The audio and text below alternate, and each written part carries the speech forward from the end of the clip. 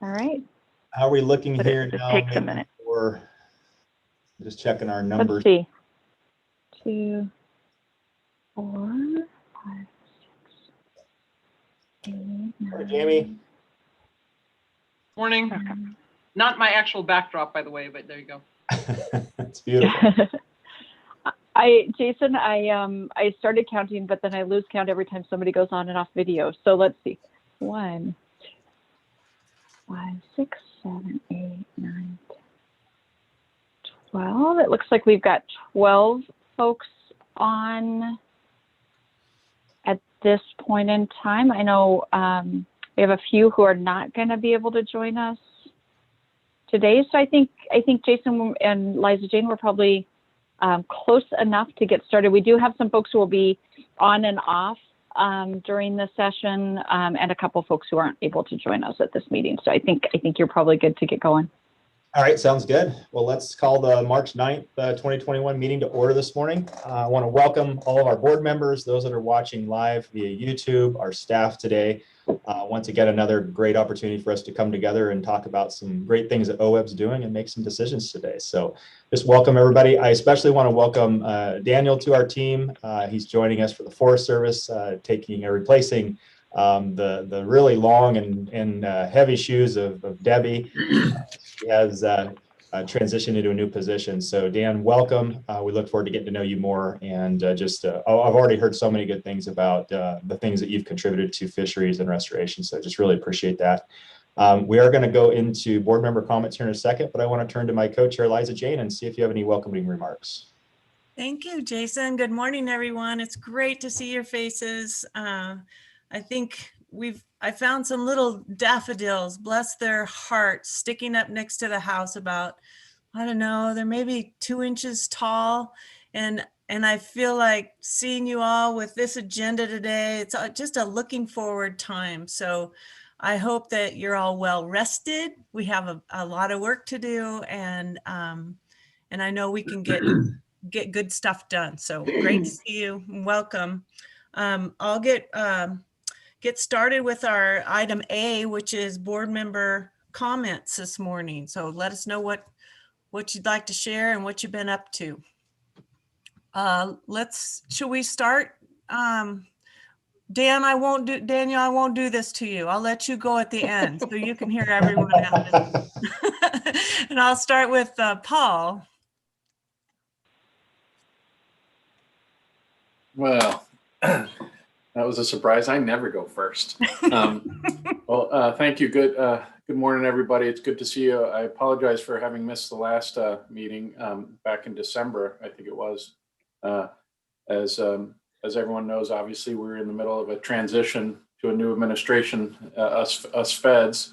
And I got to say, December and all through that period was a lot of wrapping up of the previous administration, a lot of activities. And some of you might have been tracking that. Some of those activities we're in the process of unwinding some of those activities with the new administration, who has a different perspective from the previous one, which is not a surprise to most of us. So that is mostly in the realm of forest activities, but some sage grouse and some aquatic stuff, which we can talk offline on different issues. I will say I'm focusing mostly on these days, and my staff on things of interest to OWEB folks would be the 3 state-related forest HCPs, habitat conservation plans, the Western Oregon plan, which covers the Tillamook, Clatsop, and Santiam state forests. This is for listed species, conservation, and forest management. The Elliott State Forest, which many of us are tracking, and now the Private Forest Accord, which was the agreement struck between timber industry representatives and environmental groups about Oregon Forest Practice Act regulations. So working on those in the context of federal permitting, working with NOAA, our other federal counterpart on that. During COVID, probably the one bright spot during this period is that a lot of our folks have been able to get out in the field and work on restoration, stream restoration, habitat restoration, obviously following various protocols, but because it's outside, we've been able to actually keep that going. it's the in-office work, which we've been doing a lot less of, which I don't think anyone's been complaining too much about. And then the last thing I'll just mention that I think is very germane is we are in the process, Fish and Wildlife Service, of evaluating our sagebrush sort of capacity, work capacity, staffing. Yeah, I think looking anew at different priorities associated with sage grouse and sagebrush issues across the 11 states, or the range of the sage grouse, but here in our region in Idaho, Washington, and Oregon. And then we're also folding in Northern California and Nevada in terms of coordination in the Great Basin side here. So we'll probably be talking more about that as we get into various sagebrush conservation issues, invasive species, and things like that. But this administration has indicated they have a stronger focus on some of the proactive sagebrush conservation issues to us, and so we're beginning to ramp up for that. I think I'll leave it at that for now, Liza Jane, and but happy to catch up with folks offline, or if people want to have questions later on, happy to do that as well. Thanks. Thank you. How about you, Randy?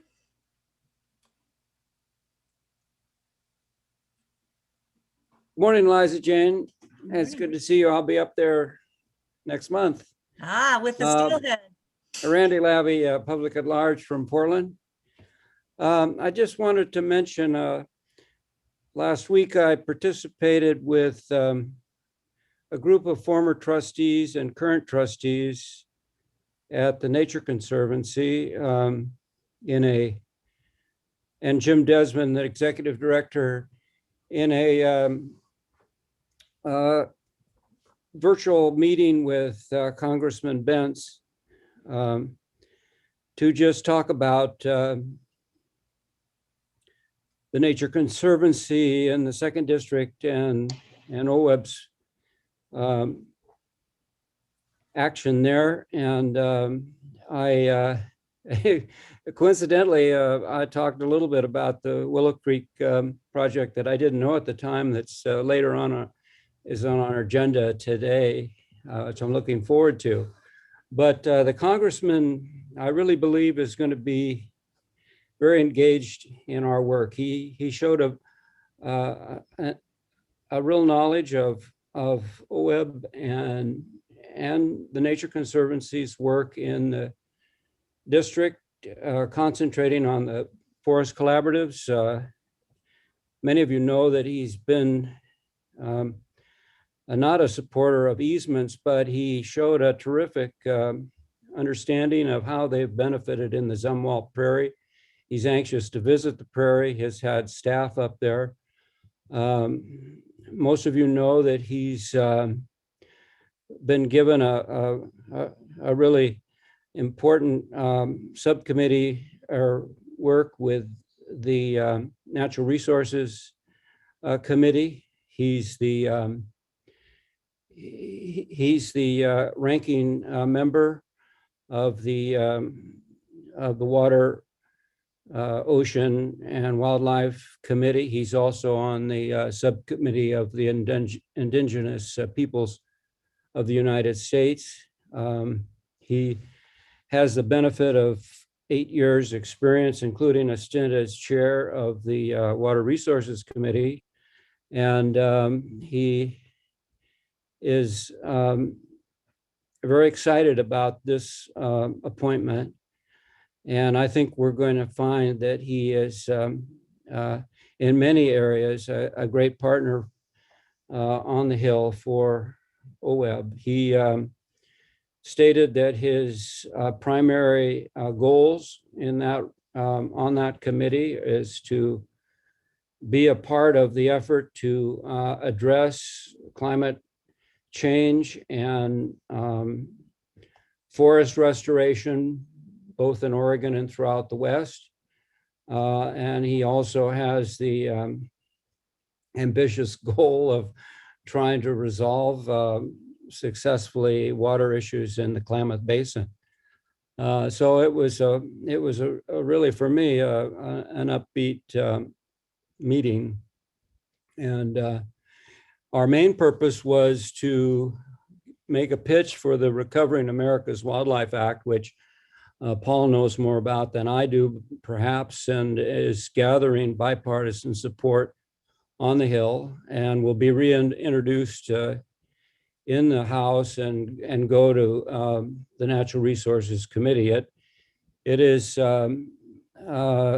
if passed, it will allocate about 1.4 billion, sorry, towards the conservation and monitoring of at-risk species, known in the States as species of greatest conservation need.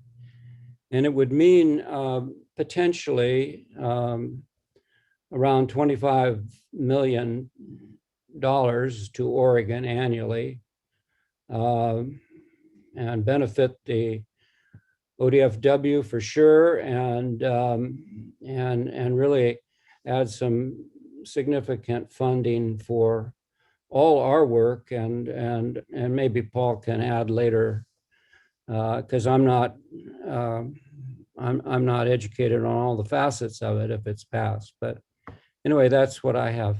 Thanks. Thank you, Randy. Mark, good morning. Good morning, Liza Jane, and welcome, Dan Shively. For those of you who don't know Dan, he's how I got to know him is he had this great idea that ended up being called the Salmon Superhighway on the Oregon coast. I'm not going to go into a lot of detail, but maybe Dan could say a little bit about it. But it's a pretty cool project for restoration of salmonid species on the Oregon coast. So good to see you, Dan, and welcome to the group. A couple things I'm the ODF&W Commission representative on the OWEB's board. Some good news. Last month, we delisted the Borax Lake chub from the state threatened and endangered species list. So after literally decades of habitat protection, monitoring, partner coordination, the state and the federal government in 2020, we removed the Borax Lake chub from the state list of threatened and endangered species. The delisting speaks to the success that can be had with focused, concerted, and collaborative efforts around species and habitat conservation. So it's a win for the fish, and it's a win for Oregon to get another species off the list. And then there's been a new brochure that just came out on native lamprey, and it's a brand new brochure. So if, you can pick it up by going to ODF&W's website. And the purpose of the brochure is to raise awareness about this species. And for those of you who don't know, and I didn't know this for quite a while, that lamprey are older than dinosaurs. They've co-evolved with native species, including salmon and steelhead, and are in need of conservation efforts. This type of outreach brochure is called for in the Coastal Columbia and Snake Conservation Plan for lampreys in Oregon, which was adopted a little over a year ago by the Commission in December of 2019. We're working on developing some fish passage rule revisions. So it's a revision of our administrative rule process, primarily to align better with our new climate and ocean policy. The Fish Passage Task Force will serve as the Rules Advisory Committee, and potential changes are expected to be brought before the Commission adoption later this year. So public participation is encouraged. So if you are interested in fish passage, and of course many on OWEB's board are, or any of those that are watching today, get involved. You can go to the ODF&W website and you'll see a spot in there in the fish division about how to get involved. We have some positions that are open on some of our advisory committees. The Fish Passage Task Force, we're seeking candidates right now, someone to represent the water users, artificial obstruction owners, operators, that specific category. They meet quarterly and advise the Commission on the matters related to passage, such as policy and program developments, implementation, fish passage waivers, exemptions, funding, monitoring, reporting to the Joint Legislative Committee, and project prioritizations. So applications are being sought through March 19th, so you have a couple more weeks if you're interested in submitting your name for the Fish Passage Task Force. And then the Oregon Hatchery and Research Center board candidates are also being sought. We're seeking 3 members to represent the wild fish advocacy, Oregon Indian tribes, Columbia River gillnet salmon fishery on the board. So if you're in one of those categories and you're interested, please consider applying. And the board is charged with advising the director on operational budget and research priorities at the center. The committee is a cooperative research project between ODF&W and OSU, and its mission is to develop an understanding and mechanisms that may create differences between hatchery and wild fish, and devise ways to reduce and manage differences so that hatcheries can be used responsibly in conservation and management of Oregon's native fish. Candidates must submit their applications by April 30th. So if you're interested, please consider applying. And then last but not least, zebra mussels are on the radar again. I don't have a fish tank, but there's, they call it a mushroom ball. I guess it's some kind of a ball that has food for fish on it. And they've been imported into the state of Oregon, and we're finding that some of them contain zebra mussel larvae. And so be careful if you buy one of these what I call moss balls or mushroom balls that feed fish. Be sure you look at it very carefully and talk to your aquarium owners about that, and make sure that it doesn't contain zebra mussels. And that's it. I think for me, lots going on the Fish and Wildlife Commission, lots of issues. I should say on the wildlife side, we're looking at modifications in our rules for 2022 that address archery, the possibility of regulations that might reduce the number of archery tags and going to a draw system. And we're looking for public comments on what we should do. We're having some significant issues with meeting management objectives for both deer and elk in some parts of Oregon. And so we're looking at all kinds of options, and one of those is archery. So we're having some public meetings that will be coming up shortly. So watch for that and get involved if you want to hear from you. That's it, Liza Jane. Thank you. Thank you, Mark. Mr. Marshall, how are you this morning? I'm well, thank you, Liza Jane. Good to see everyone. And my name is Gary Marshall. I'm member at large from Eastern Oregon, Harney County. I too want to welcome Dan aboard. I want to say that you've joined a great organization here, and we look forward to working with you. To me, it looks like we've got a great agenda here today and tomorrow. There's some really exciting things that we're going to be talking about. As I read through the Willow Creek accomplishments down there, has been a good long-term project that's really made a difference. And of course, I've got a big interest in this CRP that's happening to the Harney Basin. This groundwater issue has been here with us for a long time, and hopefully that we can move towards some resolution on this problem. So that's a great interest here. I was glad to hear Randy's comments on Congressman Bentz and the meetings that he had with him. Congressman Bentz and I grew up within 10 miles of one another. I've known that family well my entire life, and I concur with Randy that I think I think he is going to be a good benefit for our work here. So anyway, that's one more thing. I think it feels like to me the SWCD has ramped up their work here locally and on sage grouse projects, actively maybe more pursuing these CCAAs. And so I think that's a good step. I am interested in talking to Paul a little bit more about the future of the sagebrush steppe and what that looks like out here. So anyway, that's I think that's about all I have, other than my motion to have long recesses or cut this meeting short today so we can get outside. Thank you. So noted, Gary. Thank you. Stephen, good morning. Good morning. Thanks, Eliza Jane, and good morning, everyone. I'm Steve Brandt, and I represent Oregon State Extension, Oregon State University Extension.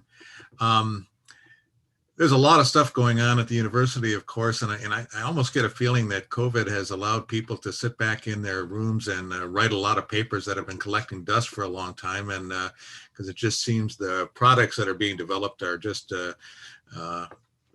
coming out and with a tremendous productivity. Well, in the interest of time, I'm just going to give a few headlines, and you're more than welcome to ask me for further details on some of the stuff I'll just mention. The first is that Oregon State is now planning to go back to a predominantly in-person instruction at the university, as well as all of its programs statewide starting in fall. So there's a lot of planning going on with that, but we intend to be back to normal by then. Of course, subject to any changes in what's going on with COVID. And we also, the university does follow both the national, statewide, and county guidelines, and will continue to do so and see how they go. The another thing you may have heard about is the Federal Energy Regulatory Commission has issued a license to Oregon State University to build and operate the nation's sort of first pre-permitted wave energy testing facility.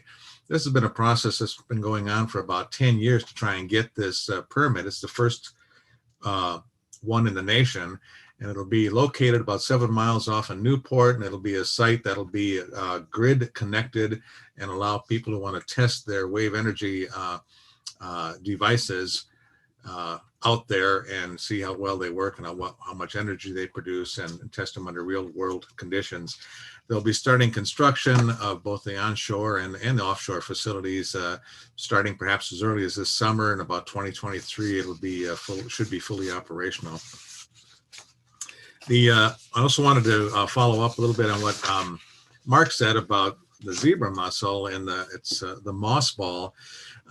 Just to give you aware, this could be fairly serious. As most of you know, zebra mussels are under a watch situation in the state of Oregon, and you need to have your boats inspected as you enter the state, and that's been one of the primary ways to avoid zebra mussel and then into the state, as well as a number of monitoring situations. But this has sort of been a surprise. Moss balls are in our freshwater aquarium ball of algae, basically, and people that's sold at Petco and a number of aquarium facilities.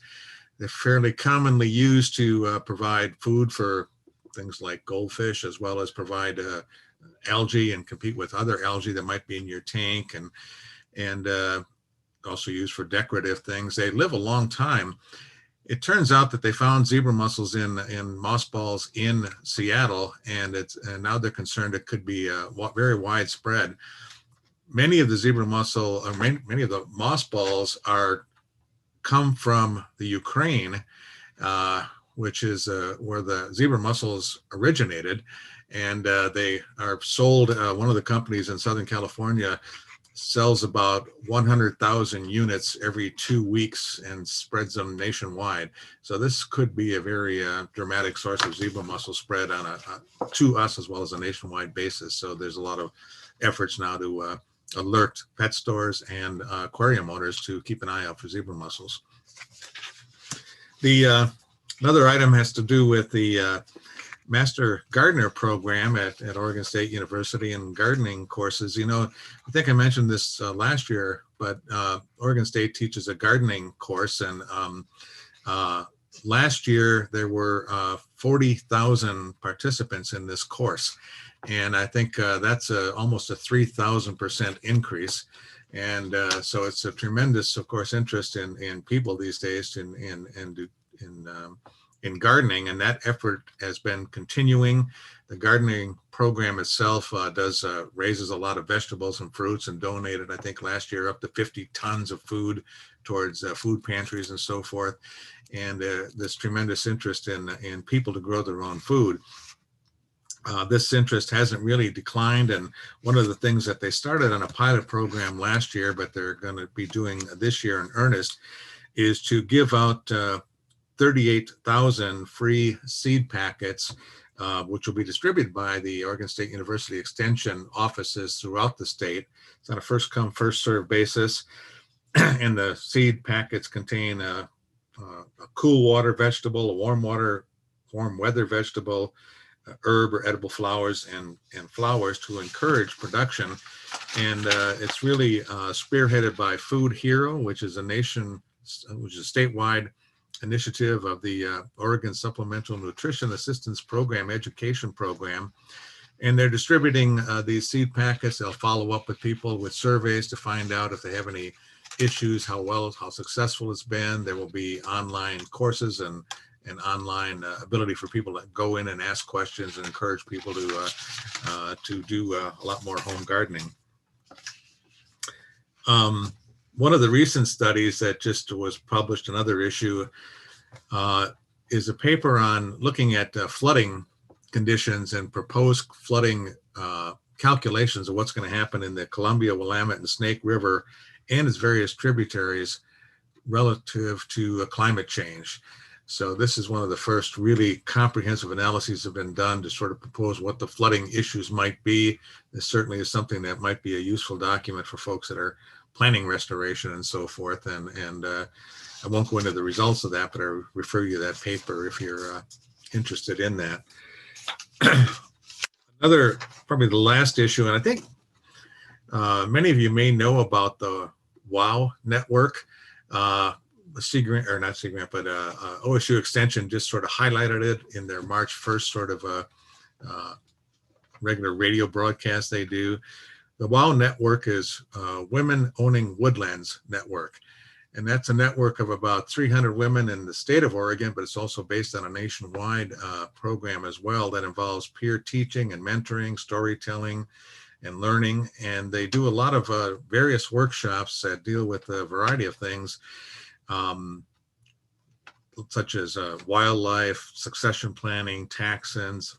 The two upcoming ones are, one is on options for prescribed fire, and the other one is Trees on the Move, which deals with the sort of climate change and the expectations. But it's designed to be a network for people to help each other out. And and it goes beyond women owning woodlands to also farmers and things like that. So I encourage folks to explore that if they have that interest. Okay, that's my report. Thank you, Steve. Good morning, Brenda. Tell us Morning, about- Liza Jane. Hi. Thank you, Liza Jane. A couple of quick things regarding the Board of Forestry.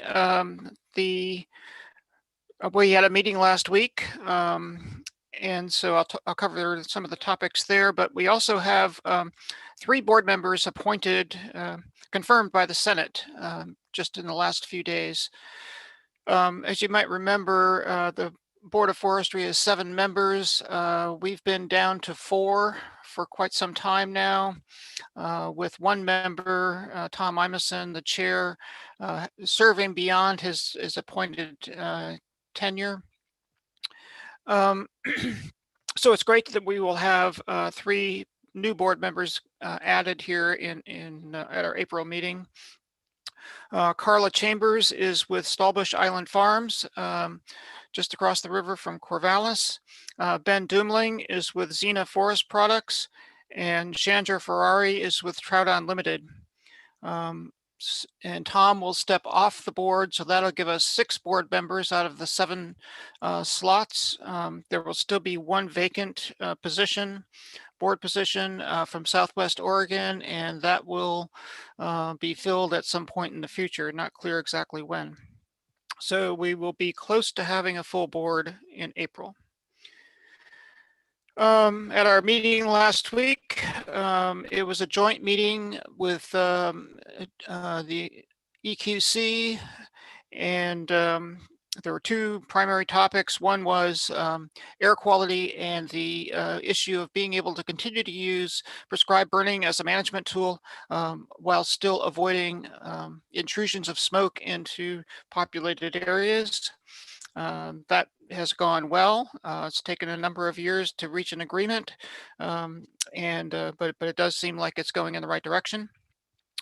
The other deals with water quality, and there is a memorandum of agreement between the two agencies dealing with continued work on maintaining water quality using two approaches, TMDLs from the DEQ side and the Oregon Forest Practices Act from the ODF side, and how these two approaches will come together to ensure water quality on into the future. The other issue that we discussed was a implementation plan that was prepared for the Santiam State Forest, which was hit very hard by the Beachy Creek fire. Thousands of acres of that forest burned in varying levels of intensity, some quite intense, others fairly modest. And the implementation plan basically opened the door to selling some of those some stands in the Santiam State Forest for salvage logging, while paying attention to other environmental factors. You know, there are a number of questions raised regarding that implementation plan, both on both sides of the issue. The proposed harvests are a relatively small percentage of the total state forest that was burned. On the other hand, some of the areas that would be harvested could have an effect on the function of the forest in the future as part of the HCP. So, so there was some discussion about that. I expressed concerns about the implementation plan. And then finally, we didn't discuss it last week, but it continues to move forward, and that is what Paul mentioned earlier, and that is the HCP for the state forests. That is going into the NEPA process here shortly. And then that process will take quite some time before there's a final determination regarding the HCP on state lands from the Board of Forestry side, but of course the federal agencies will lead that discussion too. So I think those are the high points from Board of Forestry. Thank you, Brenda. Alan, good morning.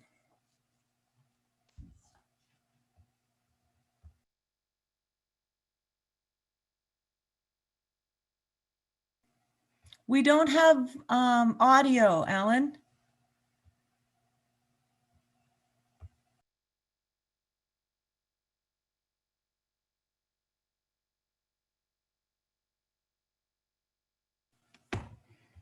Not yet.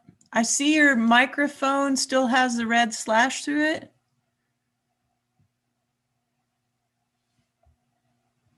There you are. No. I know.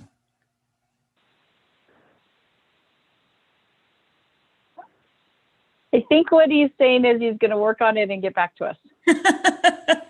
I got so excited you had a different background. I thought maybe this wouldn't happen to you. We'll come back. We'll come back. Where are we? Eric, good morning. Hi, good morning, Liza Jane. Thank you. Eric Murray, NOAA Fisheries Board Representative. I'm just going to touch on a couple of transition updates here. If you were following last week, Gina Raimondo, who is the former governor of Rhode Island, was confirmed as the Secretary of Commerce. We've got several NOAA and NMFS senior staff members are in place, but we don't have an undersecretary for ocean and atmospheres yet.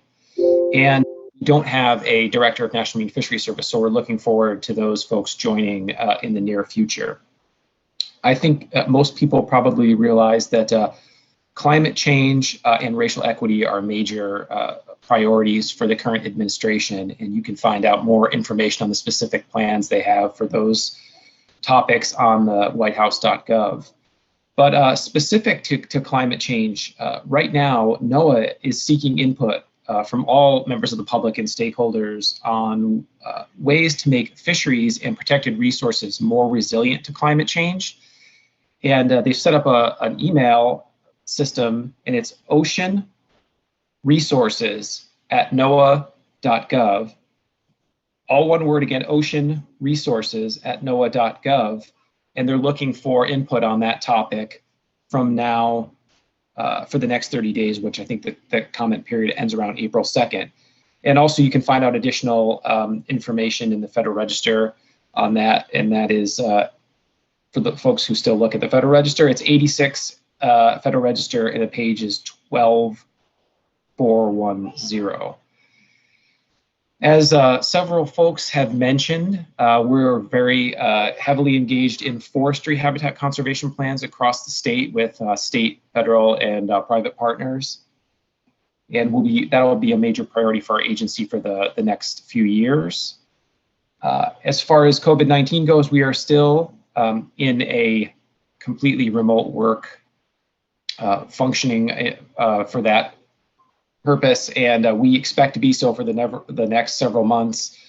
Some of our scientists are back to doing a limited amount of field work, but since we've been able to maintain productivity, we expect that we will, in order to decrease risk of COVID transmission, will likely stay in a remote work posture for the foreseeable future. Yeah, that's what I have. Thank you, Liza Jane. Thank you. Alan, are you with us?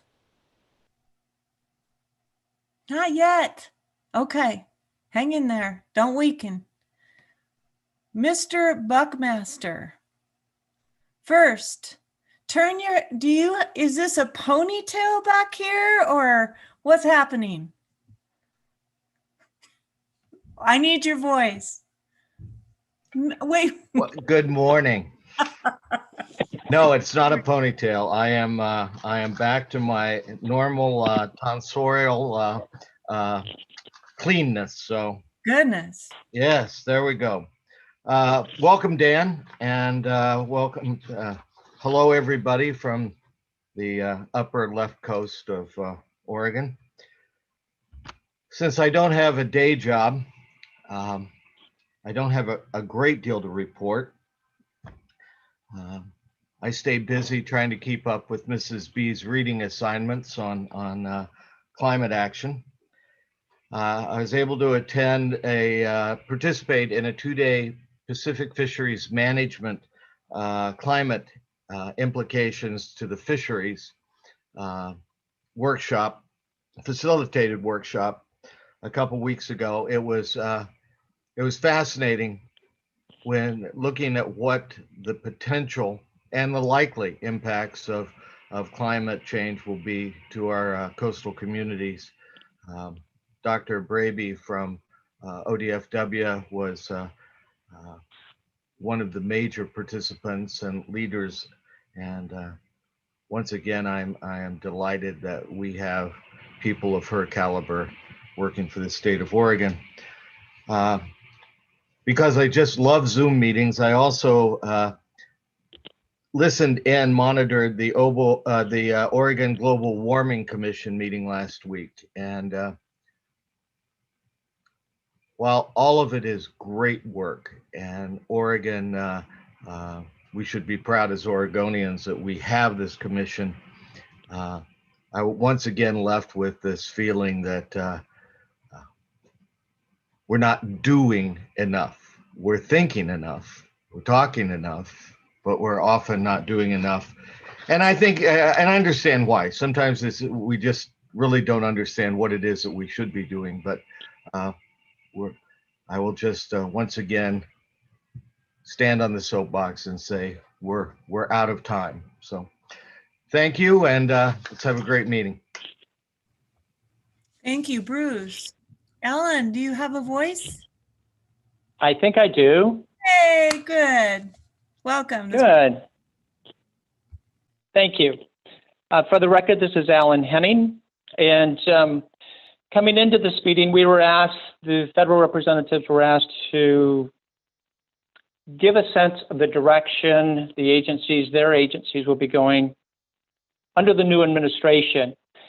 And so for EPA, I think a very good starting point is looking at President Biden's one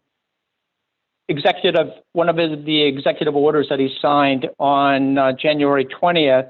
It's called the Executive Order on Protecting Public Health and the Environment and Restoring Science to Tackle the Climate Crisis. And just quickly, under that, he identified key areas that needed to be focused on.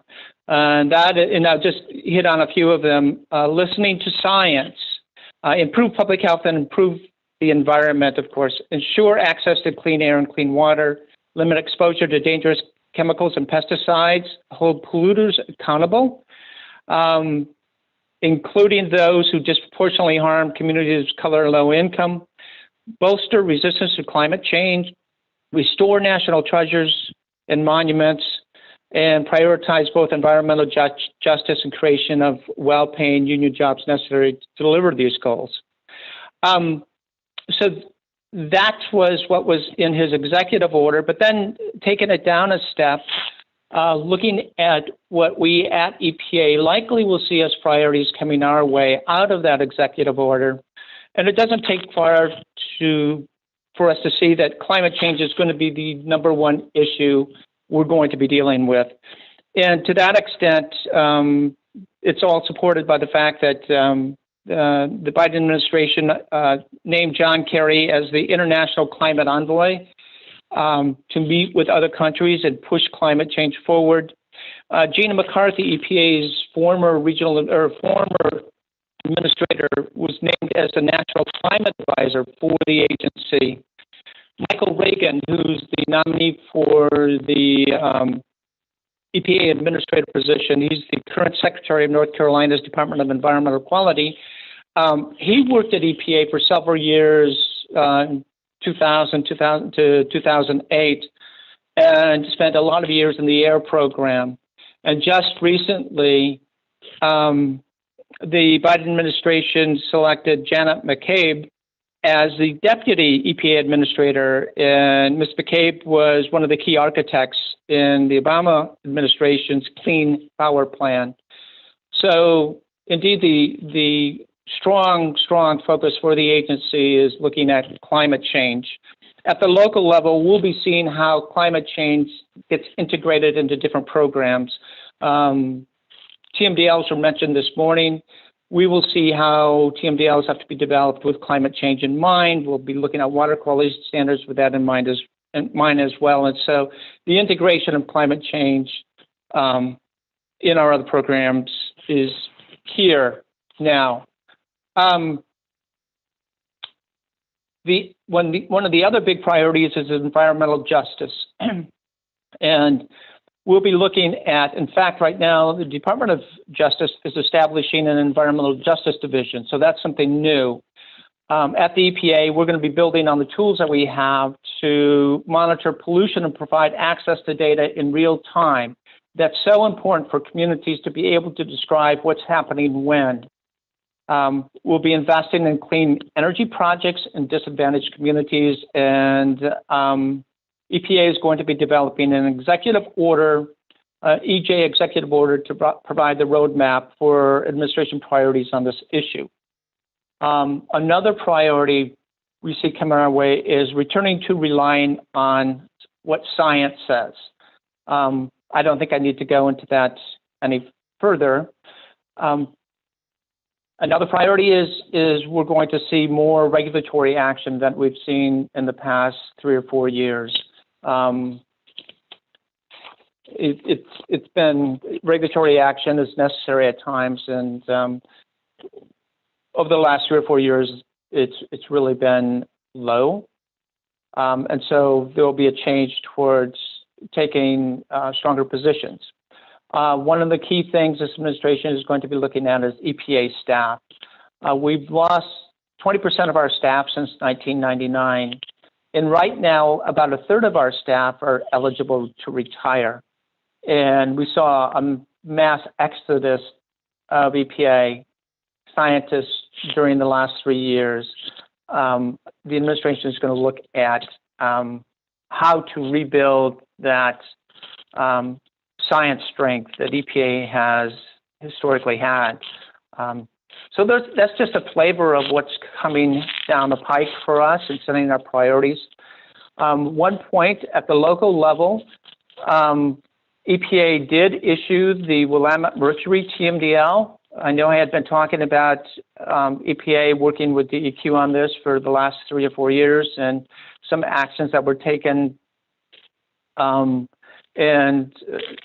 turns that were left turns and right turns that were made. But finally, we got that TMDL issued. It was issued, I think, in February, and now the state will move forward on implementing that TMDL. And one last thing on a more personal level, the July board meeting will be my last. I will be making way for Dan Brown, my successor, to come in and lead the charge for EPA, represent EPA on the board. Dan brings with him a slew of talents. He's a great collaborator. He already works with a lot of federal folks on the board and state folks on the board.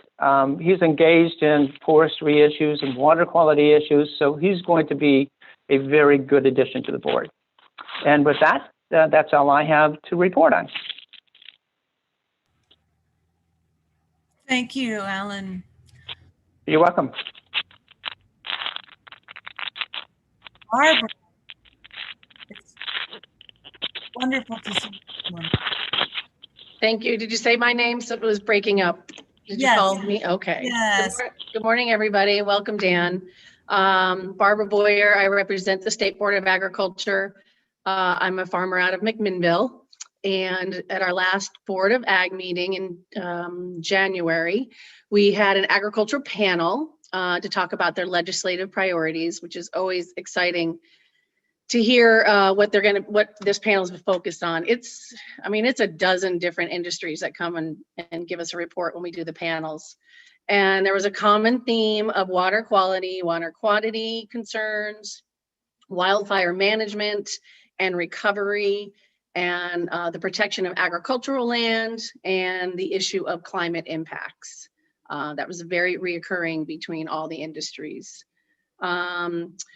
Right now, I'm in the midst of reviewing the specialty crop block grants. Oregon receives close to $2 million a year for these specialty crop block grants. So I'm reviewing 9 of those in my deadline, and I represent the Board of Ag for that.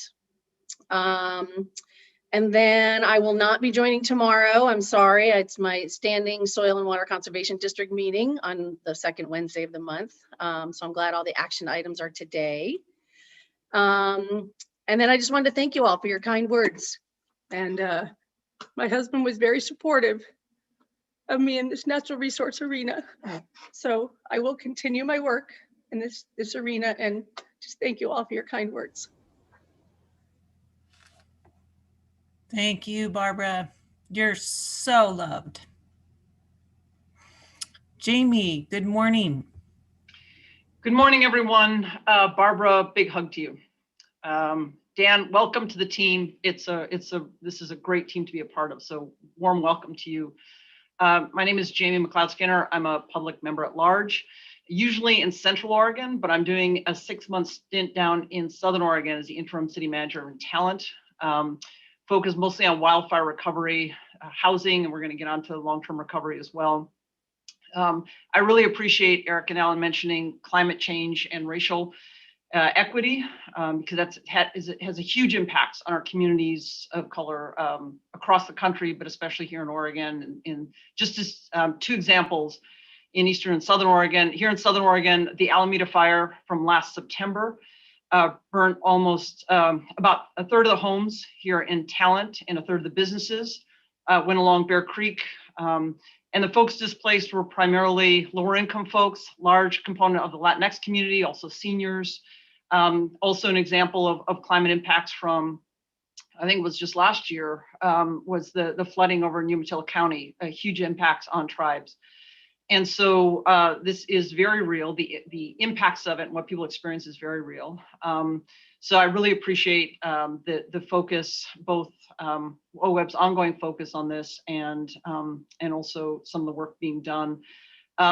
Respectfully, was kind of surprised to hear the comments early on about Congressman Brent Bence's talking about climate issues. I remember attending a meeting in Sisters a couple of years ago where he was explained why he had scuttled the efforts here in Oregon to address climate change. And again, it is very much an equity issue here in Oregon. So, that I think the tests lay ahead of him in terms of what he does to actually support those things. And especially in Klamath, the water issues will be a major test. And I know that there's been some frustration with the lack of stepping up on that. So those are going to be really important issues ahead of us. One thing I do want to flag, this is really statewide, but especially here in Southern Oregon, is the water issues coming up. Where there's a great fear of drought and potential more wildfires coming up this year. I mean, every season we have wildfire season, but the real danger is coming up. And just to show you, I'm not sure if this is going to pop on my screen, but this is a chart I recently got from, it's not going to show. Okay. From the Talent Irrigation, Talent Irrigation District here in Southern Oregon. Well, essentially it shows in the past 30 years, high water storage for use during the year and low water storage. The high being, I think was 2011. And the lowest to date was 1992. And the amount of water that's stored at this point is less than a fifth of the lowest water year in the past 30 years. And so we've got some challenges ahead of us. Obviously that impacts fisheries as well, but this is going to be a challenging year. So all that can be done to step up both in the short term, but also in the long term. And that's looking at climate issues and trying to make some changes there. So we're protecting our communities and also our environment. So thanks everyone, looking forward to today's discussion. And lastly, I want to say my apologies. I'll have to step off a couple times during today's meeting because of emergency housing ordinance we got going through to our council tomorrow. But I will be here for the action items. Thank you, Jamie. Jason. Great, thank you, Liza Jane, and thank you everybody else. And once again, wanted to welcome Dan to the team. Really just an honor to have him on our board. Barbara, just, once again, as Liza Jane hugs, you're part of this family, and just admire your strength and your ongoing work in the natural resource sector. So thank you very much. And Alan, just thank you for your years of service to this board. Always a contributor. I think the monitoring committee is going to have a huge miss there for sure. So thank you once again for all your contributions. I wanted to touch real briefly. So Brenda brought up the ODF and DEQ MOU, and there's a little piece within that MOU that means a lot to tribes. And that little piece is the recognition that this applies on all non-tribal lands. So that the fact that non-tribal lands is in there and that tribal lands are spelled out distinctly separate is huge from a tribal sovereignty and self-governance perspective. So it's just a little statement that's in that MOU, but means a lot to tribes in terms of recognition of the tribe's authority. So I wanted to point that out. Across the state, as many of you are aware, tribes as well are fighting ongoing recovery and restoration efforts for the fires that we had this last fall. And so that continues to be an ongoing battle as they look at recovery and restoration and site stability, watershed health, all those things. So there are numerous tribes up and down the west side of the state, on the east side of the state, that are working continuously with their agency partners and state partners to really restore those sites to minimize the amount of impact. So we've mentioned climate change several times. Climate change and resiliency and adaptation are definitely keys of this new administration. And so I know that tribes are watching that. Many tribes have already engaged in the climate change adaptation mitigation realm. I see that looking to increase over time as new opportunities become available in the Biden administration. So I think that's something that's going to become a particular focus. And hopefully there are some strategic partnerships there for tribes to engage in as we collectively think about climate change, adaptation, and mitigation. I think everyone's closely watching the DOI appointments and the process of the appointments for key officials back in the administration. This administration looks, at least at the beginning, to be much more favorable towards tribes. And so tribal entities are definitely watching that and participating in those conversations so that we can see some movement on some tribal interests moving forward. So that's exciting. Liza Jane talked about, we're kind of getting into that season of change with the flowers starting to grow. And even though we still have some snow falling, we're in that season of change. And I'll have to say, for me personally, I'm also in a season of change. Last fall, I accepted a new position here with Cow Creek, taking on land resources and tribal programs as their programs officer. And so with that, I've been trying to wear multiple hats and had many conversations with Maida.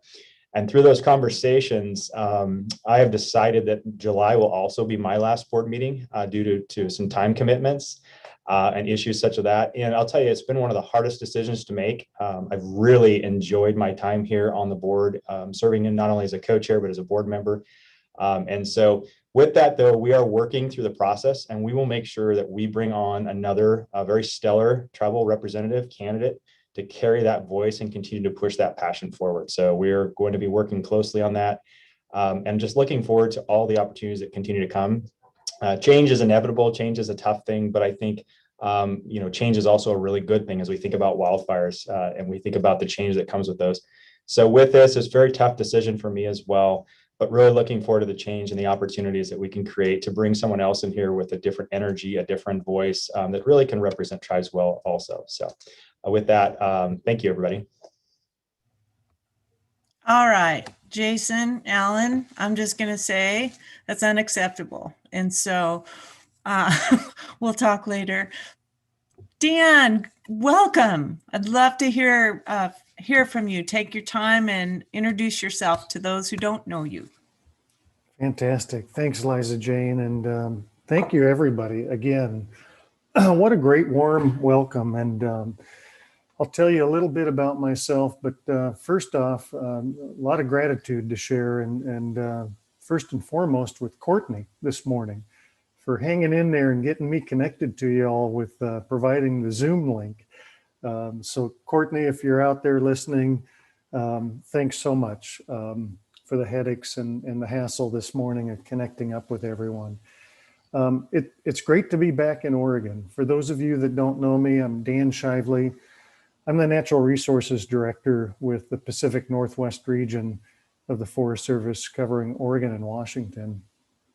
I'm recently back about a year now in the state of Oregon, and I'll give you a little bit of my background and portfolio. The last 5 months, I've been the Acting Deputy Regional Forester working in the Regional Forester's office with our Regional Forester, Glenn Casamassa, and our newest permanent Deputy Regional Forester, Debbie Holland, former Forest Service representative that you all know very, very well.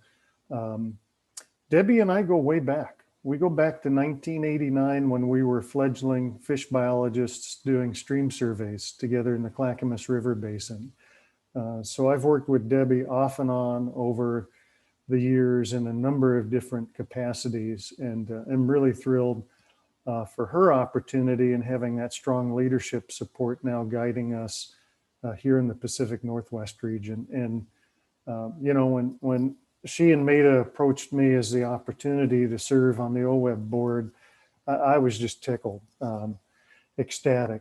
For me, folks, Oregon is home. While I was not born here, I moved here at the spry young age of 2 and grew up in the Willamette Valley. So for me, Oregon is home.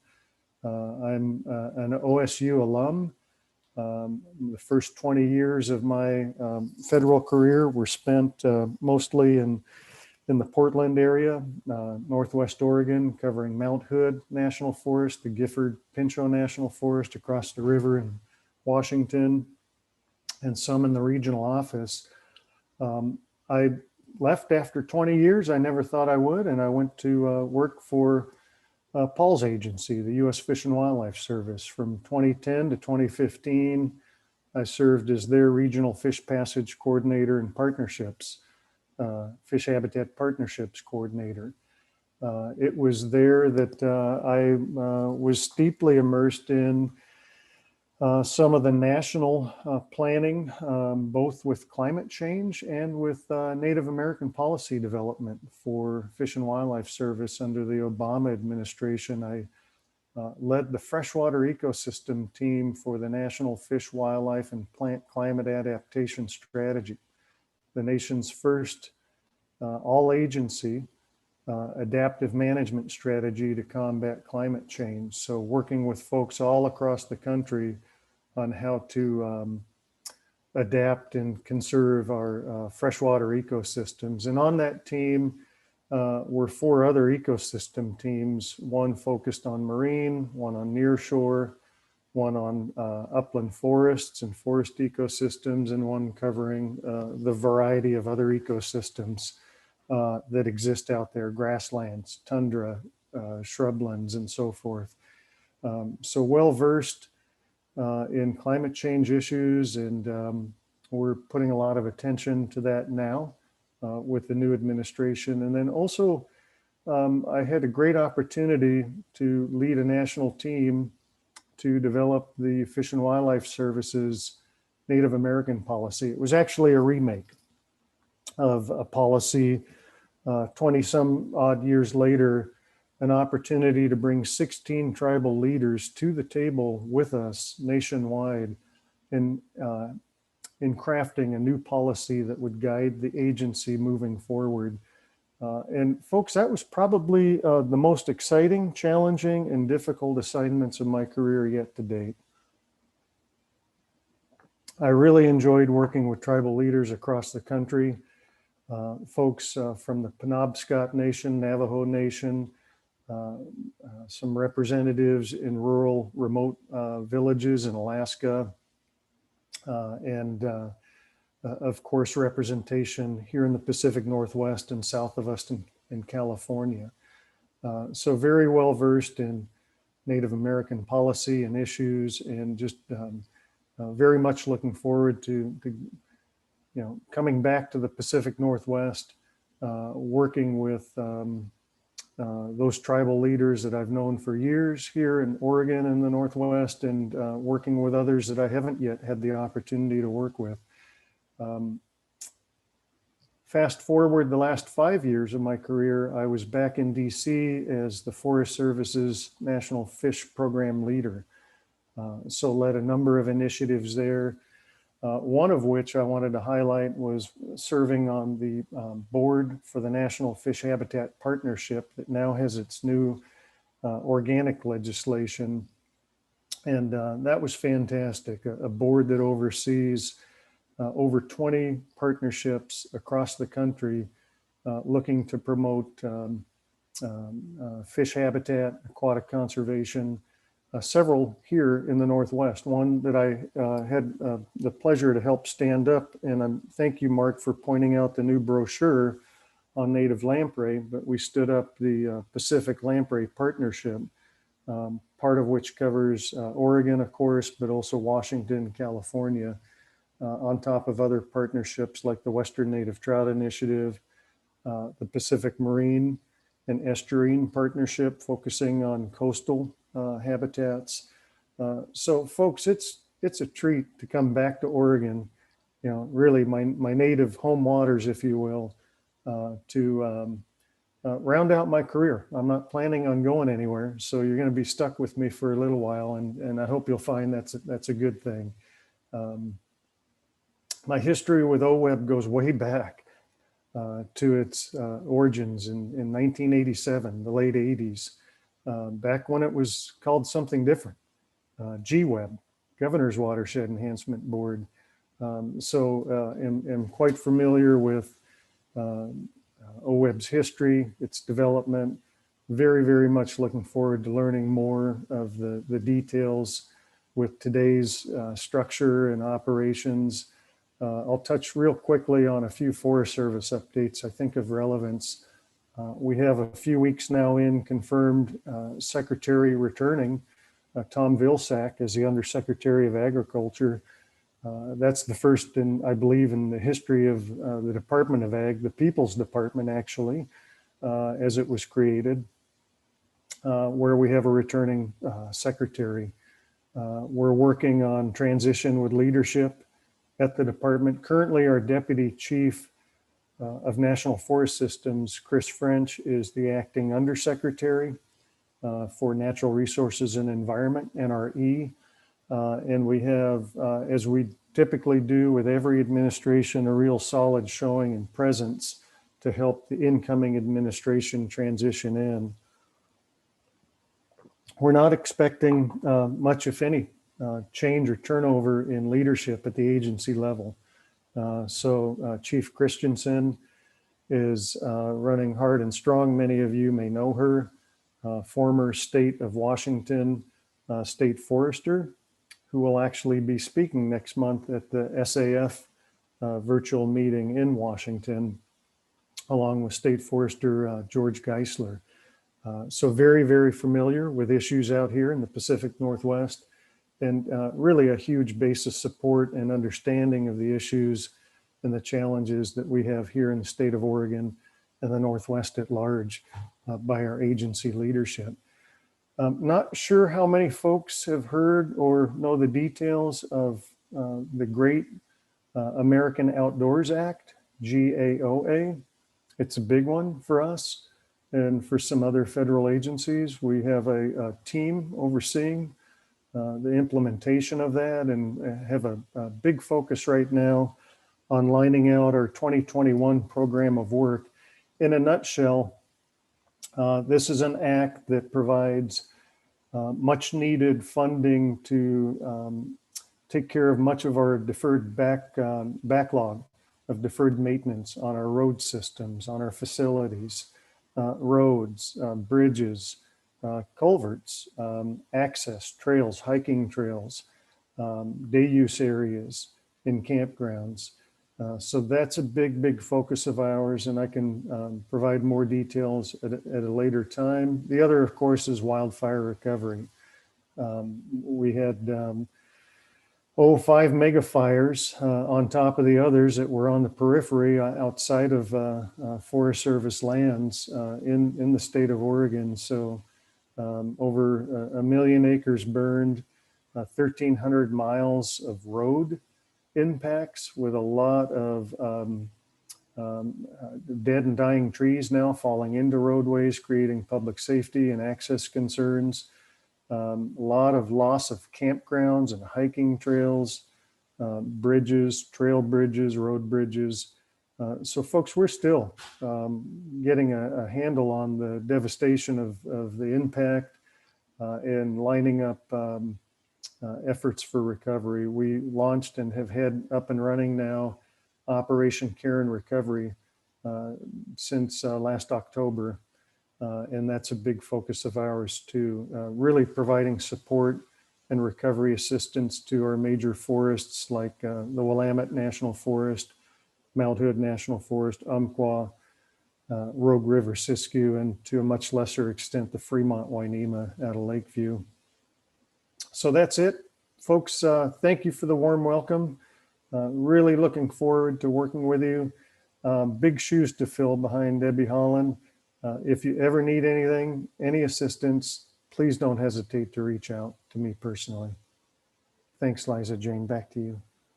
Thank you, Dan. And yes, welcome. I'm so excited for everything you bring, all your experience. I'm glad you're back in Oregon and with us. So thank you. Molly's joined us, but she's gonna pass so we can get on to, I know she has great things to share, but she's anxious to get to this good agenda that we have. I just have one quick thing I'd like to share. I've talked to you before about my role on the NOAA Fisheries Columbia Basin Task Force, and Barry Thom, if you remember, a couple of years ago came and talked to us about, he's a West Coast Regional Director for NOAA. He spoke to us about phase 1 work, and we decided to go to phase 2.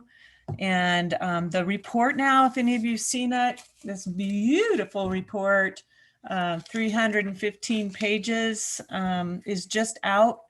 It's a vision for salmon and steelhead and restoring those in the Columbia Basin. I really appreciate, well, the work and working with these folks for 4 years. There's a lot in here about the social, cultural, economic, and ecological considerations. So unlike some salmon plans, I feel like this really we went deep into a more holistic approach for recovery. I really, really hope that this is more than a pretty report on the shelf. Feedback so far, people are really excited to get to implementing the work here. And so I just wanted to let all of you know that was out and available if you haven't already seen that. So we'll get rolling if you're all ready. Jason, I think we're ready for you. Thanks, Liza Jane. Thanks for those comments as well, board members. We're going to move to agenda item B, which is a decision item, approval of the December meeting minutes. So I will entertain a motion for approval of those meeting minutes.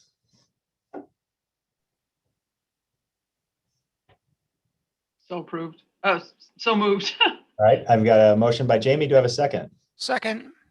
All right, any discussion on that? That was just second by Brenda. Okay, all those in favor, please signify by saying aye. Aye. Aye. Aye.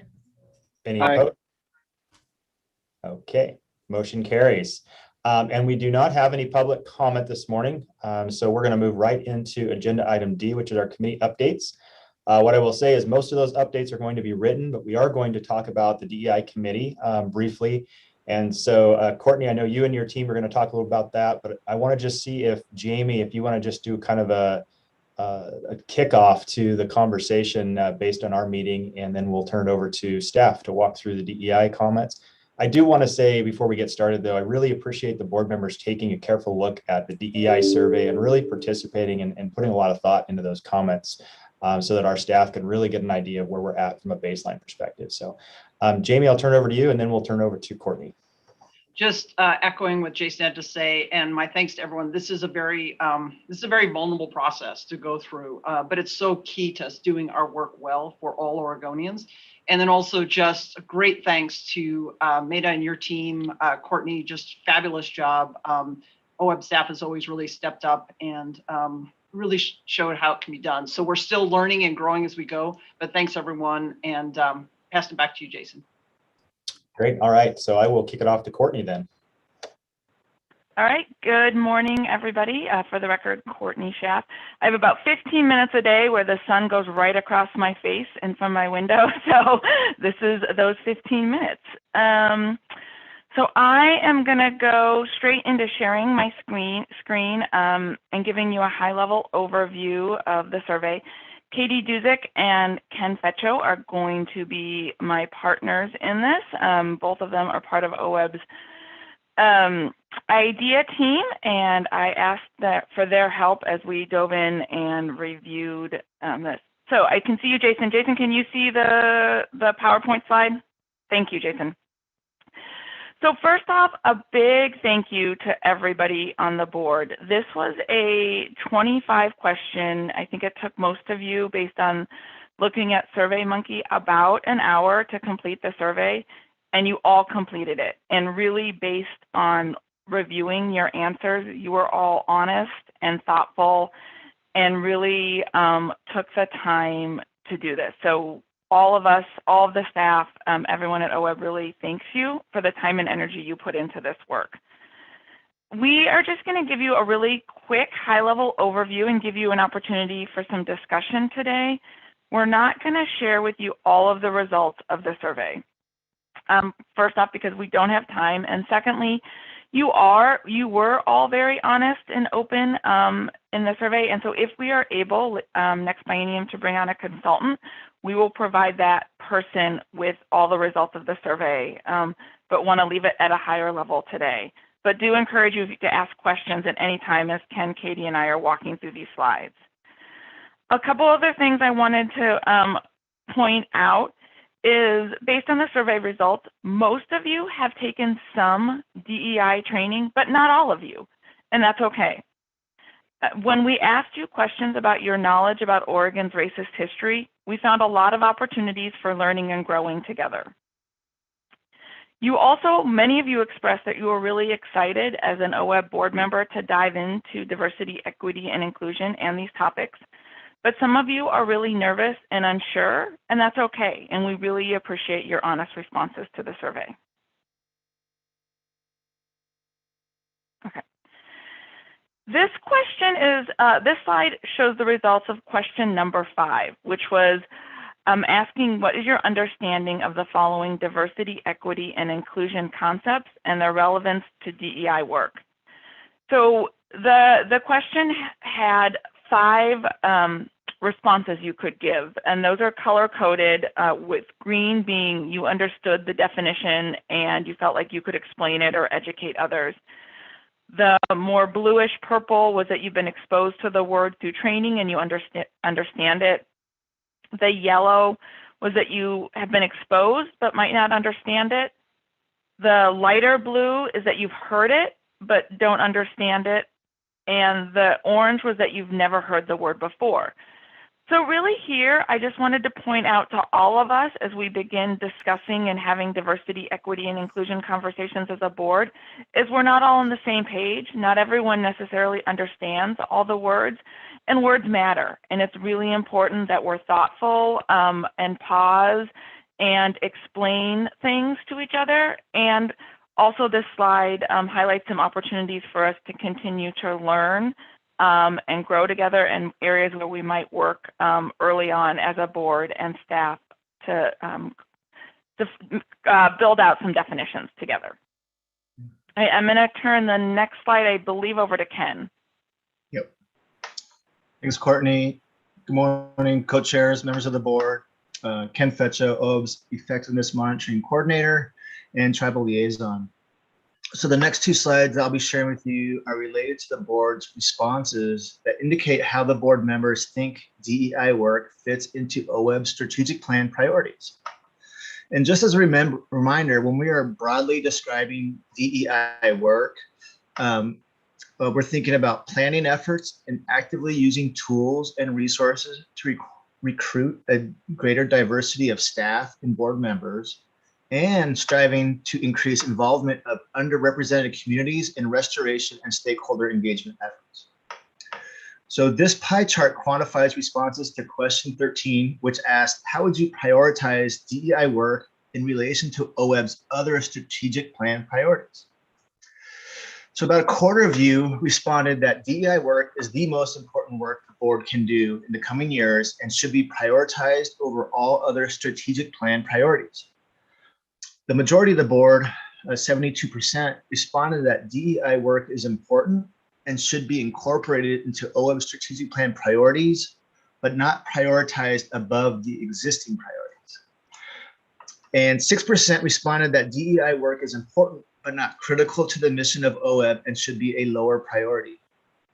It's important to note that no one responded for that 4th option, which was DEI work is not relevant to the mission of OWEB and should not be a priority of the board. Next slide, please. So this next graph reports results on how you felt DEI work relates to each specific strategic plan priority, of which there are 7. So the blue bars indicate the percentage of the board members replied that the strategic plan priority directly relates to DEI work of the board. Red bars indicate that the strategic plan priority somewhat relates to DEI work of the board, and you need help understanding how it would be directly related. And then green bars indicate that the strategic plan priority does not relate to DEI work of the board. As we can see, some of the board's responses were more mixed for specific strategic plan priorities, and there was less agreement that these priorities relate to DEI work. But it's important to note that the majority of the board, when you add the blue and red columns, feels that all 7 strategic plan priorities either directly or somewhat relate to DEI work.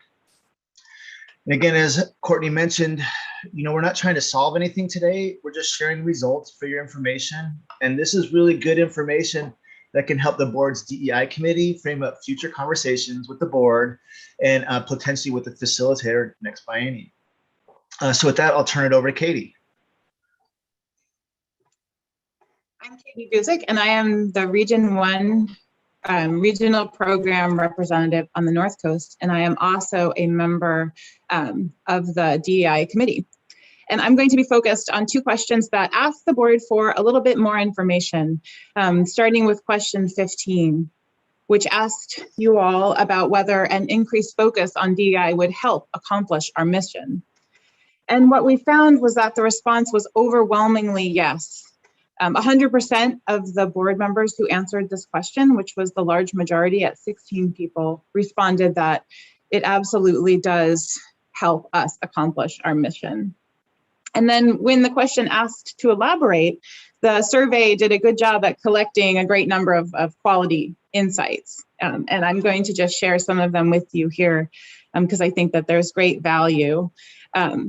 One of the things that really came out from this is that everybody feels that the work we do would be strengthened by having greater amount of perspectives at the table.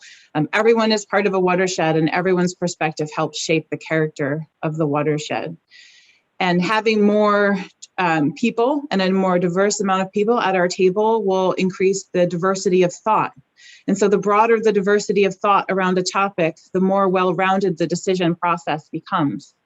And I really like this analogy that was recorded down here in the lower right-hand corner of the screen. If I was responsible for a large household and set out to move my family across the state, but left some of my family members behind, then I would have failed my family. If we set out to work in communities and on natural resource issues, but we ignore the past or leave behind the more vulnerable members of our communities, then we have failed the people of our state. And so next slide, please, Courtney. Another question I wanted to highlight, and nobody wants to talk about the challenges, of course, but I think that there is great value in what you have all identified here. And so question 18 asked to name the biggest challenge for OWEB in advancing DEI work in our strategic plan.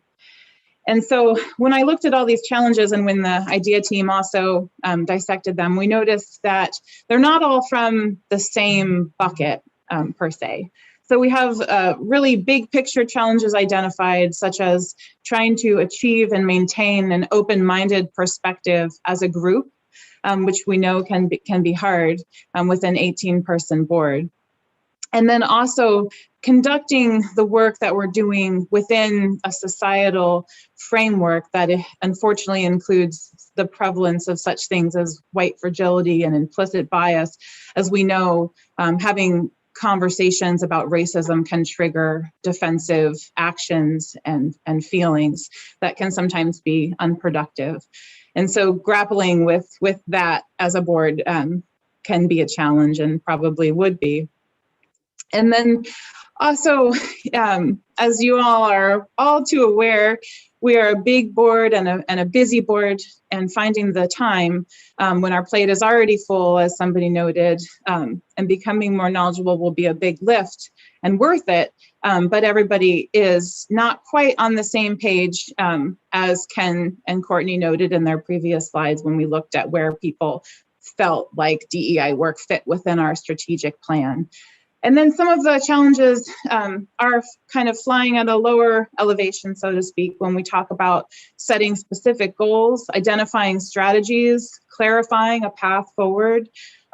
Those are all specific action steps that will need to happen that are recognized as maybe being a pretty big lift and a challenging road ahead.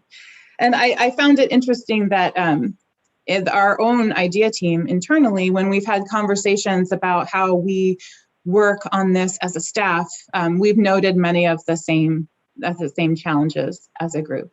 And so not to leave you just on challenges, but I'm going to turn it back over to Courtney, and she's going to talk about some next steps.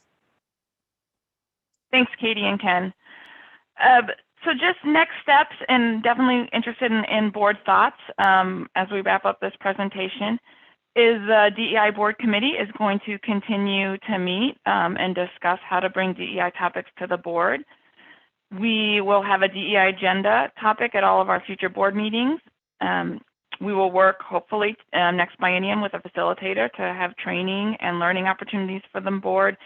And as many of you indicated throughout the survey, work to build opportunities to hear from non-traditional partners, as well as our partners that are doing DEI work out in their communities at future board meetings.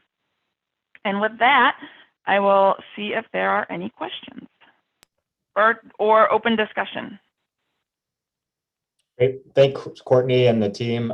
Great presentation. And once again to the board, thank you for all your hard work in filling out the survey and being open and honest and transparent. I think it really goes a long way for how we incorporate this into our actions moving forward. So we will open up for a couple of questions if there are any questions or comments.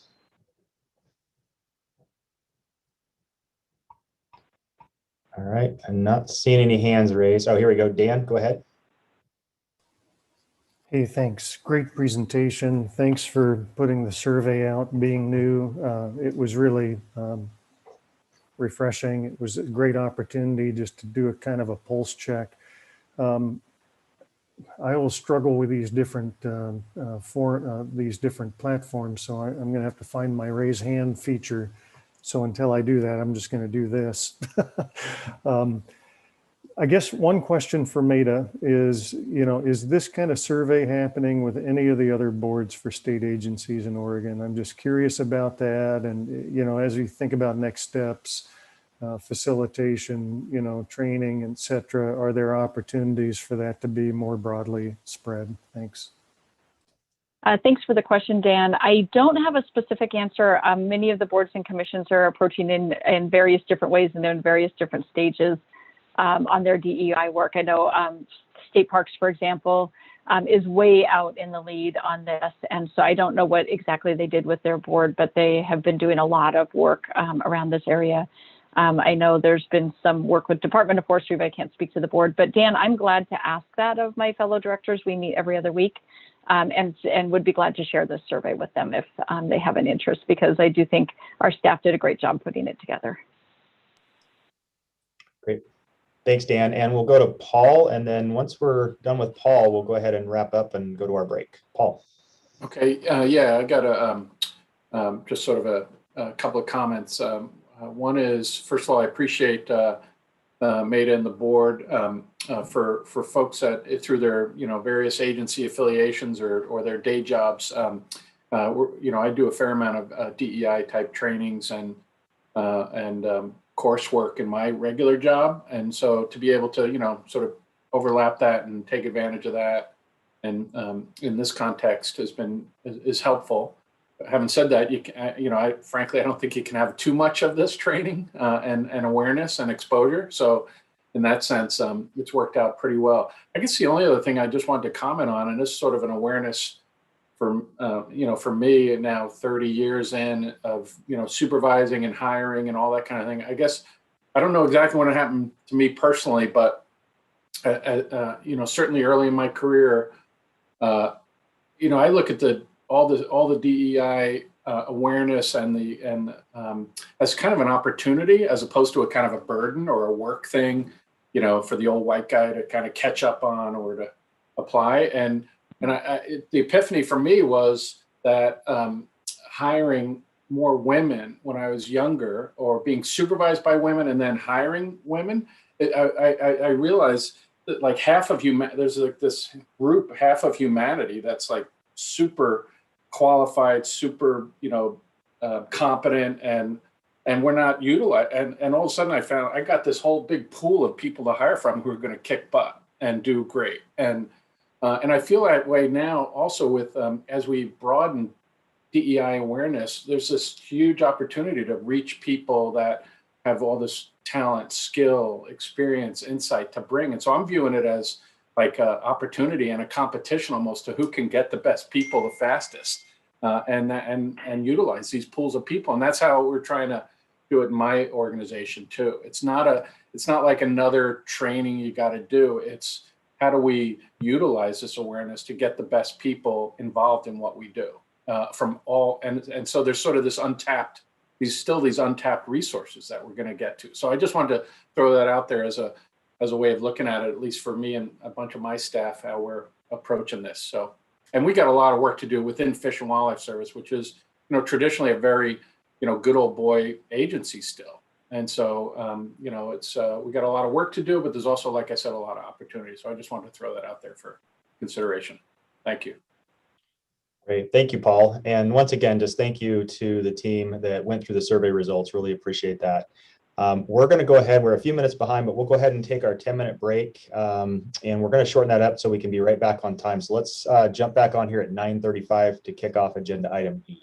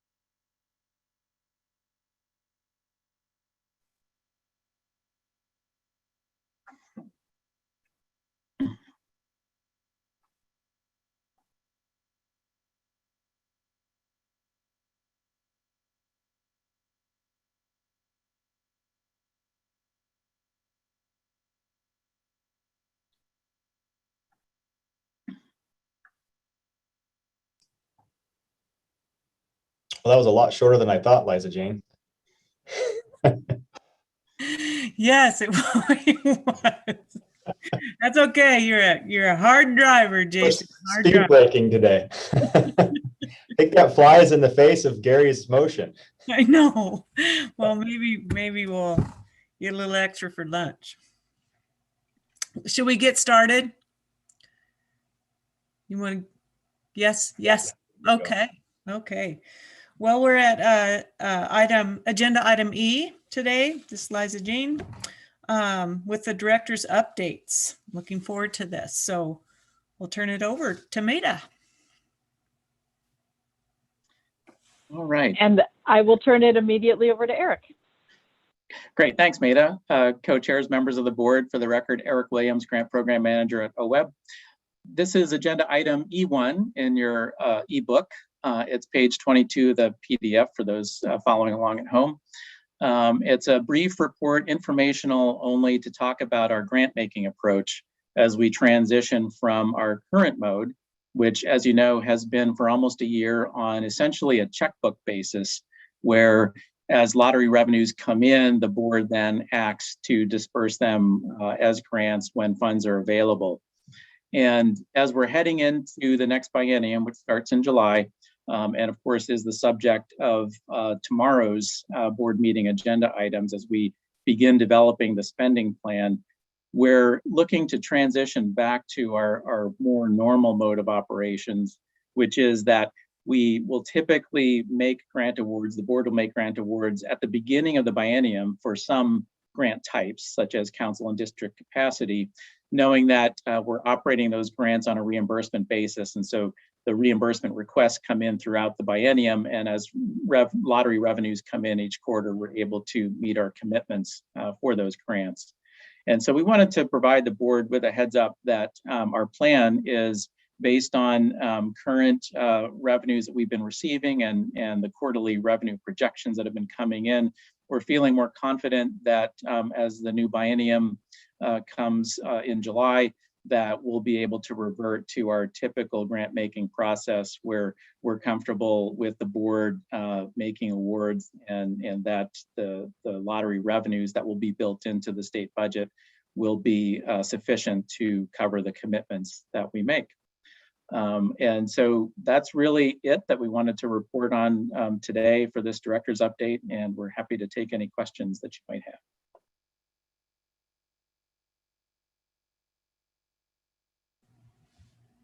Hey, I'm not seeing any hands up, so we'll move to the tribal report with Ken. Good morning, co-chairs, members of the board. I'm going to share my screen here once Courtney gives me permission, and have a short presentation for you to share with you the results that we highlighted in our annual tribal report. Let me try again, see if I've been given the power. There we go. Now bear with me really quick. And let's see here. All right. So Jason, I can see you. Can you see my slide? Okay, cool. Just minimize that. So so obviously this is our annual tribal report. So we're highlighting what we accomplished in 2020. And every year we submit this to the Legislative Commission on Indian Services and the Governor's Office, which is due mid-December every year.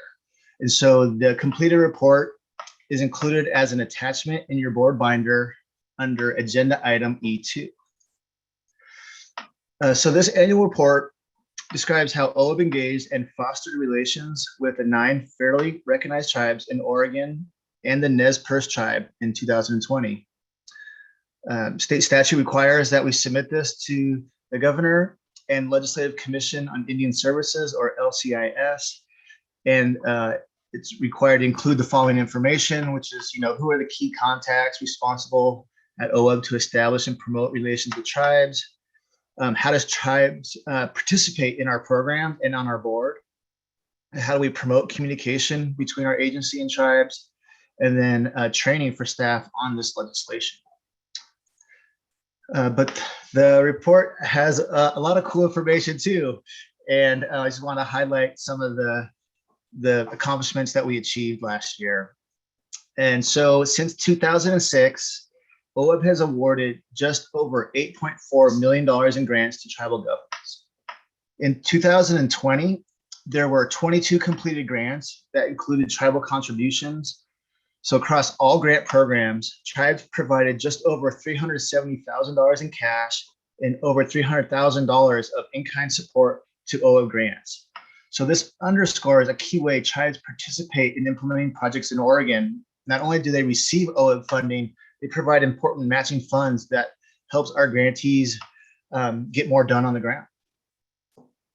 So 2020 was, as we all know, unprecedented year. And there were no grants awarded to tribes through the regular grant program in 2020, and was likely attributed to the fact that OWEB only awarded funds once in the open solicitation grant program due to the economic downturn.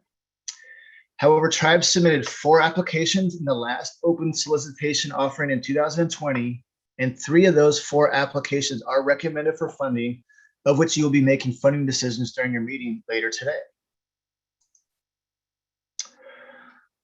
The report also talks about how tribes participate in our grant review teams and different grant programs besides the regular grant program. So representatives of all 9 fairly recognized tribes in Oregon and the Nez Perce tribe serve on 20 of the 28 small grant teams. This number has increased from 15 to 20 over the last biennium and is likely due to the increased outreach OWEB staff completed in 2019 before the new biennium began to help promote tribal participation in this grant program. All 6 regional review teams have at least 1 tribal natural resource professional participating in the review process. In 2020, 7 tribal agency representatives participated on OWEB regional review teams, and several of the Focus Investment Partnership or FIP technical review teams have tribal participation. While no open solicitation grants were provided to tribes in 2020, a little over $1 million was awarded to the Confederate Tribes of Warm Springs and the Confederate Tribes of Umatilla Indian Reservation that participate in the John Day Basin Focus Investment Partnership. Partnership TA applications were received in October 19, and in January 2020, OWEB awarded 6 partnership TA grants. 4 of the 6 partnerships that received grants in 2020 include tribes as core partners. So following the 2020 fires, the state established a task force to address natural and cultural resources. OWEB management was part of a team helping to facilitate conversations about post-fire recovery efforts. While the task force has had participation from the State Historic Preservation Office, the Bureau of Indian Affairs, and the Legislative Commission on Indian Services, it was clear since its establishment in October that a more focused conversation needed to occur with the 9 federally recognized tribes in Oregon. To address that need, OWEB worked with DEQ, ODF, and LCIS to improve tribal engagement by inviting them to participate on the task force, and created a formal work group to further address tribal concerns and opportunities related to natural and cultural resources.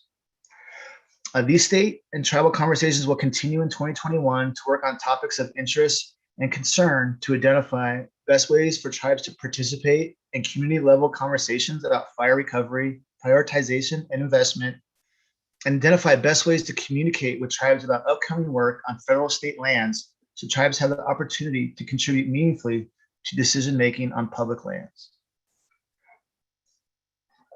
In 2020, we started a project to perform an assessment of our granting practices to better understand if there are negative impacts to federally recognized tribes' ability to apply for and receive OWEB funds to meet their watershed enhancement goals and objectives. We have successfully recruited a graduate student from Portland State University to assist us and provide a third-party review element to the project. We're exploring if there is anything inherent in OWEB's granting practices that creates a disadvantage for tribes to receive OWEB funding. We're trying to better understand what the major factors are that dictates what OWEB grant programs tribes choose to participate in and why. We'll be looking for any administrative or technical obstacles that create barriers to apply for and receive funds. So our hope is that a final report will be presented to the board in July of this year and include recommendations of solutions to address any barrier or challenges that we identify. So finally, this last slide is just highlighting the element of training for OWEB staff. And so every year we incorporate training opportunities for OWEB staff to learn more about tribes and have a chance to connect with tribal staff. At OWEB's all-staff meeting in November of 2020, Jennifer Carson Ingham joined us, who is a cultural anthropologist and ethnographer for the Confederate Tribes of Umatilla Indian Reservation. And she joined us to teach us about the tribe's traditional areas of use and the importance of cultural resources to their tribes. Jennifer highlighted a recent project that was completed to document the traditional place names for a wide geography in Northeast Oregon and Southeast Washington. This training helped OWEB staff learn about the importance of place names and the rich information they provide for the tribes and the broader public. So with that, just can open it up to any questions or comments that you guys might have.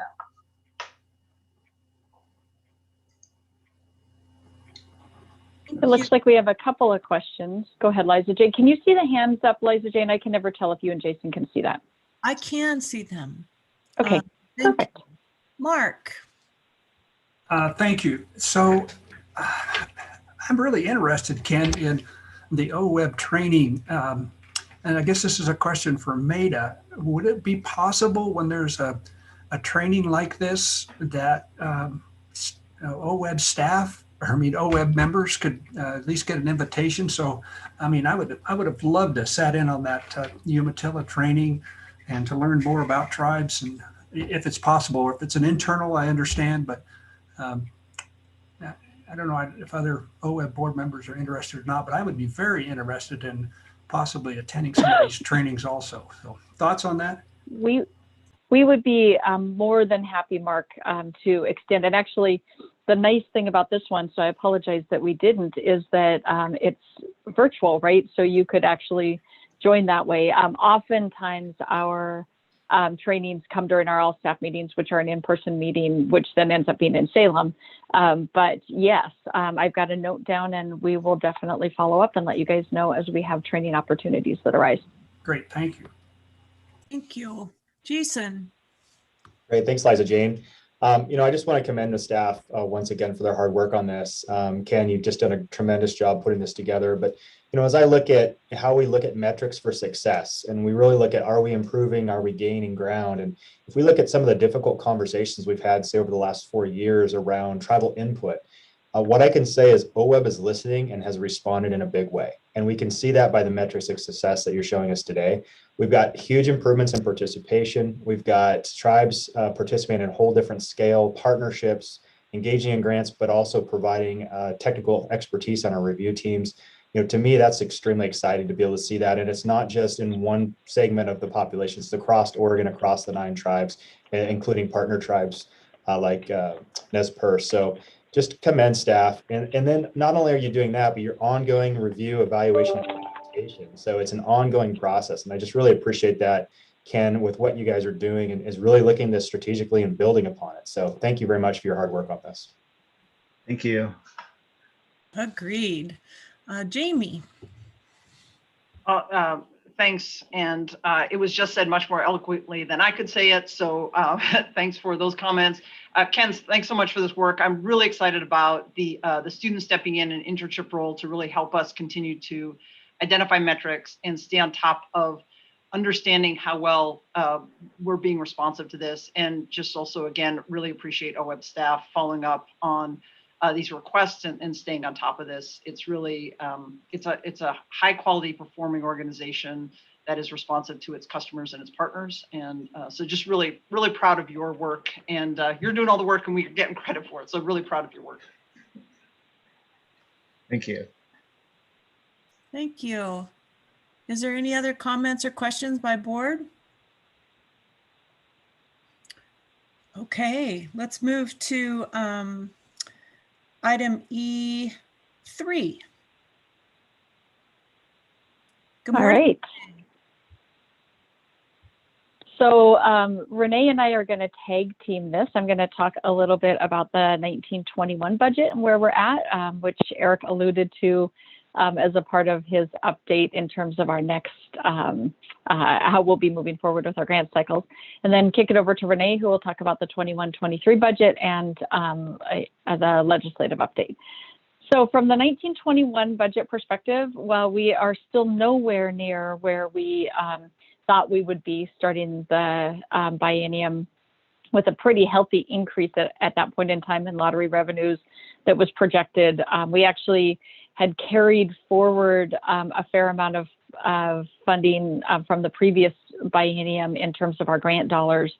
And so we were riding pretty well going into the 1921 session or 1921 budget. But as you all know, that shifted quite a bit last May. We are ending fairly close to where we had budgeted last May. And that was with an assumption that the distribution that we received in May was going to be pretty good because there were only just a few weeks where the lottery was shut down. The distribution in August was going to be fairly abysmal, but it ended up better on the operating side than we had hoped, and at about 30 or so % on the grant side. So moving forward, we've been pretty darn close to our targets of what we expected, and that what that meant was we, along with I think the rest of the world who was paying attention, predicted that there would be a second wave coming this winter of COVID cases, and that bars and restaurants would be shut down again. So February became the revenue distribution that was the first hit of that second wave. So just a reminder, in February, it's what we would have earned in October, November, and December. So bars and restaurants were open about half the time, and then were shut down for the second half. So we had estimated about 50% in terms of revenues. We came back at about 55%, so slightly above what we had estimated, but still pretty much right on track in terms of being as conservative as we could be. That has allowed us to continue moving forward in terms of our operating budget with the staff that we have off on details, and being able to bring a few staff back on board at OWEB. That was able to fit in our budget. And of course, that refilled the coffers for our open solicitation consideration that you guys will have this afternoon. So the last distribution that we have left comes in May. And in May, it's what we've earned in January, February, and March. And it's been a kind of a rough January, February, and March for lottery. Although for scratch ticket, or not scratch tickets, for the Powerball and Mega Millions world, there was a pretty big bump up early in this quarter. So we had budgeted 0 for our May distribution. And that is just not knowing what was going to happen in January, February, and March. From a grant perspective, it doesn't matter. And that is because let me take that back. From a grant perspective, it very much matters. It does not matter for 1921 because we will have already had our last grant cycle of this biennium. So what that matters for is what our opening account looks like starting in July. So the money that you spend today is, as Eric mentioned, it's funds that we have on hand. For the staffing, we did budget, we assumed 0 distribution in May. And so if that is what happens, our budget is fine, our staffing is fine. We have saved up enough money to be able to move forward in the exact structure that we are right now. We don't actually guess in reality that it will be 0, probably something more like around 20%. And that is just because there are continued scratch tickets and things like Mega Millions and Powerball. And there are various bars and restaurants that were open in other areas of the state than the metro area in January, February, and now we're into March and things are opening up even more. So we're going to guess that there will be some revenue that's coming in, and all of that is then additional to what we need for our budget for the remainder of the biennium. So I'm going to stop there. And maybe we'll just move on. I'm not seeing any quick questions pop up. We might move on to 21-23 and the LEGA update with Renee, and then we'll open it up for any questions you might have. Great, thanks, Maida. For the record, Renee Davis, Deputy Director. So we are in the midst of the budgeting process for the 2021 to 2023 biennium, as we described to all of you back in December. When the governor's budget was released for the agency, it was a bit of a mixed bag. So we were really pleased to see that we did actually receive a few positions, one being a proposed limited duration OPA 4 position that would focus on water and climate. So two critically important initiatives to the agency, would provide us with an administrative specialist 2 to replace some of the administrative positions that we had proposed for reductions as part of our reduction package. We did, though, on a less positive side, see ongoing reductions in the governor's budget for several of our operations side costs, including things like contracting, which is critically important to the ongoing management of programs such as the land and water acquisitions programs. Also, we did not receive in the governor's budget 2 positions that have been, they're not part of our current service level budget, but have been quite core to the agency for a few biennia now. So one being a conservation outcome specialist position, another being the partnerships coordinator position that helps to support the FIP program. Attachment B to this particular director's update, item E3, does outline at a high level the budget situation. And we use this particular handout as we're talking with legislators now that we have moved into the legislative step of the budgeting process. So at this point, we are scheduled, we've learned, for a budget hearing within the Natural Resources Subcommittee of Ways and Means on March 24th. Everything is interesting this session, given COVID and abbreviated schedules. So rather than having one day for the agency budget presentation and then a second day for public testimony, everything is condensed into a single day. So we'll be working with the co-chairs of the Natural Resources Subcommittee to ensure that we have plenty of time, not only for the agency budget presentation, but also really critical time for the committee to hear from local partners as they can speak incredibly well to the importance of the investments proposed under the agency's budget. So we'll keep you posted after the budget hearing as we learn more about when a work session will be scheduled. Basically, anytime after a budget hearing occurs, a work session could be scheduled. There tends to be several weeks span between those times, but we'll certainly keep you posted as we see things moving in terms of the budget. So with that, I think I'll just go ahead and jump over to the session update. I think it's important to note, we definitely miss Eric Hartstein. We're thrilled the Department of Forestry has his great skills right now, but there is a lot to track this legislative session. So as of late February, we were looking at about 2,400 bills that had been introduced. We do have some deadlines coming up, in the first one being in mid-April for deadlines to hold first chamber work session. So we'll start to see bills drop off from there. So a few bills that we've listed on page 2 of this particular director's update just flag that are directly related to the agency. So both of our budget bills, as just a quick reminder, our budget is split up into 2 separate bills, one for the operations side, one for the grant side. So we've listed those out for you. Also flagged, there are a few bills that specifically name OWEB, including one that's not on this bulleted list. So House Bill 3160, Representative Marsh's bill, proposes to create an Oregon Wildfire Preparedness and Community Protection Fund, would be on insurance policy, or rather it would be supported by revenue from insurance policy surcharges. And the proposal in that bill is that 25% of those revenues would come to OWEB to help support post-fire recovery work. So not seeing any movement yet on that bill. We'll continue to watch it.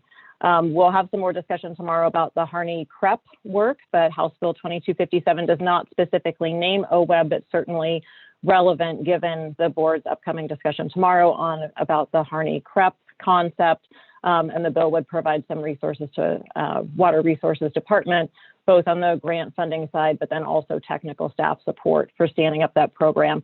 And then a bill that's not included on the bulleted list, it was released just a few weeks ago, right before the bill introduction deadline, House Bill 3293. It focuses on water equity. It's actually harking back to the conversation about the DEI committee, provides a fantastic opportunity for agencies that help support either grant or loan programs around water projects. So that could be OWEB, that could be Water Resources Department, DEQ, Business Oregon, and others.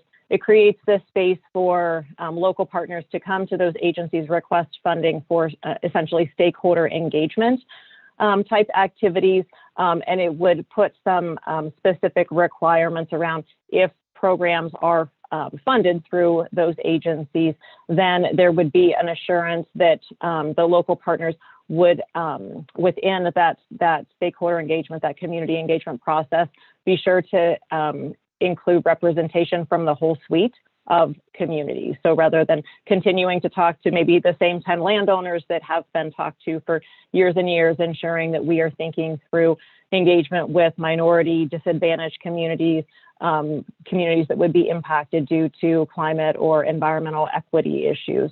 So great opportunity, I think, for agencies to create some space to lean in to water equity topics. So a few notes for the board. We do have 2 items on your calendars. We'll be giving you updates after each of the chamber deadlines. So the next update for the board about legislative status is April 20th. So hopefully that's on your calendar. And then we'll convene again on June 4th after the second chamber deadline, because each time we see the universe of bills start to get smaller and smaller. So we'll keep you updated about that. The other piece I would mention is last night, harking back to what Ken described in the tribal update and the role that OWEB, DEQ, and ODF have with natural and cultural resources recovery related to post-wildfire recovery. We did present last night, the task force presented to the Special House Committee on Wildfire Recovery and discussed in natural and cultural resources, both assessment of impacts of the fires, the Labor Day fires, but then also cost estimates needed to address natural and cultural resources recovery issues. The price tag for that is approximately $86 million over the next 2 years. We recognize that's a large number, but the committee, in particular, Chair Clem, was quite interested in learning about some of those priority actions that are needed in the coming 2 years to help reduce things like debris flow risk, landslide risk, restoring riparian, floodplain, upland areas, addressing water quality concerns and drinking water supply areas. So we'll continue to watch the discussions of that committee as we move towards budgeting and potential end of session additional budget asks. So with that, I think I'll stop and we'll take any questions that you might have. Mark, you have a question? And it's a little bit unrelated, but part of the budget. Has anybody done a deep dive, Renee, into the congressional funding in the $1.9 million package to see if there's anything in there that is going to be or potentially could come to OWEB in that, or is it still too early to tell? I have not. Thanks for the question, Mark. Maida, any insights on that? From my understanding, Mark, thank you for the question. This is really largely kind of straight economic recovery and COVID-related costs, so things for schools and things like that. So we have not dug in, and we will. 2, the one that I think we're paying closer attention to is the one that we hope that they will be starting the debate on now, and that's an infrastructure package. And that's a space where water infrastructure has a pretty high area of focus and interest. Our hope is that that will lead to some natural infrastructure investments, things that we can partner around. So that's kind of the ball that we've got our eye on right now. But we will be hearing if there's anything from this COVID package. But my assumption at this point in time is no, and it probably is more for agencies like education, health, and some of those. If that changes, we will definitely let you know. Okay, thank you. Okay, any other questions or comments for Renee and Maida? Okay, seeing none. I would go ahead. I would just like to note as we close this out before we go into turn it over to Jason, a huge thanks. Renee mentioned that we missed Eric Hartstein a lot. Renee has been picking up quite a lift in this area to work on both budget legislation and is the sharp point of the spear on that $86 million conversation with the legislature, and was just presenting on our behalf last night. So a huge shout out to Renee for the work that she is doing this session. We did not expect to have her taking on this load, and she has taken it on with a lot of grace. So thanks, Renee. So the strategic plan is a written plan without? Yes. Okay. Yep. If there are any questions, I'm glad to answer them, but that is a written only this time. Okay.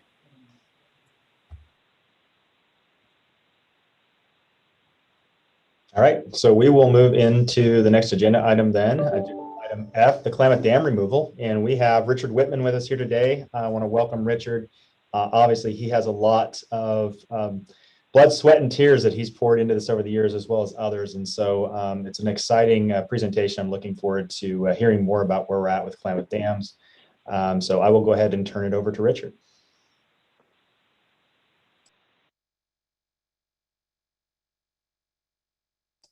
I think you're still muted, Richard.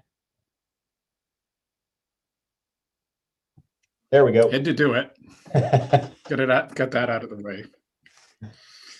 Okay, good morning, everybody. For the record, Richard Whitman. I'm the director of the Oregon Department of Environmental Quality. And yes, just like everybody else, I forget to hit the mute button. So I appreciate the time this morning to present to you on work that's going on around a really important project in the Klamath Basin, which is the removal of 4 dams that are owned by Pacific Corp, privately owned. So what I want to do today is give you a little bit of background on the project and then talk to you about some potential relationship to future work with the board OWEB around this project. And I'm going to start out, if I can here, by sharing my screen. So here we go. Okay. All right. So before I go further, let me just check and make sure, first of all, can everyone hear me? Can folks hear me okay? Yep. Okay, hearing head nods. Okay, and are people seeing my share screen all right also? Looks good. Good, all right. So I only have 2 slides. I'm not gonna throw a big PowerPoint presentation at you today, but I do want to orient the board a little bit to the Klamath Basin. Some of you are very familiar with the Klamath Basin, but I just want to do a little bit of level set here. The map in front of you is the map of the Klamath Basin, and it's tilted at an angle. So it's a little different than the normal map that you see, but that's because the basin is so large. We've done this in order to fit everything onto this slide. The dam removal project in the Klamath, as I said, involves 4 dams owned and operated by Pacific Corp, and you can see them here on the slide. They start with J.C. Boyle Dam, furthest upstream in the state of Oregon, then Copco 1 and 2, which are just over the state line in California, and then finally the downstream dam is a very large dam, Iron Gate Dam, also in the state of California. So those 4 dams were put in to produce hydroelectric power by Pacific Corp, and they do not have functional fish passage. So salmon, anadromous salmon and lamprey also are blocked from the upper portion of the Klamath Basin, and that's what this map shows. This is a preliminary reintroduction plan prepared by U.S. Fish that shows the potential extent of both salmon and then also lamprey in portions of the upper basin. And just to orient folks a little bit more, I'm using my cursor here kind of as a pointer. The city of Klamath Falls is right here in this area.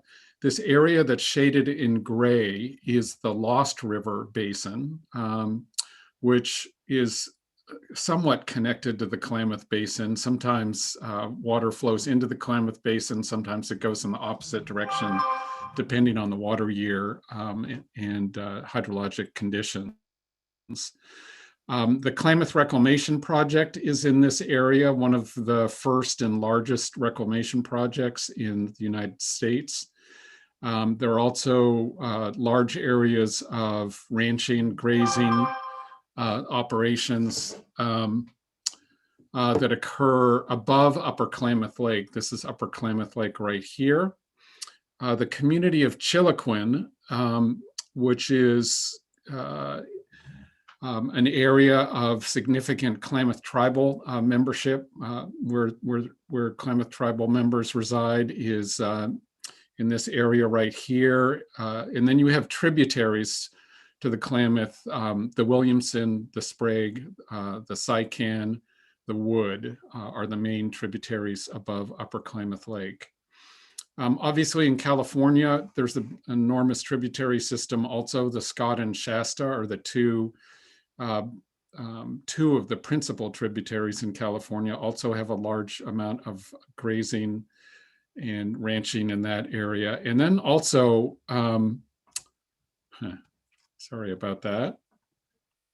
Also, we've got the Trinity River, which is a tributary that comes in at the very lower part of the Klamath as well. So in terms of tribal involvement in Klamath issues, you've got the Klamath tribes in Oregon with their reservation, which was disestablished in the 1950s up in this area around Upper Klamath Lake and above. And then you have three federally recognized tribes in California, those being the Yurok, the Karuk, and the Hupa, with lands, reservation lands primarily along the Trinity and to some degree lower part of the Klamath. So the Klamath Basin was the third largest producer of salmon on the West Coast after obviously the Columbia and then the Sacramento historically. We've had significant problems with the salmon fishery in the Klamath going back quite some time to the drought days in 2001, but even before with the dams in the basin has limited the potential for production. There are significant water management issues in the Klamath. You have the Klamath tribes historically have relied on two species that are now endangered of sucker fish primarily in Upper Klamath Lake and the tributaries, but also the lost to some degree. And then you have tribal fisheries in California also that were more dependent on salmon. So we've got a listing of Southern Oregon, Northern California coho as threatened.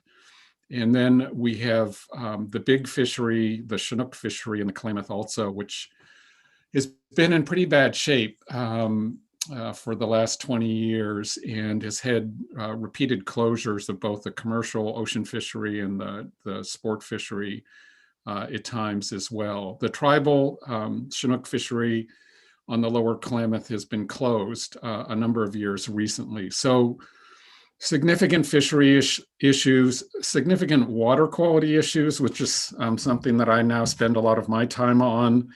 A lot of it related to the history of grazing and ranching in the Upper Klamath Basin that created a fairly large nutrient load, some of which is natural, but some of which is human-induced in Upper Klamath Lake, which has led to a cycle of harmful algal blooms, cyanotoxin blooms in Upper Klamath Lake that in turn feeds harmful algal blooms in the reservoirs of the dams moving on down the main Klamath River. So lots of water quality problems exacerbated by, frankly, the dams also, and the reservoir pools, which creates an ideal habitat for those algal blooms in the summertime, which in turn feeds a disease problem for salmon in the lower part of the Klamath River, where we had the enormous fish kill, over 100,000 fish in 2002, and continue to have very significant disease issues. So removing these dams is really key, both in terms of reestablishing volitional fish passage into the upper part of the basin, but it also is expected to significantly help with water quality problems around the nutrients in the cycle of harmful algal blooms in the river as well. So let me talk a little bit about dam removal with you all now. This timeline, if you look at it carefully, you'll note is from about 9 months ago, and it has already changed. So I'm going to talk about some of the changes and a little bit of the history of where we've been and where we're going on this project. The work on these dams began back in 2009 with negotiations between tribes, irrigators, Pacific Corps, the two states, and federal agencies over really a comprehensive approach to restoring watershed health in the Klamath Basin. And that led to what you've all heard about, the KBRA, the Klamath Basin Restoration Agreement, and the Klamath Hydro Settlement Agreement. So a dual agreement. The KBRA was mainly about water management and watershed restoration. The KHSA is really focused primarily on dam removal. These are federally licensed dams, and so the normal process for removing the dams would be to go to the federal agency that licenses them, FERC, the Federal Energy Regulatory Commission, and get what is called a surrender license, approving their removal. Back when the KBRA and KHSA were entered into, there was a desire, frankly, to shortcut that normal process and have Congress directly approve dam removal. That was called for in KBRA.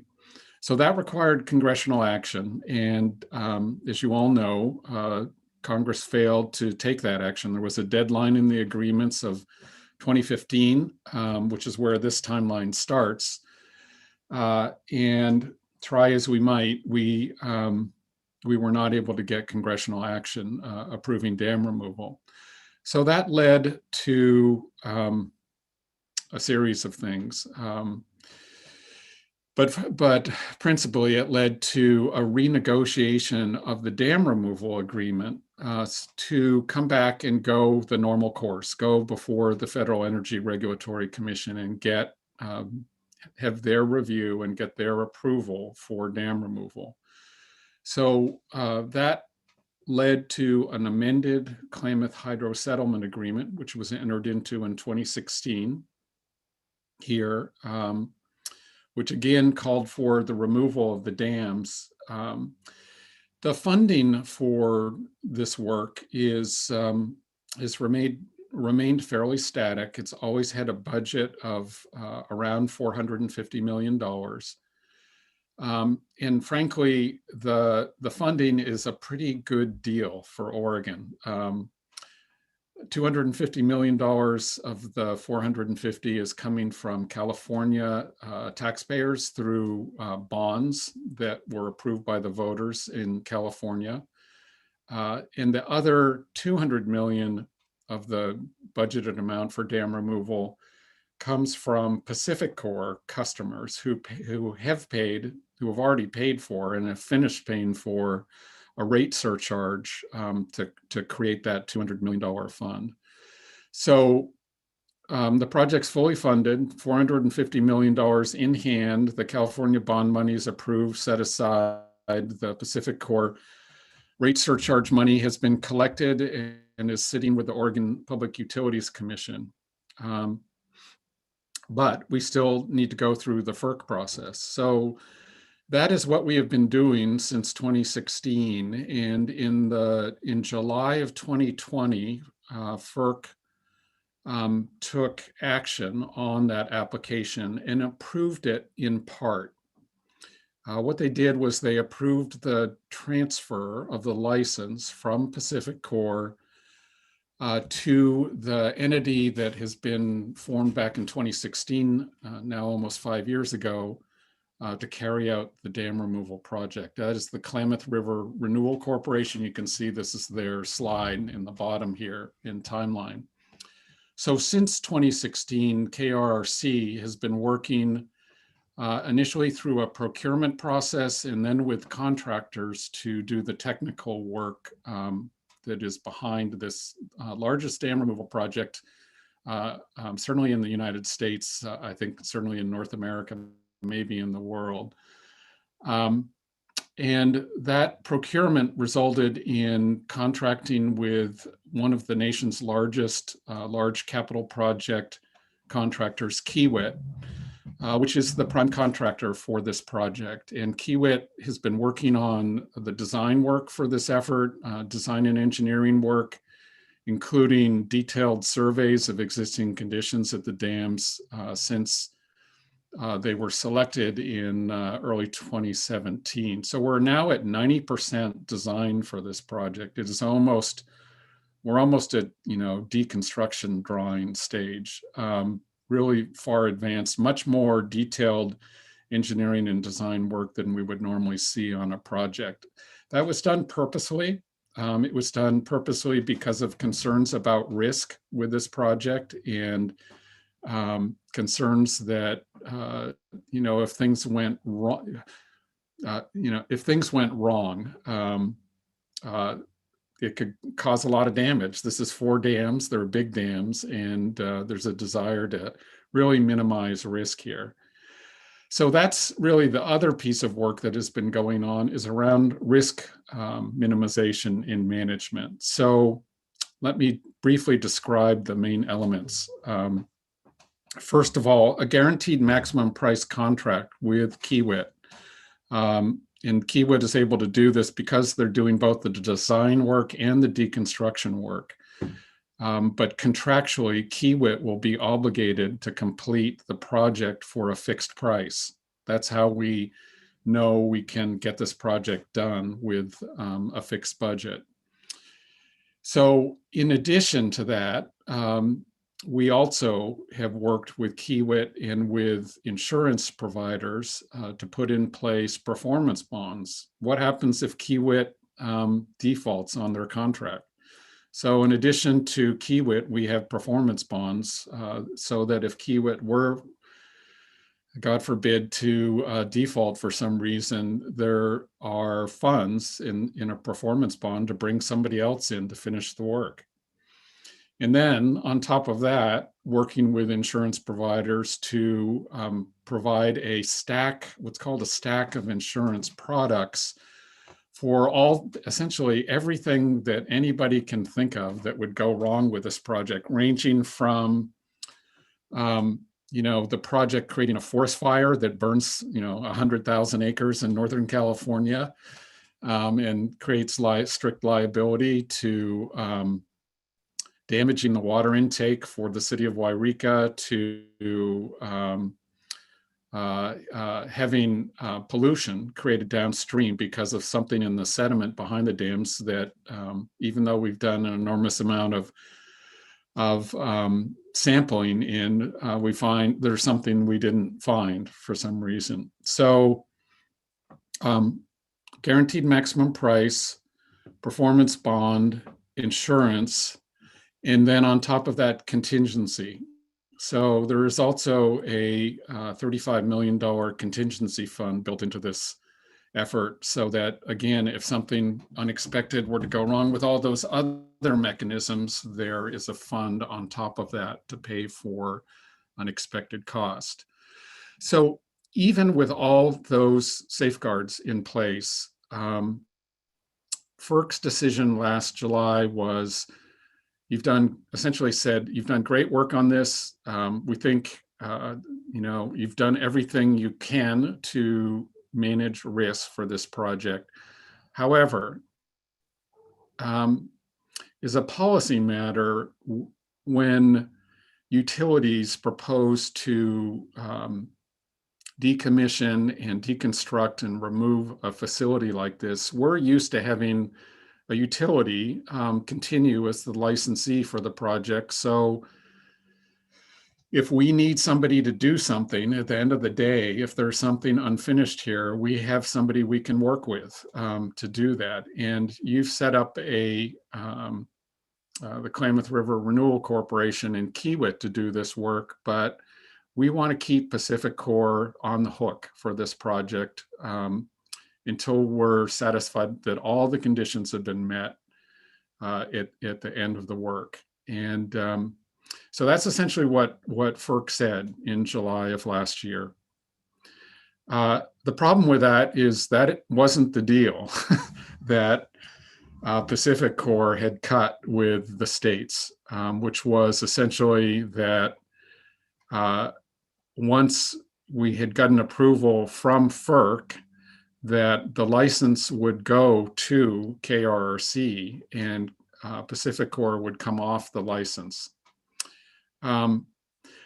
So this led to a negotiation between the states and Pacific Core, and that negotiation ended in essentially a supplemental agreement last fall in November, where the two states, California and Oregon, agreed to essentially step in and become that backup co-licensee with KRRC and take the place of Pacific Core.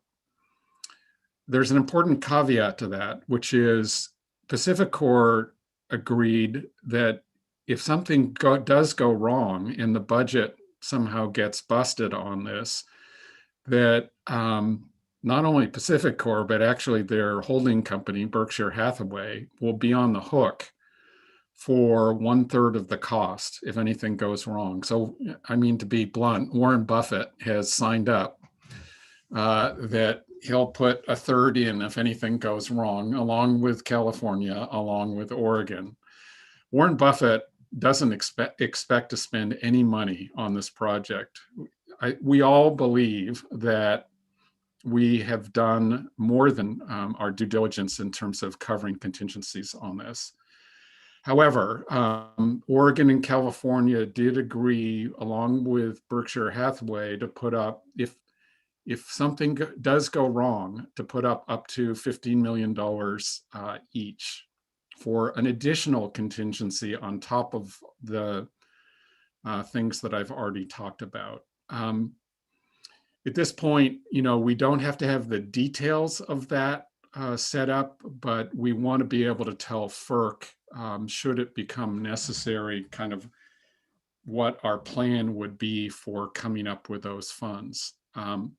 So that is where Director Lofsgarden and I have been talking for the last several months about a potential role for OWEB and also a potential role for the Department of Environmental Quality. There are a lot of ways in which Oregon could come up with $15 million if it were to become necessary. The agency that I'm the director of, DEQ, has the State Clean Water Revolving Fund, which lends over $100 million every year for clean water projects around the state. We generally can't make grants, although we have something called principal forgiveness. But that is one potential source of part of covering an additional contingency. We can always go to the legislature and ask for money, and the legislature may or may not decide to put money in if it were necessary. But another source and the reason that I'm here to talk to you all today is another potential source of funding is OWEB. So let me talk a little bit about that and the timeline here, and then open it up to questions and also see if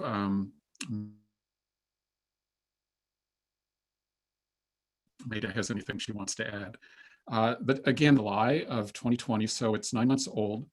We expect the time. Here's where we are with FERC. We are in the final stages with FERC on environmental review. We expect FERC to notice the environmental review portion of the process here in the next month and get into the final NEPA work on this. And we expect a decision from FERC on the license surrender application about this time next year. So this timeline that you see has basically been extended out by about 1 year. We then expect drawdown of the 4 reservoirs to begin in the spring of 2022 and pre-construction work to start later in 2022. And actually actual deconstruction work to begin in 2023. The 4 dams will be removed in the same year. That's all the engineering and construction design and project management work has been done to maximize efficiency, and also for reasons of impact to aquatic species, we also want to make that window of impact as narrow as possible. And so that's part of the reason for doing the deconstruction work in 1 year. So the anticipation is that at the end of 2023, we will be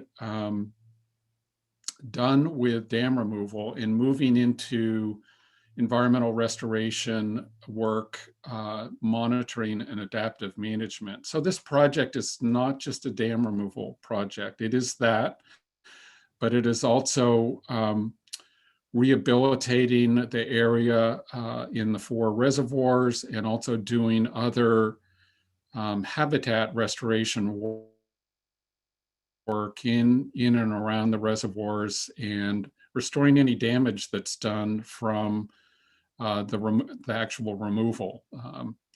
There's placement of gravel and things like that to restore as much as we can the pre-dam condition of the river. So although dam removal will be begun and completed in 2023, the restoration work is likely to, in monitoring and adaptive management work, is likely to continue on for a number of years. I'm stressing that because it relates very much to the timing of when, if we were to need more money for the project, when that need would arise. It's not, I mean, to be frank, it's not going to arise during deconstruction for all the reasons that I've already said. If there's additional unexpected cost, it's going to come at the tail end of this project and probably be stretched over some period of time. So I think I'm going to pause there. It looks like we've got a couple questions, and Jason, should I turn it back to you? Yeah, absolutely. And I'll just ask Maida, questions. Do you have anything to add real quick, Maida, before we take questions from the board? I think that Richard did an excellent job of providing the overview. And so I am absolutely available for any questions as they come up, and really appreciate the coordination that Richard has been doing both on this project itself, but also making sure to reach out to the agencies so that we could have these conversations. So nothing additional. I think we can jump to questions. All right, thank you. And once again, thank you very much, Richard, for that great presentation and for all your work in this. Sure. So I have Bruce, and then Mark, and then Alan. Thanks, Richard. Couple questions and a comment. The comment first, as a old Midwest fiscal conservative, I like the belt suspenders and then another belt approach to this. My questions are, do you anticipate any changes with FERC, the FERC makeup under a new administration? And the second question would be, do we expect any status changes on the 2 Oregon dams, the Keno and the Link River, associated with this? Thanks.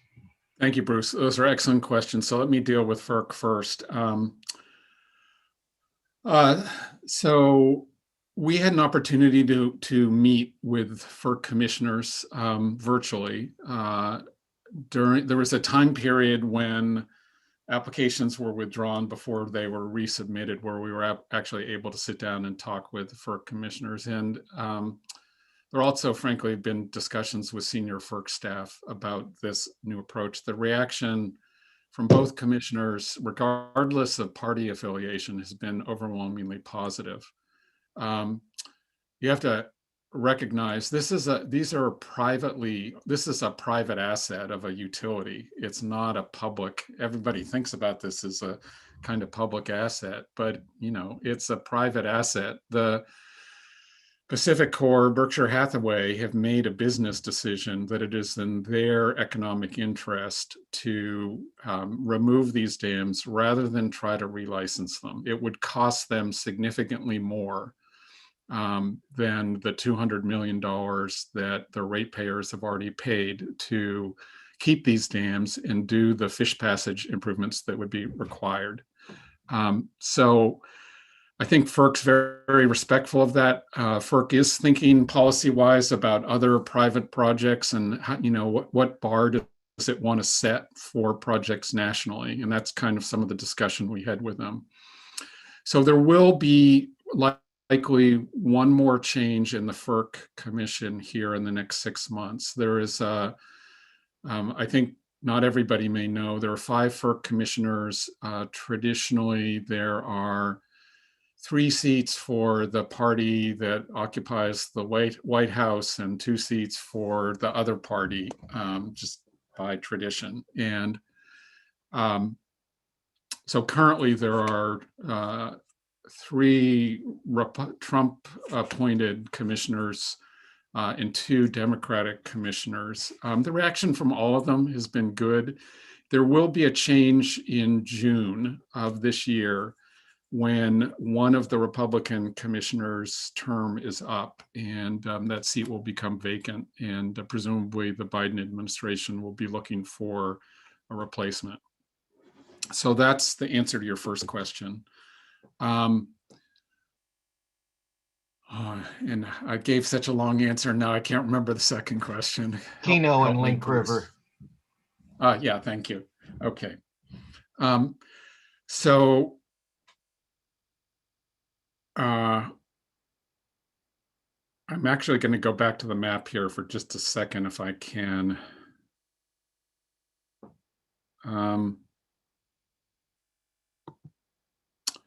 Okay. So are you able to see my screen? Can't see it, Richard. No. Okay.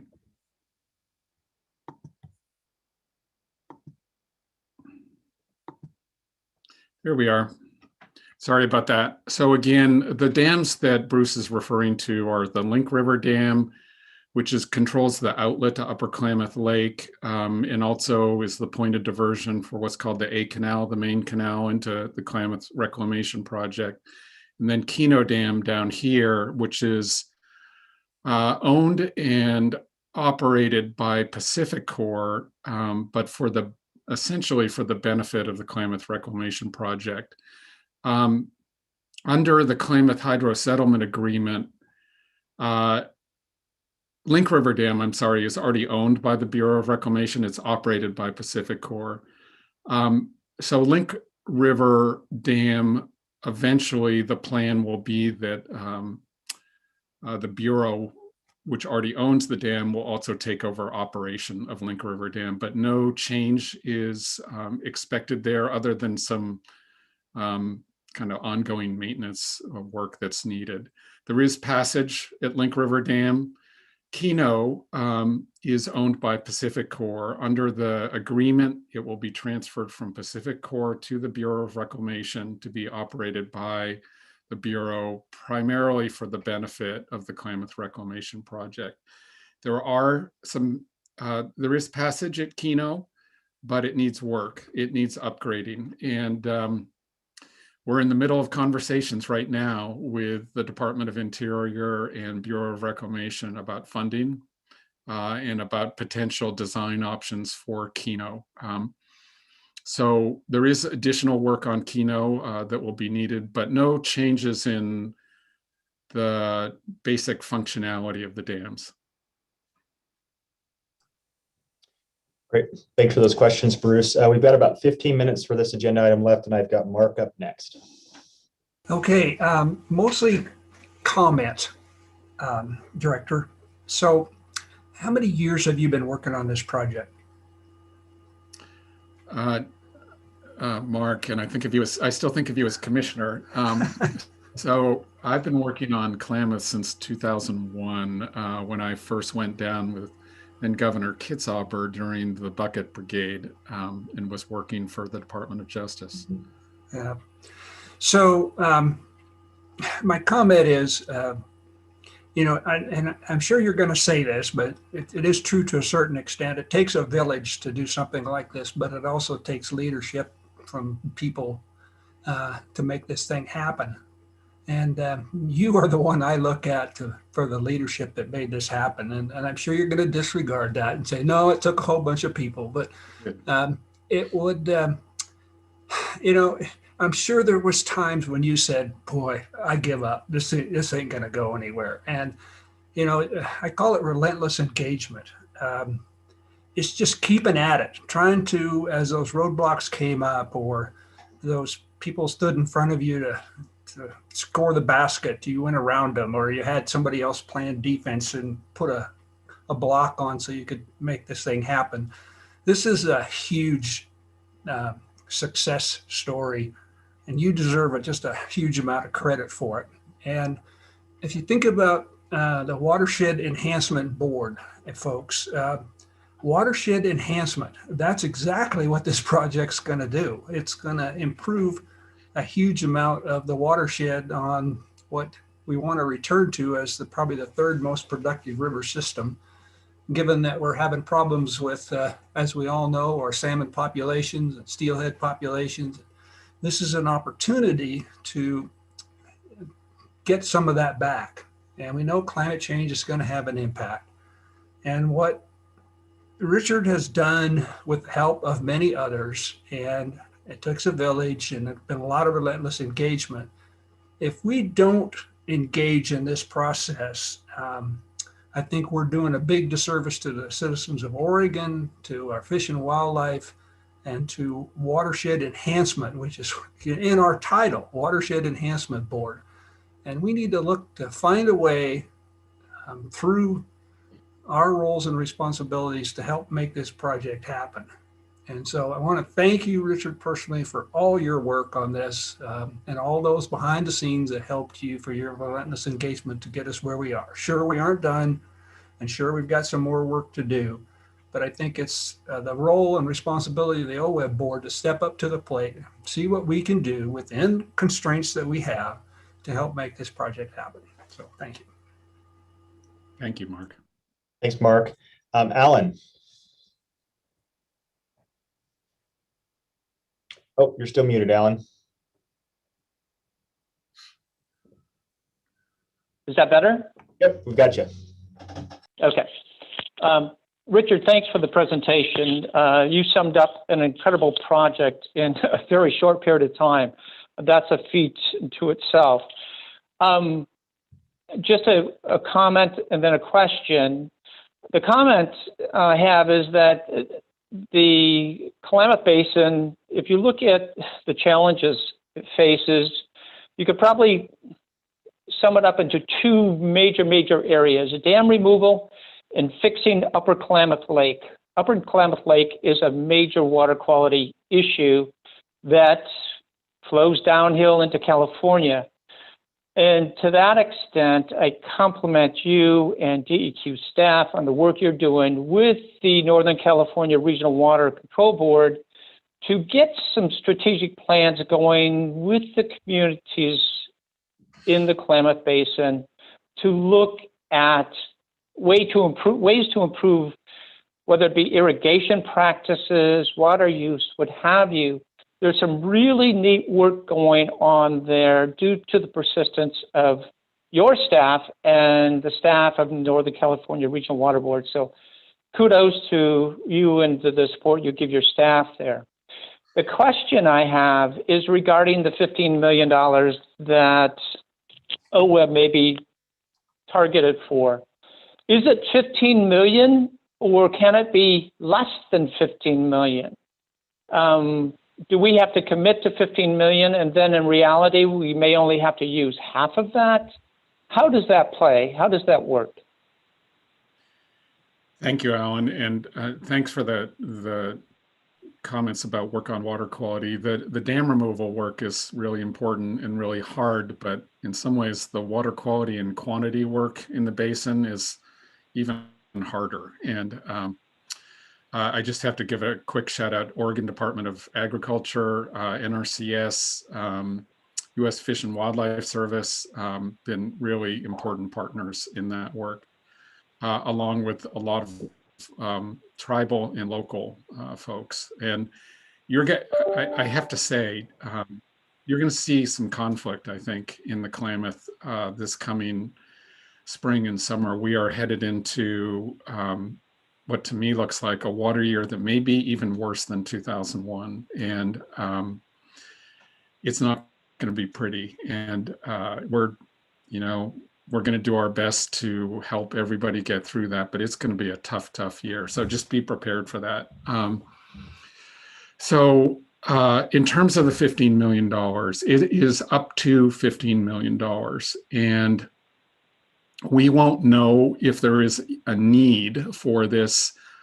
I don't believe we're going to know until 2024 or 2025 whether there is a need for this funding, because again, with all the mechanisms we've got in place with the existing budget, it's going to be something coming up during the restoration post deconstruction work when we start to have some sense of whether there's anything that isn't adequately covered by the existing tools that we put in place. So direct answer, it's up to $15 million. Time for that to come back with a more specific ask would be 2024, 2025. Great, thank you. That's helpful. Great, thanks, Alan. I've got Stephen and then Liza Jane and then Randy. Richard, very nice presentation. I just had a question about what happens after the dams are gone, and you kind of alluded to this before, but it's sort of you lay out in that timeline of monitoring and adaptive management.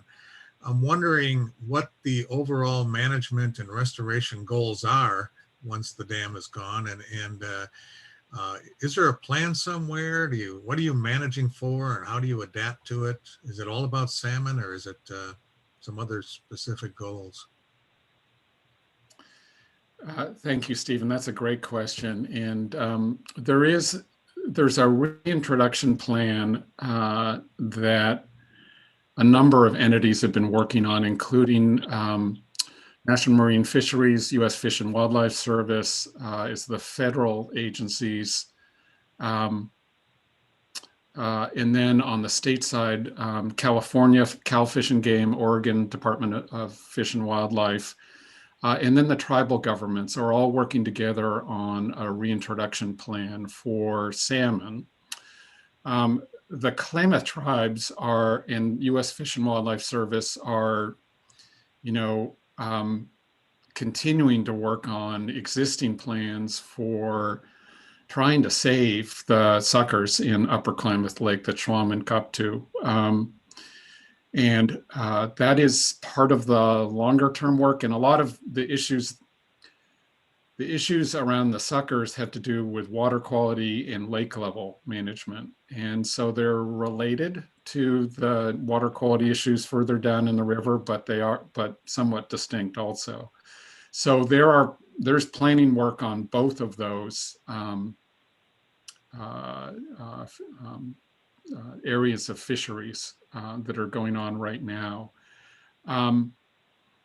one thing I haven't talked about a lot, but this shaded area here, the Lost River Basin, is again largely includes the Klamath Reclamation Project. And there also is a significant planning work that needs to happen for the Klamath Reclamation Project and how it is going to operate and frankly coexist with salmon. And I'm in the middle of conversations with Interior about that subject right now. And again, that involves not just the states in Interior, but also the tribes and water users in that area. Okay. Thank you. So we've got Liza Jane, Randy, Barbara, and then Gary, I think, is the last one we'll have for time for. So Liza Jane. Thank you, Jason. Rich, as far as OWEB's commitment here, is there an end date?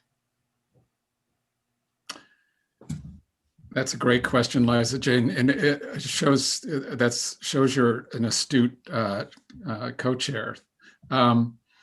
So we haven't actually talked about that, but I think that's a reasonable question, and I think we will have a definitive answer on that when we get the FERC surrender order about this time next year.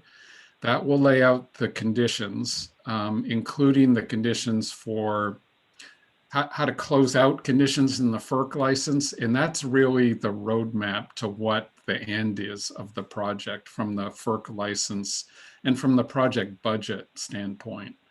So, right now, I would defer that question until about this time next year, but my expectation that the planning for the project assumes no more than a 10-year period after deconstruction for the restoration work. I hope that helps. Yes, thank you. Great. Thanks, Liza Jane. Randy? Yes, Randy Labby for the record, public at large, member from Portland. Richard, I'd echo the remarks. That was an excellent presentation. And Jason, I'm prepared to make a motion after the discussion is ended. But I would add one point and ask whether there's going to be also attention given the impacts of this project on the native red band trout. I know that many in the basin are thrilled that this is going to go forward, but are concerned about what the impact will be on that native strain of fish. So I would urge also work on that to alleviate the concerns of the native fish people. Board Member Labe, I will talk with my longtime friend here, Chip Dale at ODFW, about that issue and find out what ODFW is doing about that particular issue. I have not heard concerns about red band and effects of the project potentially on red band, so I need to get educated on that. Thank you. Yeah. Thanks, Randy. Got Barbara and then Gary, and then we'll open it up for a motion. Good morning, Richard. Way to go getting a 20 years worth of work into a 15-minute clear and precise presentation. So thank you. Thank you. I really appreciate it. I learned quite a bit today from that presentation. So I just want a couple of clarifying questions. So 200 million is coming from Pacific Core ratepayers, correct? Correct. And then 250 million is coming from the state of California. That's right. And so the project's 450 million. It is, and yes, with all the bells and whistles and contingencies. Yep. Okay, I find that intriguing. And then the performance bonds you talked about, are they federal performance bonds? They are private performance bonds, and I can't tell you the name right now of who the performance bond holder is, but this is negotiated between the essentially the general manager for the project, KRC, and Kiewit, and a third party, nationally recognized bond company. Okay, awesome. That's all I have. Thank So you. it's just like this is, Go ahead. even though there is some public money from California in this project, it is essentially a private construction, very large private construction capital project. Great, thanks, Barbara. Gary. Thank you, Richard. That's really good information, especially for some of us that haven't been following this all that closely over the past. But I guess I had just one question more on the operational level of this deconstruction, and mine is about the transmission lines. Are they going to be deconstructed at the same time? How extensive is that part of the project, and does that happen within the year of this whole deconstruction, and will those areas be rehabbed? Yeah, thanks, Gary. The Pacific Core transmission line substations at the dams, there's detailed. There's a project agreement that handles all those details, and the detailed engineering for that work to deconnect from the dams but continue the transmission lines that bring power back and forth between Oregon and California. Those transmission lines will continue, and they'll be owned and operated by Pacific Core. And so, there are easement issues, there's construction issues, there's rehabilitation, and all of that is in the design work that Kiewit has been doing in cooperation with Pacific Core. Thanks, Richard. Yep. All right. Well, thanks again, Director Whitman, for a great presentation and handling and answering all the board questions at this time. And I believe, Randy, you had mentioned that you were willing to make a motion at this time. Yes. I move the board affirm that OWEB is an appropriate funding source in the unlikely event that additional funding is needed to complete restoration work following Klamath Dam removal, knowing that details will follow in coming months and years to ensure the investments meet the agency's constitutional requirements. Great. So I have a motion by Randy, who is a second by Bruce. Further discussion? All right, seeing none. Yep, Mark asked. Go ahead, Mark. I just have a question for the director. Maida, what's your opinion on this? Since we're on the live Zoom YouTube, I will not be a smart aleck about it. I am 110% in support of this. I am thrilled with the work that Director Whitman has done and the team of folks that he's been working with. I cannot imagine if the time arises that OWEB would not want to be involved in this. I think this is a crowning achievement for the states and Pacific Core, and I hope that we don't have to go to the 15 million, but if we do, I would be a proud partner from the agency's perspective. Great. And Randy, I see your hand is still up. Do you have an additional comment or general discussion? No? Okay. All right. So we have a motion and a second. All those in favor, please say aye. Aye. Aye. Aye. Any Aye. opposed? Okay, motion carries. Thank you very much. Thank you all. I really appreciate it. So I believe, let me just get my agenda back up here. We're going to go ahead and take another 10-minute break, and we'll reconvene here we'll actually give a full 10 minutes this time. So about 11:10, we'll be just a hair behind, but I think we'll make up some ground.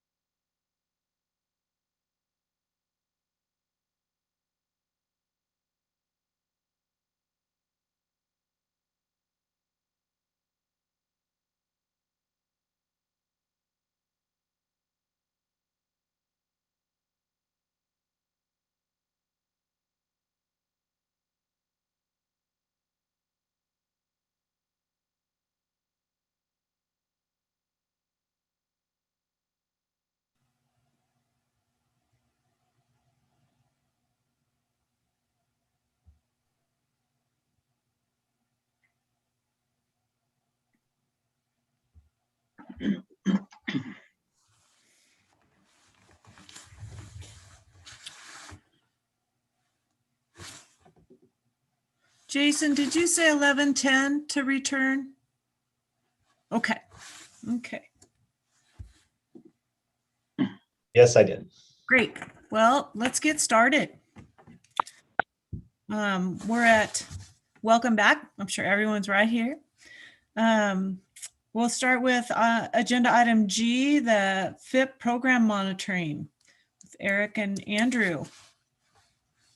Great, thanks, Liza Jane, co-chairs, members of the board. For the record, Eric Williams, Grant Program Manager at OWEB. And with me is Andrew Dutter, Partnerships Coordinator. And as Liza Jane mentioned, this is agenda item G. And if you're following along in your ebook, it is page 61. To talk about the Focus Investment Partnerships Program progress tracking reports. And what I'd like to do is just give a brief introduction to this item and then turn it over to Andrew for the bulk of the presentation. And so I'm just going to share my screen here. Andrew is. All right. And you can hit the next slide, Andrew. Okay. And in terms of what we're talking about today, these progress tracking reports are something that we with our BEF partners are working with each of the 11 implementation FIP partnerships on to make sure that we're regularly checking in on progress and also matching up what that progress looks like when compared to the initial outcomes that were expressed through, you'll recall, the results chains, theory of change, and the progress monitoring framework documents, which build on those theories of change to talk about how we measure progress. And the next slide will show a graphic of how the different items that we've been talking about through the history of the FIP program relate to measuring progress. And if you recall back in the beginning of the FIP program, we worked with BEF on developing theories of change for each of the 7 ecological priority areas that the board designated. And those theories of change basically walk through the kinds of actions that could be funded through a FIP initiative to lead to those long-term outcomes that have always been envisioned and desired as part of this landscape scale funding approach to watershed restoration. And then, as mentioned earlier, the progress monitoring frameworks, which is the yellow rectangle in the middle of the graphic, those take the generic theory of change, results chains that were developed for the ecological priority and fill in the details of how that particular FIP is approaching monitoring their progress toward those ecological outcomes. And then what we're talking about here today is the blue box that overlaps with the yellow one, the progress tracking reports. And importantly, noted on this graphic is that the progress tracking reports are something that we've been compiling each biennium for the 3 biennia of investment for each FIP. But we do intend to keep monitoring that and tracking that progress through tracking reports post-implementation for all of the implementation FIPs. And that's a topic that we've been initiating discussions with both our Focus Investment Board Committee as well as the Monitoring Committee. And we'll be continuing those conversations in the coming months and years to develop an approach that hopefully will tell us longer term what we actually achieved in terms of those aspirational ecological outcomes that each FIP was designed to achieve. And so we'll have, I'm sure, more to talk about in future board meetings on that topic. So let's go to the next slide and we'll have Andrew talk about the progress tracking reports for discussion today. Yeah, thanks, Eric. And good morning, everyone. Great to see you all. For the record, Andrew Dutter, FIP Partnerships Coordinator with OWEB. So as Eric described, the progress monitoring frameworks, we'll take just a closer look at those briefly to help set up the discussion for the progress tracking reports. The frameworks were created at the start of each FIP initiative, and staff shared those with you, the board, in 2017 for the cohort 1 FIPS, and then in 2019 for the cohort 2 FIPS. Importantly, those frameworks were developed with FIP partners. They were very integral in that process, provided critical input along the way. And there's a number of components to each of these frameworks, but most notably for this discussion is the results chain that Eric mentioned. And the results chain is a graphic illustration of the logic model, or the theory of change, that describes or articulates habitat limiting factors or threats within the FIP geography, the restoration strategies that the initiative will employ to address those, and the implementation outputs and ecological outcomes that the FIP initiative seeks to achieve. And you get a little bit of a sense of that in the bottom right-hand corner of the slide here. You don't need to be able to read that, but it gives you a sense of kind of the flow of these diagrams. The frameworks offer numerous benefits. They test the underlying assumptions of the partnership's restoration planning. They help identify knowledge gaps and monitoring needs. They offer an adaptive management tool for each FIP partnership.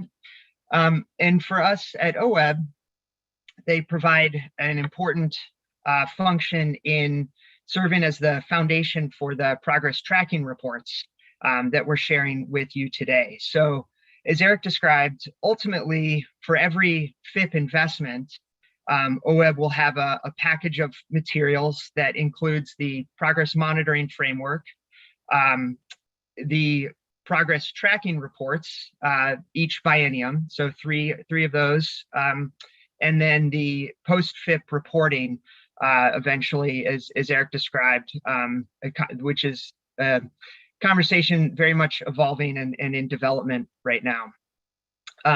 The results chain theory of change that we discussed it will underpin all of these different documents and track the progress of each initiative throughout its duration and beyond. And so looking more specifically at these tracking reports themselves, these biennial reports, they provide a high-level summary of FIP initiative progress for the biennium in the context of the results chain, and in advance of the board's next biennium's investment. And so each report will also reflect the cumulative or overall progress each biennium. And we'll look at some of those components here shortly. I think it's also worth noting that while you as the board are the primary audience for these reports, to better understand OWEB's FIP investments, the partnerships also use these for a variety of purposes. Some partnerships will feature them on their websites for local or regional communities and stakeholders to access. Individual partners may use them to communicate to their respective boards their involvement and participation in these FIP initiatives. And at times, partners will also use them in fundraising efforts to leverage additional dollars to their FIP investments. As another example, internally, OWEB is appending a couple of these reports to our PCSRF application this year. We did the same thing last year to help describe or to highlight for NOAA some of the accomplishments of the FIP initiatives that are focused on salmon and steelhead recovery. So they really serve a variety of functions. A little bit about how these reports were developed. And first, big credit to Robert Warren and Lauren Mork with the Bonneville Environmental Foundation, or BEF team. They were the leads on this project and really did the heavy lifting here. So big thanks to them for all of their efforts. While BEF led the effort to produce these and conducted the research, OWEB staff provided guidance and resources along the way. The FIP partners reviewed content and provided input. And really, it was a strong team effort throughout. The primary research materials included for developing these, the progress monitoring frameworks that I mentioned, also partnership strategic action plans, We also looked at both the initiative level and project level applications, and then also interviews with the FIP partners for their input. So it's a lot of work to distill that very large volume of materials and data and other information into these 4-page reports. But we feel that they provide a really strong function in tracking progress of these initiatives.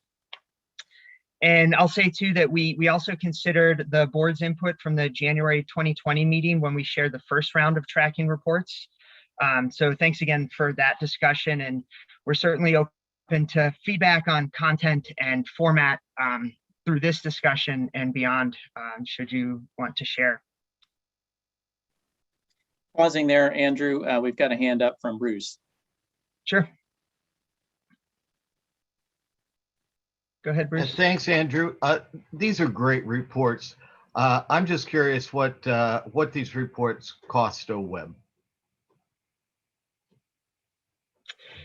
That's a great question. So the first round of reports were done primarily internally with OWEB staff. And it was a fairly long process to develop these. We were very deliberate about establishing the template and determining what content to include here. So it took quite some time. I'll say that this round of reports was much more streamlined, probably took about 3 months or so. And in terms of exact cost, I could find that information for you. It would relate to the hours spent by our BEF team that are assisting the FIP program. So I don't have that information at hand, but could find that for you. I saw Renee, you turned your camera on. Perhaps you have more insight on that. Okay. But it's the assistance that we've had from BEF for this round of reports is part of the agreement that we have with them for the larger body of FIP program effectiveness monitoring. So it's been folded into that work. But I'd be happy to follow up with you after today's meeting for an exact cost, or perhaps with the next FIP committee discussion.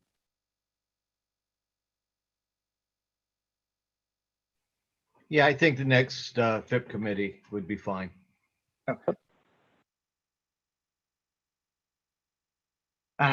Great. So if we look at the specific components of these reports, and as Eric said, this is agenda item G, and specifically if we're looking at attachment A, all of the 5 cohort 2 reports are in succession, and I'll just walk you through some of these, highlight specific content and reference page numbers. So if you want to follow along, please feel free. Starting with page 1 of attachment A, you'll see the Baker sage-grouse FIP. That includes core partners, where the FIP geography is located in the state, an overview of the ecological benefits the FIP is seeking to achieve, and a pie chart that reflects the biennium's allocation of funding across different grant types. And so this page 1 is going to be consistent for all of the FIP partnerships, as you'll see as the front page of each report. Moving to page 2, this is a fairly simplified summary of the results chain theory of change that we discussed.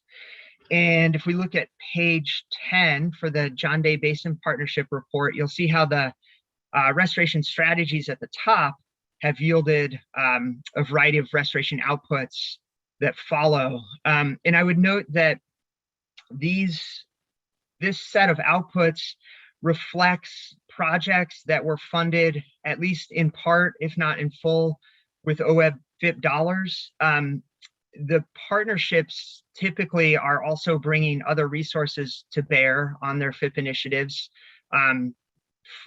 toward the goals of the strategic action plan. And so if there are other projects that the partnership is working on under their action plan, they may not show up in these outputs if they're funded by other sources. So just wanted to note there, the FIP initiative is one slice of sort of a bigger pie, although typically a very large slice, but I think it's worth recognizing that the partnerships are doing a lot of additional efforts under their strategic action plan as well. One other item I'd note, page 14 of attachment A, the Rogue Forest FIP, you'll see that in addition to sort of core restoration actions, they've also highlighted stakeholder engagement and economic outputs. And so the output sections of each report will reflect what's in the results chain in the framework we discussed, but also the specific projects that a FIP is pursuing in that biennium. So these outputs may vary FIP to FIP and biennium to biennium. Page 3 of each report features stacked bar charts that show the progress made in the biennium toward the initiative's goals. Page 11 of the attachment shows the Clackamas FIP and their progress. This page also shows the partnership's monitoring and adaptive management approaches. And then page 4 of each report shows the insight on each partnership's challenges, lessons learned, and adaptive management approaches in the table that you see there. Let's see, a good example might be page 12, John Day Basin Partnership. So these topics may concern restoration practices and effectiveness, sort of the learn by doing idea, but they may also be related to partnership dynamics, collaborative governance, strategic planning, and other aspects of implementing or managing a FIP initiative. And the board was very supportive of this portion of these reports at the January 2020 meeting. So we made sure to explore robust responses in this area with the partners. And I think this part of the report is a really nice way to sort of pull the curtain back on how these partnerships conduct their collaborative work, and allows us at OWEB to learn about partnership restoration and the challenges that come with it, and what it takes to implement these large-scale partnership-based restoration initiatives.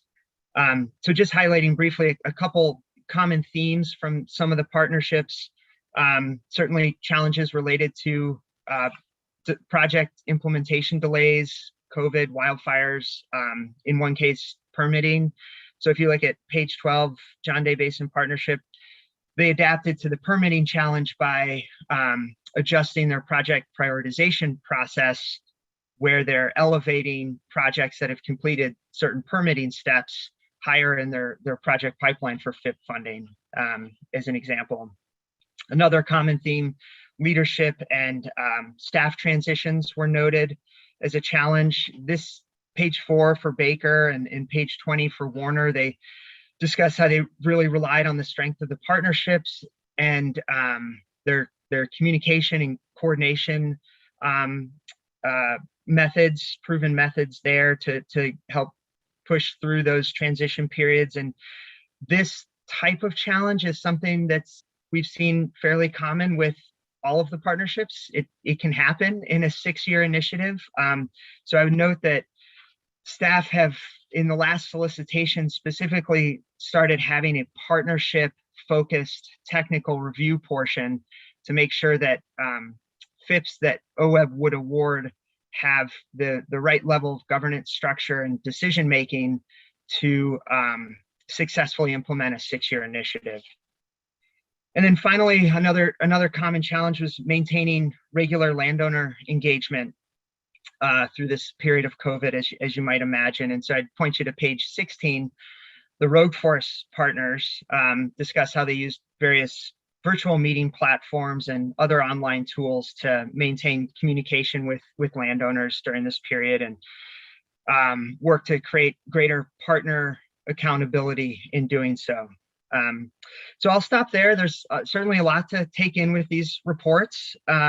Encourage you to spend some time with them if you haven't already. And just in terms of some next steps, the next round of tracking reports we anticipate January of 2022, that board meeting, and that would be for the cohort 1 FIPS. It would mark the conclusion of those initiatives. So we're thinking about a format that can further emphasize total outputs for those initiatives and an assessment of progress toward ecological outcomes.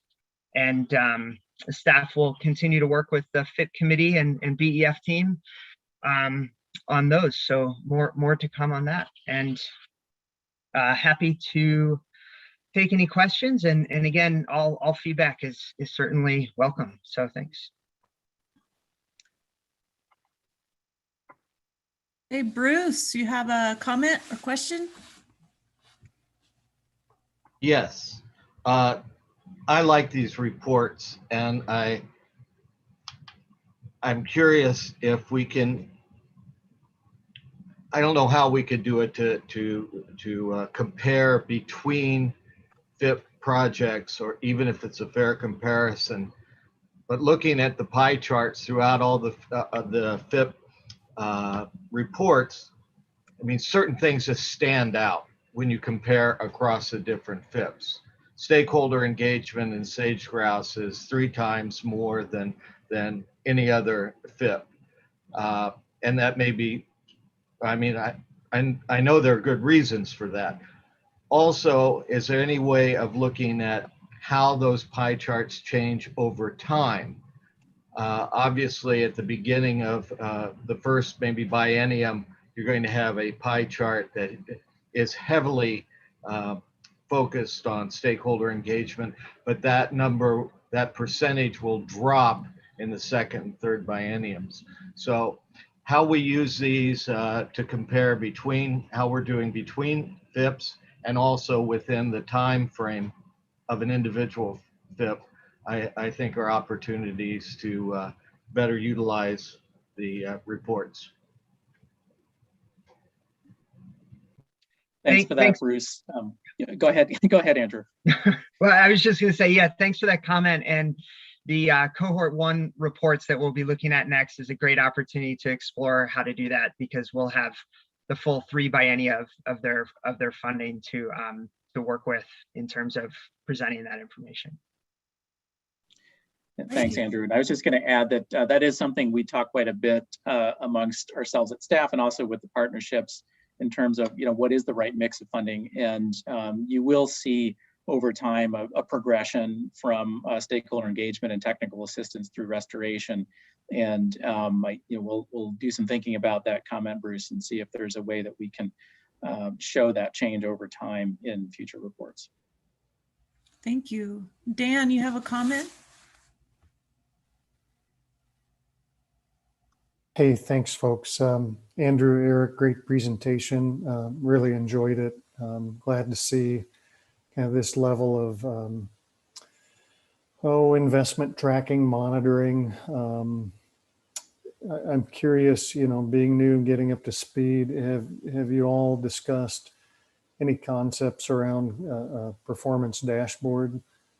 I know that's something that my agency has spent a lot of time around investing so that all the different watershed councils you can kind of map progress. It allows you to sort of scan the horizon and see where folks are at in terms of their overall accomplishments, and it's a really nice tool that's structured in a nice sort of infographic way, but it can also be geographically oriented, so you can sort of tier up, see things at one level, maybe tier down, drill down into some specifics.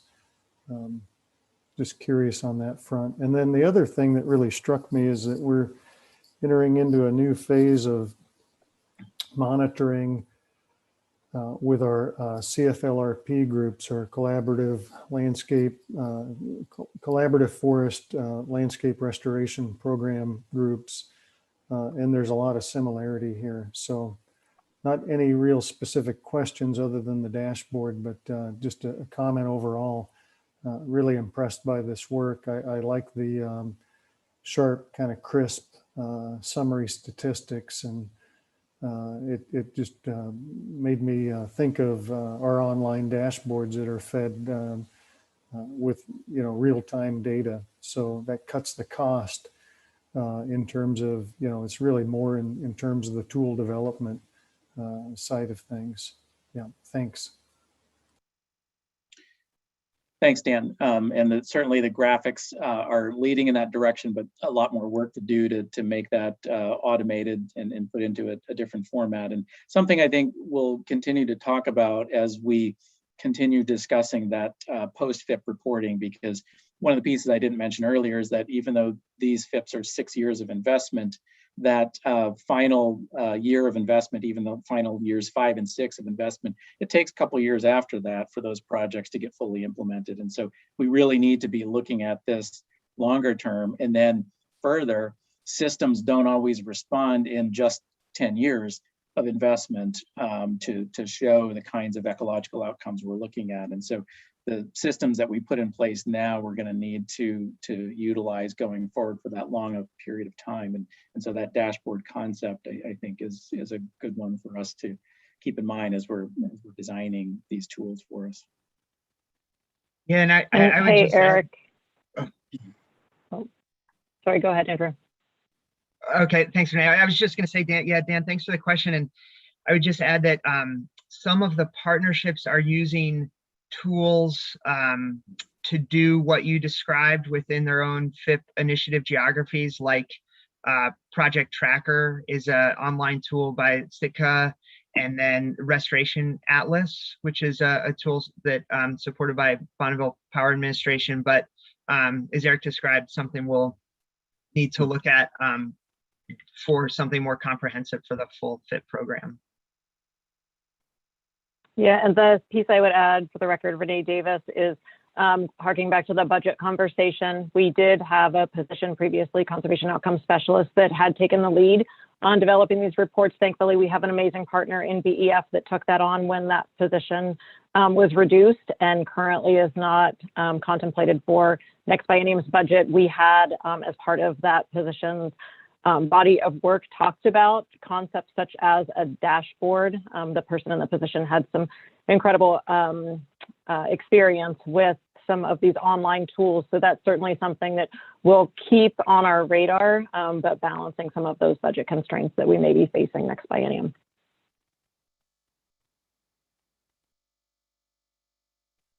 Thank you.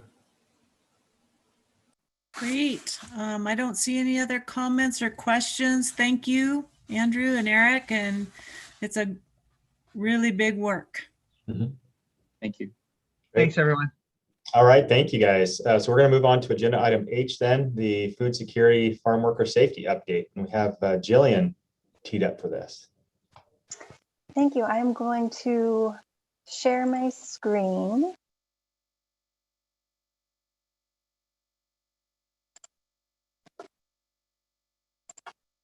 And if folks could tell me if that's the full screen version. All right, I've got a thumbs up. Excellent. So good morning, co-chairs, members of the board. For the record, I'm Jillian McCarthy, TIGATE coordinator and former food security and farm worker safety program staff at OWEB. I'm here today along with my colleagues Kobe Menton and Audrey Hatch to present to you on the food security and farm worker safety program. As you all know, or most of you know, 5 OWEB staff completed a job rotation with the farm worker program from May of 2020 until January of 2021. And now that the program has ended, we want to provide you with a summary and some key lessons learned that we think are relevant to OWEB's operation and other grant making.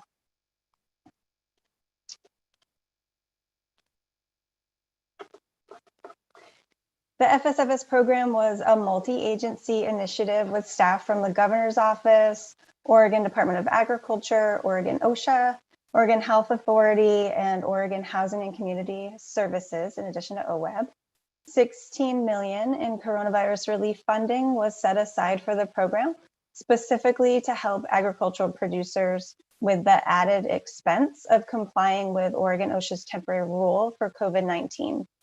And that rule included increased safety measures around employer-provided housing, field sanitation, and transportation. That was primarily to increase physical distancing between workers. The program also later provided distribution and reimbursement of face coverings when we learned more about transmission of the virus. This is a very wordy graphic here, but really it's just to show you the quick timeline, this April through December, that the agencies were faced with, which is quite different than our cyclical and predictable OWEB grant timelines that we're used to. So through an interagency agreement, OWEB was brought on board to administer the funding and coordination of the program. And there are just a few key points of OWEB's involvement that might help to bring some context to the lessons learned that Kobe and Audrey are going to go through in a few slides. So the first is that OWEB staff were introduced to the program on May 26th, and then on June 10th, the solicitation was announced and we started receiving applications. So that was 11 working days from nothing to launching the program. And we all know how much goes into lifting a new program. So it's, I think, important to point out that OWEB's existing systems, our thoughtful processes gave the FSFS program the critical framework to build and adapt from. And really without those systems and the staff experience at OWEB, specifically our fiscal staff and tech services staff, just would have been a far heavier lift and taken significantly longer to launch. The other important point to note is that we started as a team of 5. And in August, as you all know, Eric Hartstein left the program to go to ODF. And then in September, Gretchen Kirchner also left the program. And so the farm worker program wrapped up with an OWEB team of 3.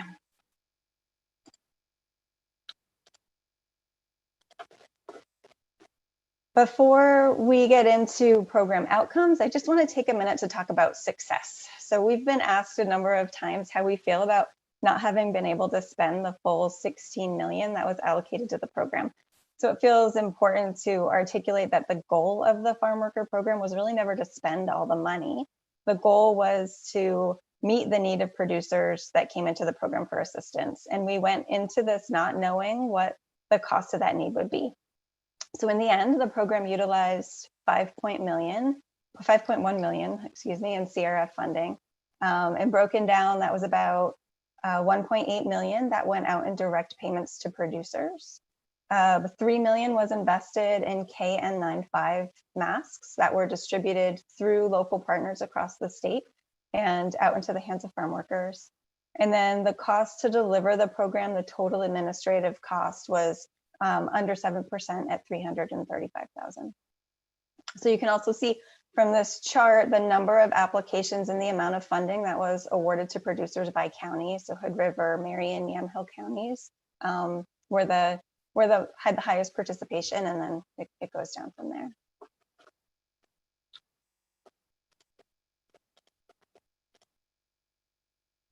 As for program outcomes, in total, 228 producers utilized the program. This resulted in 305 projects for OWEB to manage. You can see from this chart here that field sanitation assistance, this is the additional portable toilets and hand wash stations that were out in the field for workers, was the biggest need. We also want to point out that producers estimated over 21,000 farm workers benefited from the safety measures that were funded through the program. More details on the program outcomes can be seen in the attachment to the staff report. And staff also captured detailed lessons learned in an after action report that can be shared with any board member who's interested.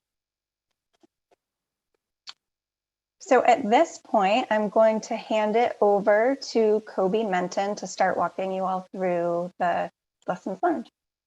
Kobe. Jillian, first question, Jillian, thumb up if you can hear me.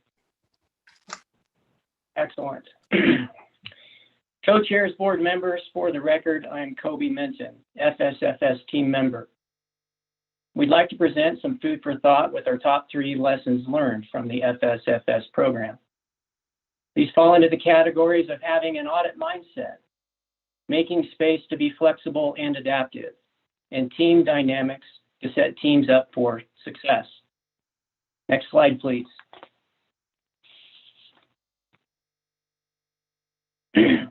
First, let's look at audit mindset. We knew from the beginning that all programs receiving federal CRF dollars would likely be audited at some point.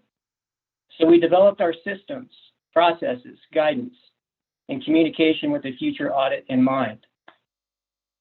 On the plus side, having a high level of documentation brought a consistency and equity to the program that we may not have had otherwise. Each project manager essentially had a set of SOPs to work from for payment and eligibility and rates. We all felt incredibly confident in reviewing and approving payments. We also felt incredibly confident in the information that we were communicating out to producers.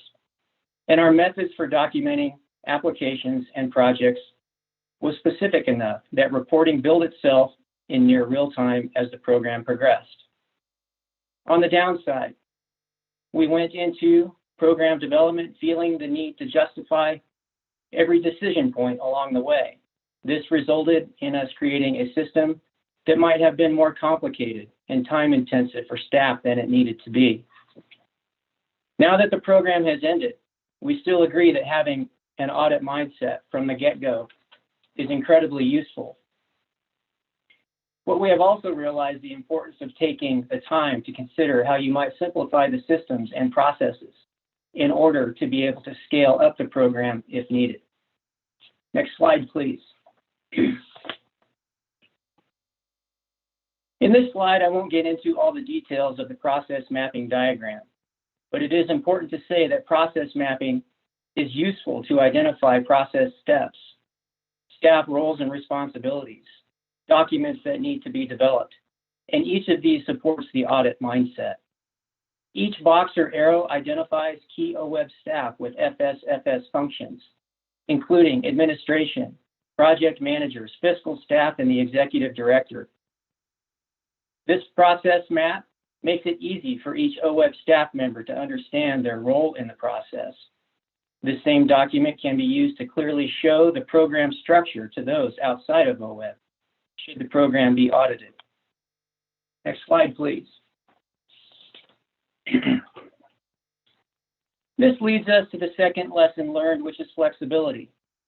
When a new grant program is being developed, essentially one in response to an emerging topic or an emergency, basically something that is new, we won't have complete information or understanding to develop a perfect program.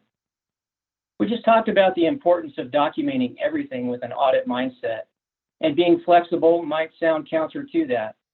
But on the plus side, what we found is that giving ourselves space and intentional time to reflect on the program as we were learning new information allowed us to make program improvements that had an immediate impact and benefit to our grantees.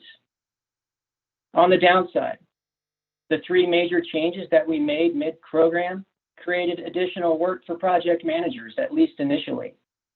The program changes needed to be communicated out to all grantees and potential grantees.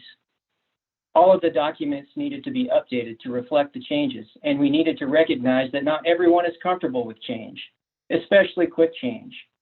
And some of the FSFS program quick changes were confusing for staff. This brings us to the final lesson learned about team dynamics. Audrey will present the final slides, and Audrey, at this time, the floor is yours. Thank you, Kobe. And Kobe, can you give me a thumbs up if you can hear me? For the record, Audrey Hatch, Conservation Outcomes Coordinator. Our last lesson learned that we want to share with you today is around team dynamics. We recognize the circumstances that led our team of 5 OWEB staff working on the farm worker program were extraordinary. The assignment, at least on paper, may not have been our first choice. And now I think it is safe to say that each of us feels gratitude for the experience, for the job rotation. A major reason for our gratitude is the team dynamics. From day one, our OWEB team had traction, and we've been able to reflect about why, and listed some of the key points on this slide, including the ability to divide our workload based on individual strengths, lets everyone contribute quickly and with confidence. And our experience shows this is also an efficient way to get work done. Regular meetings gave us structure and space that we needed to support that audit mindset that Kobe described. Our OWEB team actually met every day throughout the job rotation. Some days we had a full structured agenda. Some days we reported out on our individual work, and we often found we shared a common problem we needed to solve together. And other days we just checked in on each other as we all worked remotely during this time. We found these same lessons really applied to our interagency team that met regularly to provide guidance to the grant program. We were responding to the emerging COVID-19 pandemic as information and guidelines shifted. In these conditions, things can get confusing and they can get emotionally heavy. Building the space to get to know each other as people was critical to accomplishing the program outcomes that Jillian described. Next, please. We would like to describe a couple examples of the role that OWEB filled through the farm worker program, in addition to administering the funding to producers who applied for it. All FSFS information was made available online, and the website included a page that was called Resources to Help Keep Farm Workers Healthy. Through this page, OWEB was able to provide some important information. For example, emerging guidance on the use of face coverings when working outside to harvest crops in smoky conditions during the catastrophic wildfires of 2020. This guidance needed to be vetted by several agencies: Oregon Health Authority, Oregon OSHA, and the Governor's Office. The FSFS webpage was seen as the best place to quickly provide this content. Through the work of OWEB staff, specifically Paula Wills, Gretchen Kirshner, and myself, we put together a searchable map showing community-based organizations. These CBOs are key local resources for producers and for farm workers. And Oregon Health Authority's Community Partner Outreach Program is structured to support their work in each county. The map showed how to find all of these resources based on where you are in Oregon, and it filled an immediate need. And now the map continues to be used and maintained by Oregon Health Authority and promoted by the Governor's Office. All the information about the FSFS program, including key fact sheets, was provided in English and in Spanish through translation by agency partners. OWEB staff participated in a collaborative CBO work group on workplace safety and on farm worker housing. Based in the Hood River area, these collaborative groups included several of the CBOs, as well as producers and agency partners, and provided a place to continually learn about issues that were impacting farm worker safety on the ground in 2020. This helped the grant program be responsive. The fact sheet shown as an example on the slide was produced to meet a need learned about through these groups. These examples show OWEB's ability to quickly build informational resources strengthened the FSFS outcomes and service to producers and farm workers in Oregon. Next, please. In addition to agency staff feedback and lessons learned, we wanted to get input from grantees so that OWEB can continually learn and improve our agency processes, and so that we could provide feedback from the producers to the other state agencies and the Governor's Office as they continue to work with the agricultural and farm worker communities throughout the COVID-19 pandemic and beyond. After the program ended, we provided a survey via email to all of the producer grantees that we were able to reach through email. The survey was open for 3 weeks. We got 100 responses, which is an excellent return rate at almost 50%. There are a couple of important numbers we'd like to share with you from the survey. 82% is the number of grantees that found the application and payment process easy to understand and complete. 92% is the number that ranked OWEB customer service as good or excellent. And 37 is the number who wrote comments expressing gratitude and appreciation for staff. If you're interested in additional numbers on the FSFS program, more information, including all of the survey feedback or OWEB staff experiences, there's more detail in the staff report. And at this time, the three of us are happy to answer any questions that you might have. Great, thank you guys very much. I've got Mark's hand up.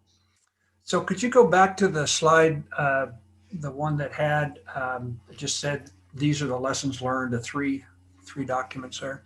And while you're going back there, the only part I was disappointed in is I just wish more counties would have signed up. Maybe there looks like out of the 36 counties, maybe a third or maybe a little bit more. So I'm just disappointed that we didn't have more counties that took advantage of it. Now go to the next slide. So no, the one that had the three there. So the top three lessons learned, there ought to be one that says great staff.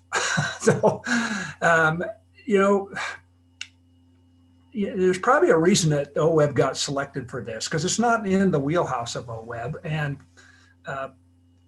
you know, it just tells me that somebody said, well, you know, we got to pick somebody who could get things done, and we can get things done quickly and get things done efficiently. And OWEB's got a good track record. So Jillian, all three of you, it gave you a job, by the way. That's good.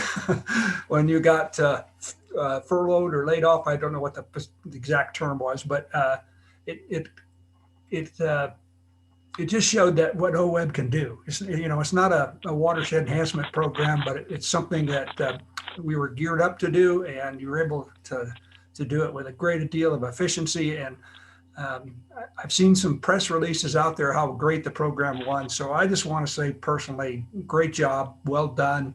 And there should be a lesson learned there. Hire great staff first, and then they'll make sure you get it done. So that's all. Thanks. Thanks, Mark. Alan, I see your hand up. I echo what Mark's saying. Great job. The only question I have is, you said it took 11 days to put this together. What took you so long? You guys are actually very, very strong, and that's consistent with all the staff at OWEB. So thank you so much. I do have one real question, though, a real comment. What happened to the remaining $10 million plus? Did you have to give it back, or were we able to use it in some other way? So for the record, Maida Lofsgarden, Jillian, do you want me to speak to that? Okay. So I wouldn't call it necessarily had to give it back. Many of the programs that were under CARES Act, not just in Oregon, but across all of the states,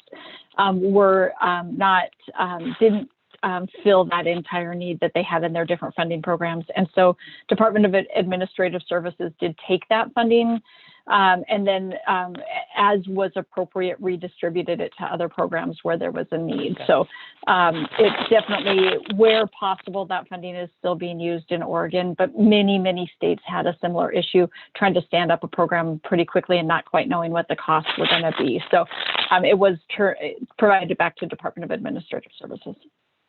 Great. Thanks. Thank you. Liza Jane. Quick question. I heard and appreciate that the information was provided in Spanish and English. I have a friend who teaches students that have English as a second language. And I was really surprised the need for people speaking Russian. And I just wondered if we had a kind of a bias that, or a belief that it's mostly Spanish-speaking people, and if that was considered, or if it's real.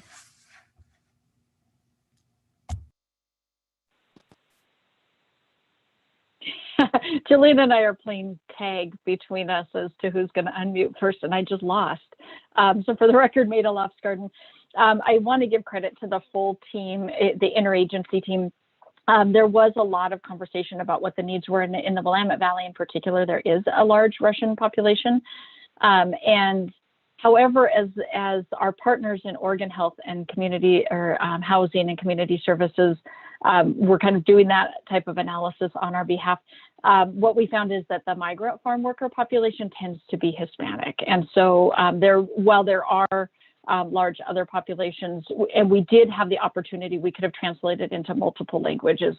It was based on the understanding of our partner agencies and the communities that this program was specifically designed to serve. What we did learn is that a lot of migrant farm workers who speak languages that are similar to Spanish, it isn't always Spanish. So the bigger challenge is actually within that family of languages, and we didn't necessarily have translation services for some of those, and that's been an ongoing challenge that we learned about with the migrant farm worker community. I don't know, Jillian or Audrey, if you guys have anything additional that as you were participating in those conversations. I would just add real quick, it was interesting to me to learn how many different dialects are out there and the need for translation throughout Oregon. We were definitely not able to meet that need in the time of this program, but it was very interesting to hear there are actually hundreds of different dialects out there. Yeah, thank you. Yeah, thank you, Jillian and the team. Great work. I just want to echo that. So Liza Jane, I'll move back over to you. Okay, we're at agenda item J, telling the story. A great written report about Willow Creek project in our board packets. And I guess we're open for board questions or comments regarding this. Liza Jane, this Yes, is Renee. Just one quick piece. So for the record, Renee Davis, Deputy Director. For those of you who've been on the board for a while, you may remember Jerry Erstrom, who has been a driving force in conservation work in Malheur County for years. Jerry did pass away in January of this year due to COVID. I wanted to take a moment, though, to honor and recognize the incredible role that he had in the work in Willow Creek. So the restoration story does a great job of talking about some of the work, the great collaborative work over there, the associated monitoring that's happening. Jerry really was one of the key driving forces behind that. He was a founder of the Malheur Watershed Council, founder of the Lower Willow Creek Working Group. Really, this was his brainchild in many ways, and he saw it through for years upon years. So just wanted to take a moment to recognize the very important role that he played. Hopefully he is somehow sensing that this story is now out there thanks to a Telling the Restoration Story investment that you all made and taking great pride in that work. So happy to respond to any questions that you may have. Thank you, Renee. Randy. Yes, Renee, thanks so much for putting this on the agenda as a restoration story. This is one of my favorite all-time projects. I know that the cost, some might question the cost of this and particularly the money that goes to landowners, but I think it is such a perfect model to be exported to other Oregon rivers, particularly the Deschutes, but there are many others. And the fact that we have monitored the uplift in terms of the nutrient downturn is terrific. What I'm going to suggest, I realize is very difficult and challenging, but I think it's worthwhile looking into how the Watershed Council and the other partners can make a study on the farmers' peripheral benefits from this project in terms of lower labor, in terms of higher yield, in terms of water use, in terms of the impact on power costs. Because as this program develops in other areas, I think meaningful information about that would be compelling to certain growers to take the plunge into irrigation upgrades. And with hopefully our interest rates relatively lower for at least a period of time, and because of the impact of drought in the central corridor of our state and the Southwest, the opportunity for expanding this is, I think, once in a lifetime good. That's all I had. Thanks so much for that, Randy. Yeah, some of those benefits are captured in the two-pager, but certainly additional work could be done on that. And I think that's where Organizations such as Farmers Conservation Alliance is doing a lot of similar irrigation efficiency type work, maybe focus more on flow, not as much on water quality. But I think that we're growing a collection of information about some of those co-benefits that can be very important in helping recruit folks to similar programs in the future. So thanks for that suggestion. Okay, seeing no other comments, I'll pass to Jason for our next agenda item. Great, thanks, Liza Jane. So we're going to move to agenda item K. This is an action item around climate change considerations and grant making, and we'll go right back to Renee. Thanks, Jason. For the record, Renee Davis, Deputy Director. I recognize I'm standing between you and lunch, so we'll move through the staff report quickly and then open it up for questions. So as you all know, we reconfigured the board committee structure just about a year ago. Since July of last year, the board's climate committee has really been digging into essentially a learning mode. So better understanding where and how we currently may be addressing climate considerations within our existing programs. So both open solicitation and focused investment partnerships. Also coming up to speed on information about the sequestration, the carbon sequestration benefits of different on the ground actions in which we currently invest, but we haven't necessarily thought about it from a sequestration standpoint. And then also really better understanding what are some of the climate adaptation benefits. So as we continue to see our ecosystems change and evolve due to climate impacts, what are some of those actions that all of you are funding regularly and on the ground partners are putting in place that can help to make our ecosystems more adaptive and resilient in the face of climate change? So all of these discussions within the climate committee context have flagged a number of different routes that we could go in terms of how to better, I think, and more meaningfully incorporate climate considerations into the board's grant making. And so what we're proposing today is essentially that the board provide support for a kickoff associated with outreach to applicants, grantees, other partners around the state about the board's intent to really begin to lean in on climate considerations within grant making. This is not to say that your investments currently are not providing climate related benefits. They absolutely are. But I think sending a message, harking back to what Bruce mentioned earlier during opening comments, action is needed. How can we move forward towards having a clearer connection in terms of the board's decision making related to restoration and conservation in a way that does clearly point to climate related expectations.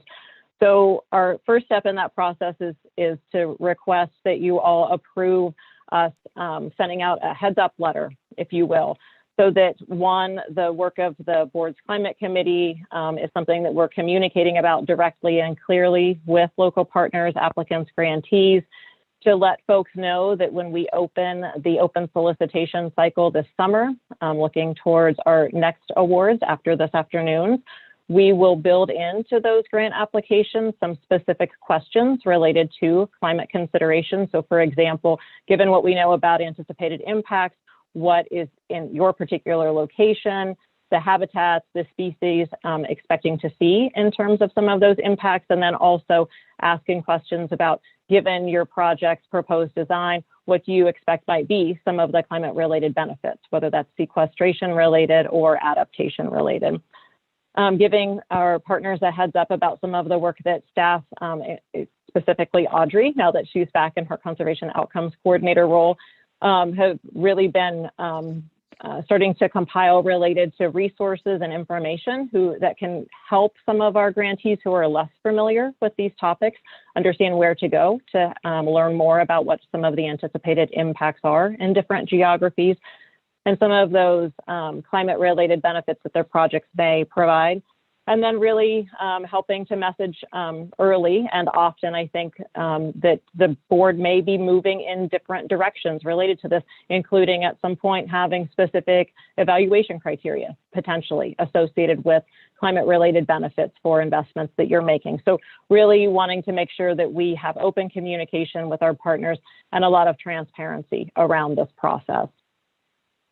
So again, the proposal is to initiate this outreach with the heads up letter but to make sure, as I mentioned, early and often communicating with partners about this. So the quarterly updates to the board that we provide via the committee updates, but also periodic email updates.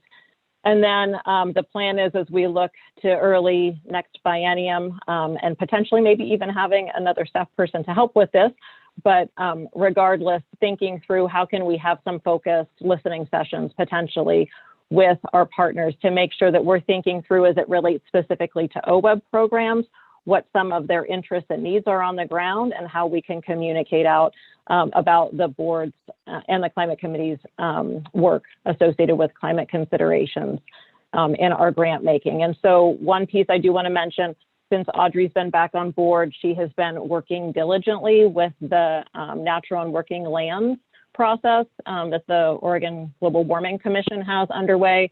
So there's some great opportunity that's emerging out of that from some surveys, some upcoming focus groups that I think will help to give us a sense of how we can then refine subsequent listening sessions to really have learned from some of that early information from the Global Warming Commission work, but again, tailor it to what are the key questions that we want and need to ask our local partners, and how do we provide a forum for them to provide input to the climate committee and the board as it specifically relates to OWEB investments. So more to come in terms of the overall outreach in the coming months, but really just wanted to put this on the full board's radar and ask for your support and approval for us to kick off outreach related to climate considerations. So I'll stop there and maybe invite Bruce to provide any additional thoughts, insights before we open it up for questions.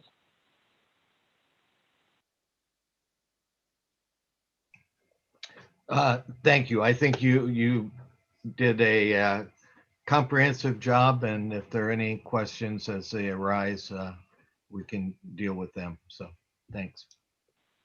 Thank you, guys. We've got Gary.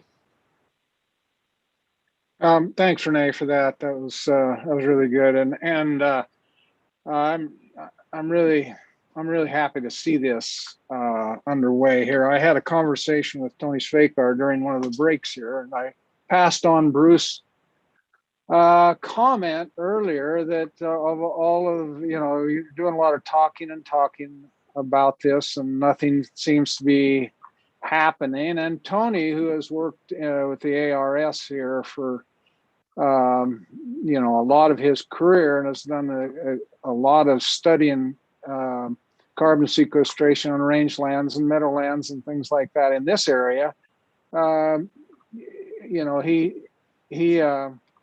He said Bruce is right. It just doesn't seem to be moving as much conversations we're having about it in so many ways and places that it isn't. So I'm really happy to see this, and I would be willing to, at the right time, make the motion for this to go forward. Great. Well, I don't see any additional hands up, Bruce. So, Brenda. Yeah, thanks, Jason, and thanks, Renee. I just want to echo what I heard from from you, Renee. But earlier, Bruce and now Gary pointing out that there's a lot of talk and little being done. There is a group with the Oregon Department of Forestry that I know Renee is working with on this issue.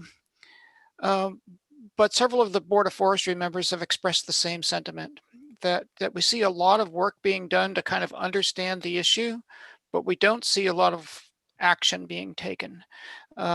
So I think if OWEB can kind of set a precedent and begin to take action that other agencies can follow, maybe that would be helpful. Thanks, Brenda. Great, thanks, Brenda. So Gary, you were going to make a motion. Speaking of taking action. Okay, I move the board signal support for initiating outreach to applicants, grantees, and stakeholders about the agency's climate-related work, with the first step being a heads-up letter that will be circulated following the spring of a 2021 board meeting. Great. All right, we have a motion by Gary. Do I have a second? I second. Barbara. Barbara seconded. Further discussion? Okay, seeing no hands. All those in favor, please say aye. Aye. Aye. Aye. Any opposed? Excellent, motion carries. And we are right on time going to the lunch hour. Made anything else before we jump into lunch break? Okay, great. We'll be back here at 12:45 for the agenda item I, ODOT fish passage.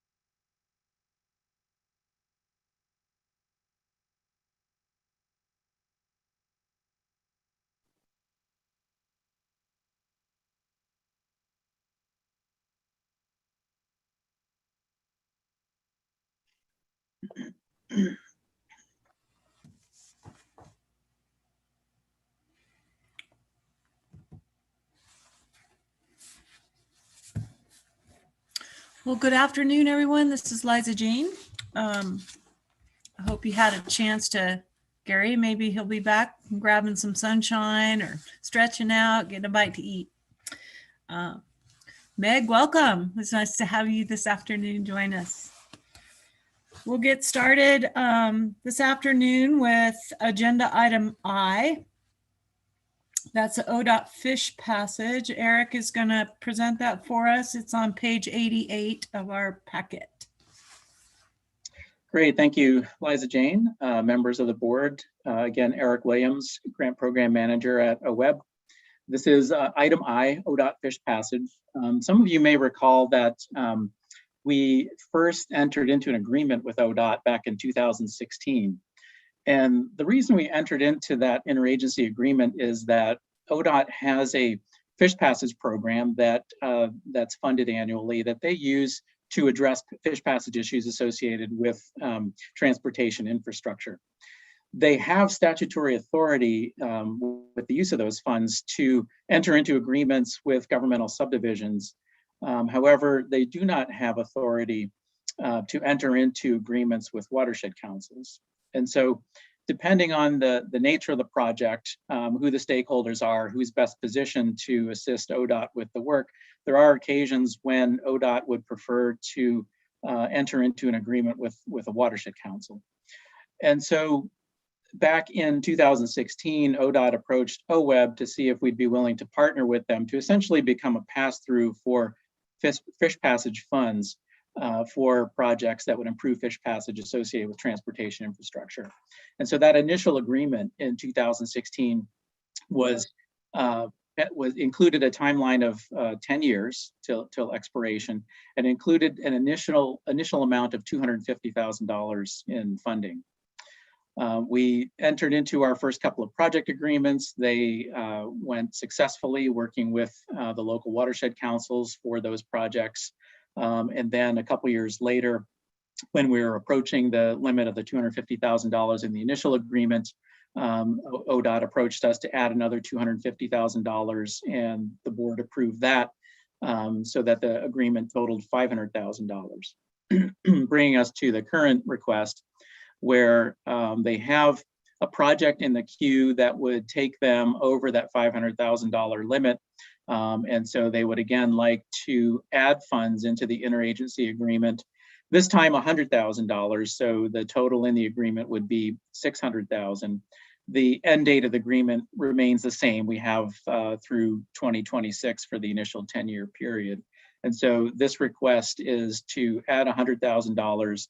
And ODOT does have one project currently that they would like to access funds for, and that is a continuation of the Cleveland Creek Bridge Replacement Project that we've funded several phases of to date. This is in Region 1 in the North Coast. And they're just about finishing up with the design phase of that, and would use about $40,000 of this additional $100,000, which would leave some funds on the table should another project arise. We've not been told that there were any projects in the pipeline, but ODOT wanted to keep some additional funds in the agreement should the need arise, and didn't want to go as high as $250,000 this time around, given their current budget situation. And so this request would be to add an additional $100,000 to the fish passage agreement, and to delegate authority to the director to enter into project level agreements with watershed councils to implement fish passage projects. Happy to answer any questions folks have on this.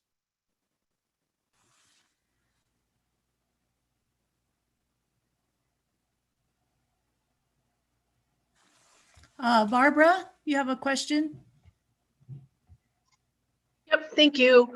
So this money is it's earmarked just for watershed councils? It is, and that is because ODOT already has authority for governmental subdivision to enter into agreements with governmental subdivisions, including soil and water conservation districts. And so there are occasions when the Watershed Council is best positioned to implement a project, but given their current legal authority, they can't do that directly. And then second question, could they come back again and keep requesting this? They certainly could. And in conversations with them, you know, I initially thought maybe we should go another $250,000 just to cover needs that might arise in the next couple of years, given that we do have about 5 more years left in the agreement. But for now, given, again, budget situations, this is what the preferred approach was. And so, yes, it's possible that they could come back even within this first 10-year period to add more funds to the agreement. And then the way these project agreements work is that since the funding comes through to OWEB, we then enter into the grant agreements with the watershed councils, and our project managers, which would typically be the regional program representative, serve as the project manager. And for some of these funds, we have actually leveraged the ODOT money with our open solicitation money, which allows us to fund a larger project or a more comprehensive project, and can have those ODOT funds serving as match to the OWEB funds for a particular project. Are there any other questions, comments? Hey, the chair. Liza Jane? Yes. I'm sorry. I couldn't get myself unmuted fast enough. Sorry. And hi, everybody. Sorry, I couldn't be here for the whole meeting. Eric, I think, so just to remind me, does OWEB have any evaluative function for these grants? Or is it more kind of ministerial? ODOT decides what it's funding and then OWEB enters into the agreement? Yes, ODOT does go through the process, usually working with a consultant. In the case of a design project, it's typically an engineering firm. And they work out the scope and fee request. And then that work order request comes over to OWEB to fund. And we do further evaluation on those projects. We typically use an in-house review team, which is usually made up of the regional program representative and sometimes other members of staff. If it's a project that also is matching or leveraging our open solicitation funds, then that goes through the normal review and vetting process through the regional review teams. Okay, thank you. Very good. Excuse me. Any other questions or comments? The chair would entertain a motion, and I'd also like to ask that the voting members turn on their cameras for our vote so that those can be counted, please. But at this time, we'd take a motion.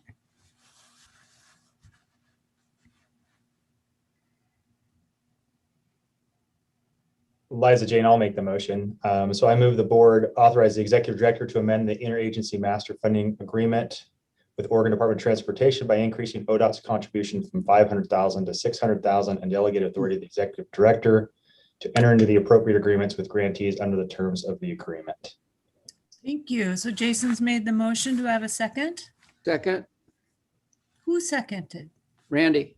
Randy, there you are. Thank you. Right, is there any further discussion on the in front of the board?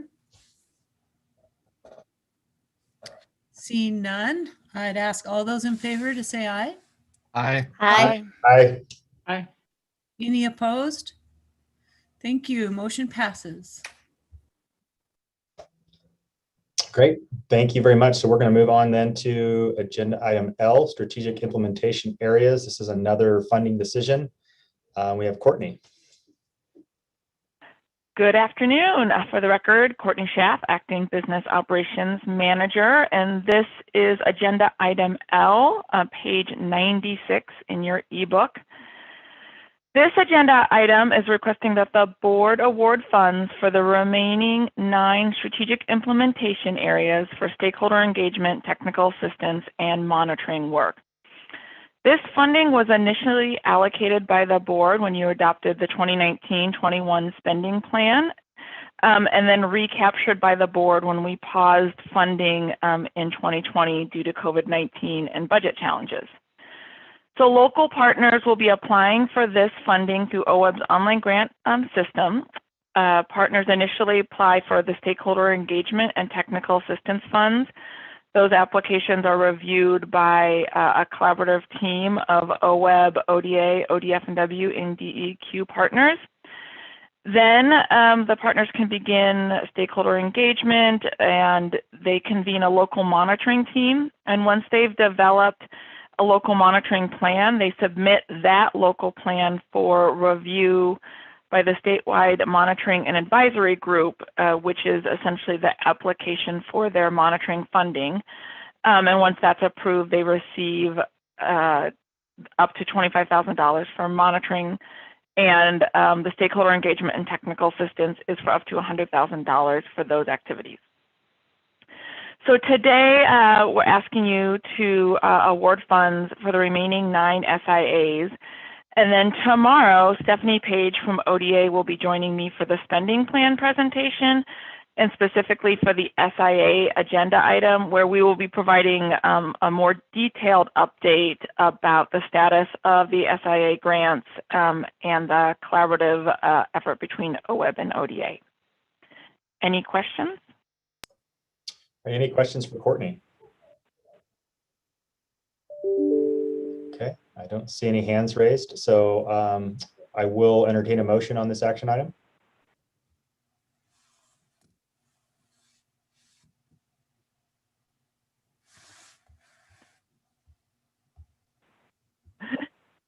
Okay, I was trying to find the motion.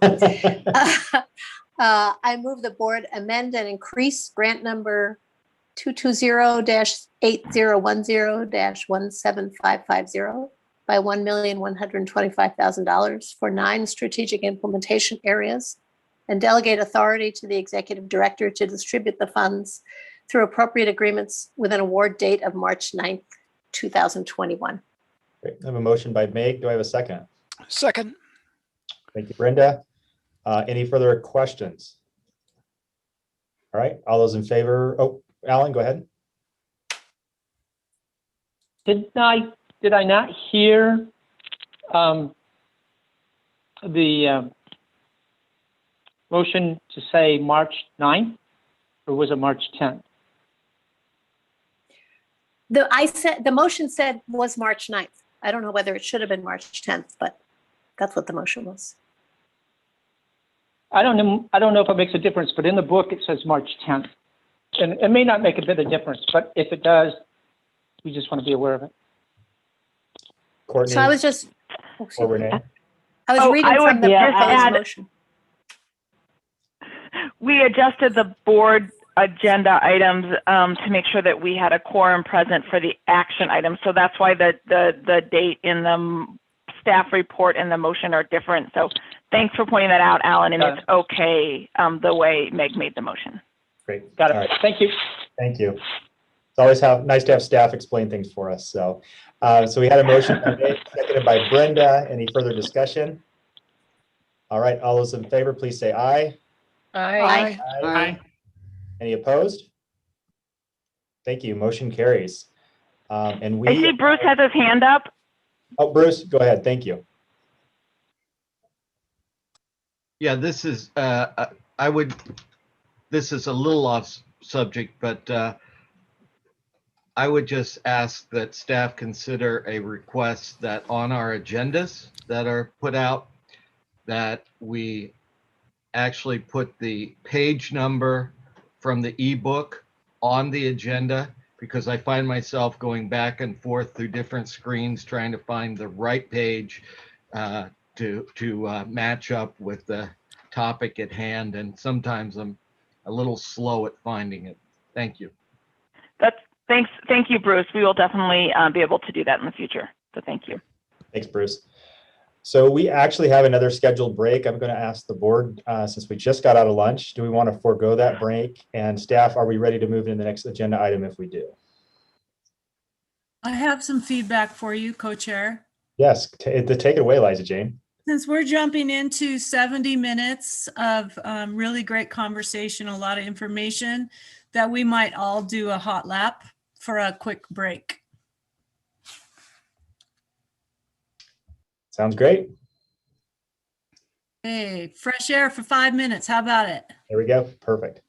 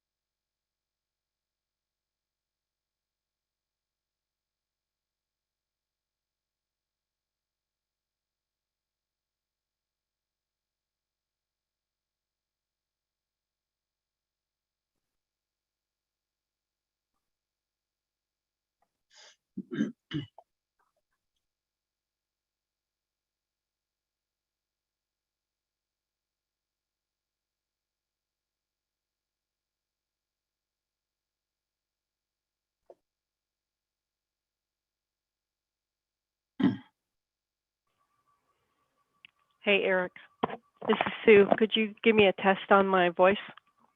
Sue, we can all hear you. Great, thanks. Back to mute.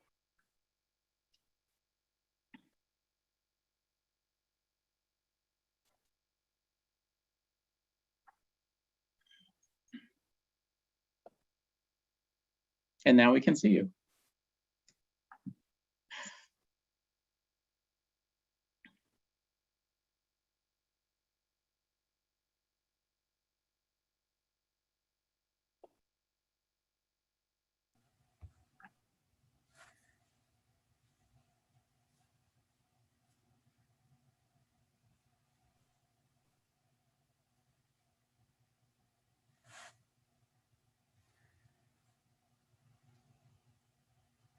Gary, did you get some sunshine?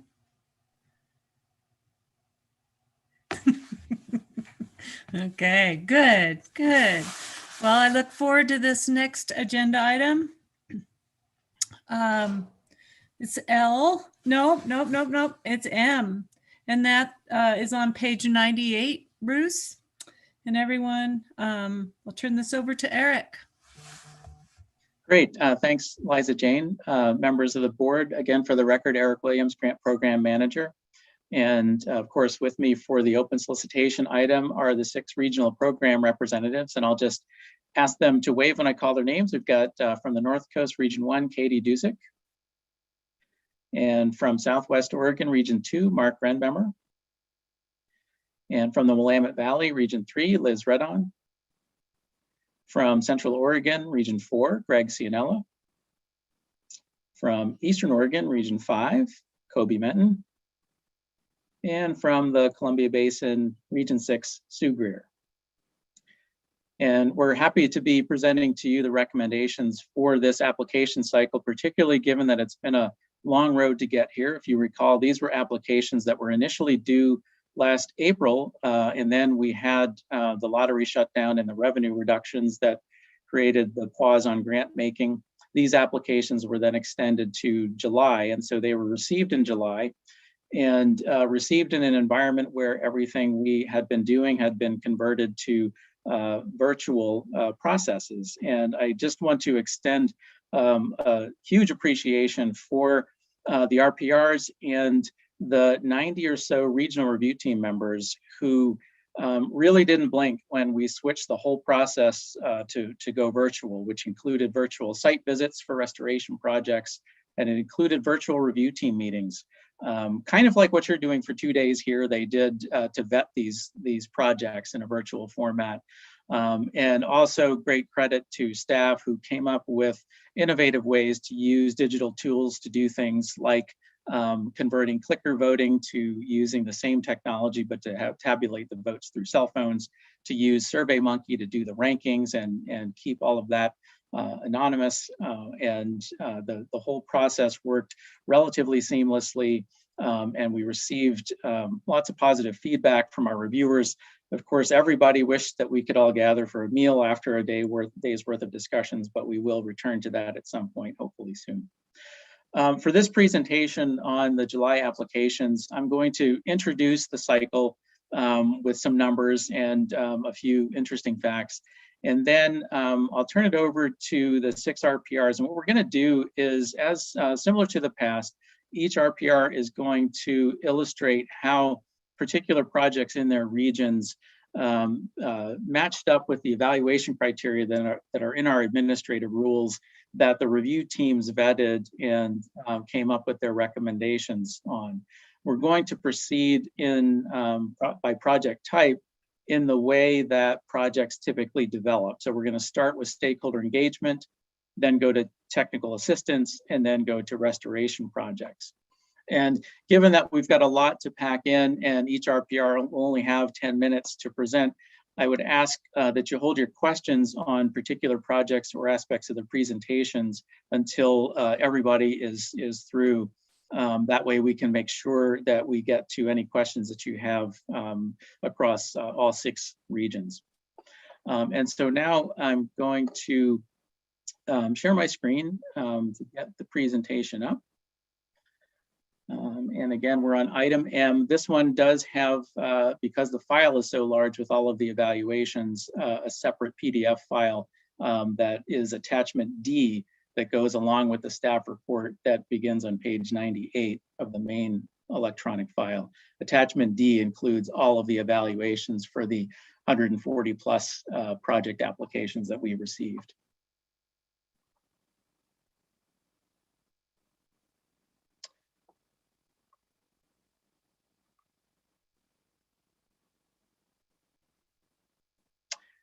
All right, and just to give you the lay of the land in terms of the dollars available, and again, recall we've been operating on a cash on hand or checkbook basis to make these grant recommendations to you.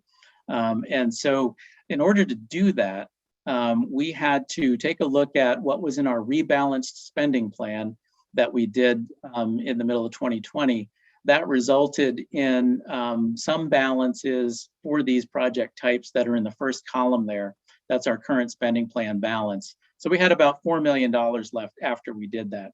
And then we've been receiving revenue distributions, as Maida pointed out earlier, and have additional cash on hand to allocate for these projects. And so we did take a look at the recommendations from the regional review teams to develop the staff recommendation, and then worked backward to determine how much funding we would need you to add to the spending plan to make these awards. And so you'll see when we get to the end here that the board action is a little bit different this time, in that we have to first ask that you increase the spending plan for these line items, and then ask that you make grant awards based on the staff recommendations in the staff report. And so the total staff recommendations for restoration, actually for across all of these project types, is fairly similar to what is a typical open solicitation grant cycle. A little bit larger in restoration. We're typically right around 8 million. Here we're at almost 8.3. For technical assistance, we're typically at about 1 million, and here we're a little over that at about 1.3. For stakeholder engagement, we're typically at about $250,000, and here we're twice that at $500,000 for a total recommendation of $10 million. In terms of the demand, as I mentioned earlier, we had over 140 applications requesting almost $19 million. And so this is also fairly typical in that we're able to award somewhere in the ballpark of half of the requests that come in. And as a reminder of our decision pathway to get to these recommendations, our review teams meet through that process described earlier with site visits, and then the review team meetings to make their recommendations to staff on whether to fund project applications, and then for those that they recommend funding, to put them into rank order. The staff then takes the review team comments and rankings, crafts the evaluations that are in your board books, and then creates a funding line based on available funds. And again, this time being a little bit different because we're operating on a cash on hand basis, and we had delays in getting to funding here, and that resulted in both the demand and the recommended awards being a little bit higher than is typical. And of course, culminating with the board decision. And just a reminder that we did make a commitment back in 2015 that over the next 10 years, we would fund $10 million in sage grouse projects that improve sage grouse habitat. As you can see from this slide, we've got 2 projects in this current application cycle that bring our tally to almost 9.4 million. So we're pretty far ahead of the game. And I would add that total has increased quite a bit by having 2 implementation FIPs that also factor into that $9.4 million total. We also receive revenue distributions from sales of salmon plates, salmon license plates. And periodically, when we have enough built up in the salmon plate fund, we include awards for these projects as well. And so the 4 that are listed here are projects that are clearly addressing priority salmon habitat. And you can see that those total a little over $250,000 and include projects in regions 1, 2, and 3. This chart shows you the staff recommendations by region and by grant type, again, totaling up to $10 million.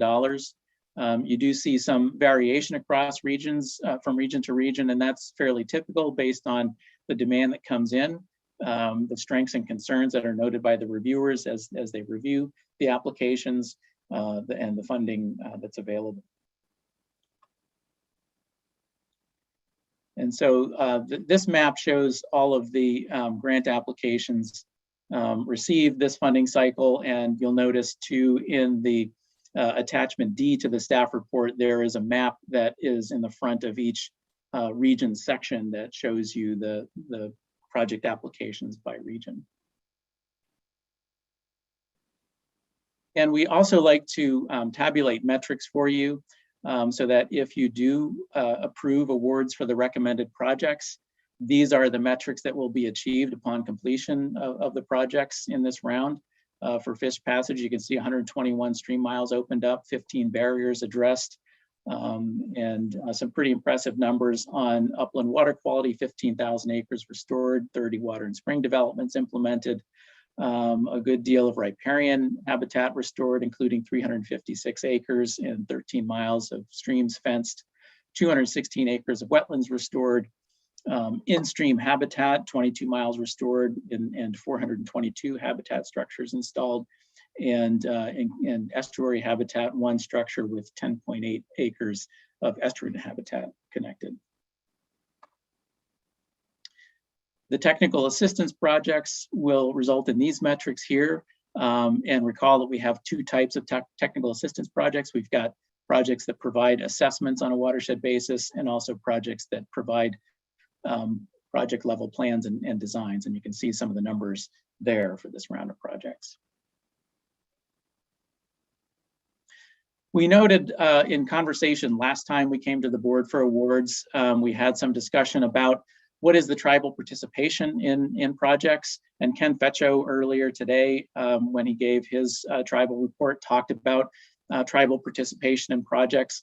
We wanted to dive a little bit deeper into this to give you a fuller picture than we were able to last time around. It was noted by board members that there weren't a high number of applications filed by the tribes. And we had responded that while that was the case, there were a lot of other roles where tribes played a significant role in a particular project. In one of the roles that are listed on this slide, either if they're not the applicant, they might have been a cash funder, they might have been a landowner, they might have been a contractor, they might have been a partner, a technical team member, or been on the board of an applicant organization. And so when we looked at the full suite of roles that tribes play in projects that we fund, we found that 29% of the applications in this round have tribal participation. And this I thought was interesting. Staff did a little bit of analysis on the projects that had tribal participation. And basically what this graph is showing is that the applications that had tribal participation in one of those roles had a slightly higher success rate than applications without tribal participation, although it's pretty close. But it's a reflection of the value of that tribal participation in those project applications. So at this point, I am going to turn it over to my regional program representative colleagues to begin the project level descriptions relating our evaluation criteria to projects received in their regions. And we're going to start with stakeholder engagement. Eric, sound check. You can hear me? Yes, we can, Kobe. Excellent. Good afternoon. Board chairs, board members, for the record, I am Kobe Minton, OWEB's Region 5 program representative. Today, I am here to talk about the Burns Lakeview Local Implementation Team Coordinator Grant Application, Project 221-5023. The stakeholder engagement application submitted by Pheasants Forever is located in both Harney and Lake counties and proposes work in OWEB regions 4 and 5. Pheasants Forever seeks funding for a position to oversee coordination for 2 sage grouse local implementation teams, and the creation of this position is timely and necessary for several reasons. 1, ODF&W and BLM have an opportunity to secure 75% of the funding to fill this position if required match is procured. 2, filling this position would mean all 5 ODF&W identified local implementation teams will have coordination capacity and will allow the teams to work collaboratively. And 3, because the threats to sage grouse encompass vast landscapes, the most effective measures to address them will be through landscape scale efforts that cross jurisdictions. Next slide, please. The applicant is requesting $70,802 from OWEB. Total budget amount for this 3-year project is $287,229, and match total is $216,427, with in-kind and cash contributions from both ODF&W and BLM. Pheasants Forever identifies a variety of engaged partners, including local, state, and federal agencies, tribes, sage steppe and sage grouse conservation organizations, as well as private landowners and public land managers. Next slide, please. The purpose of the LIT in each community is threefold. First, provide a central platform to increase communication among stakeholders. Second, identify existing efforts with regard to sage grouse and shrub steppe conservation and develop a strategic plan moving forward. And third, procure funding for project implementation. Limiting factors to sage grouse are those we see throughout the region and include invasion of annual grasses, increased wildfire intervals, juniper encroachment, and degraded mesic systems, where each occur at landscape scales. The LIT coordinator will engage local stakeholders within the Burns and Lakeview LIT areas to develop unique long-term conservation strategies to address threats to sage grouse in a coordinated effort and across jurisdictional boundaries with the objectives to assess needs, develop strategies, and identify conservation funding sources. Next slide, please.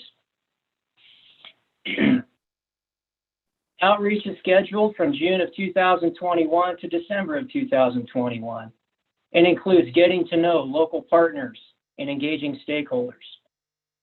Coordination and facilitation actions are to host LIT meetings, establish group structure, and formulation of strategies occurring between January of 2022 and June of 2023.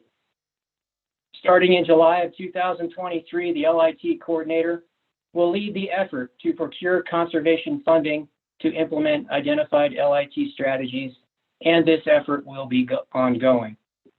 Next slide, please.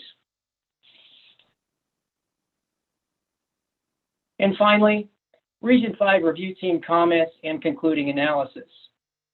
Timeliness. There is strong community support for the LIT coordinator to be successful. Technical soundness. Builds on a successful model demonstrated in Oregon to result in positive impacts. Cost effectiveness. The proposed 3-year position demonstrates longevity at a reasonable cost. Applicant has demonstrated success through LIT coordination in the Prineville and Vail areas. And stakeholders.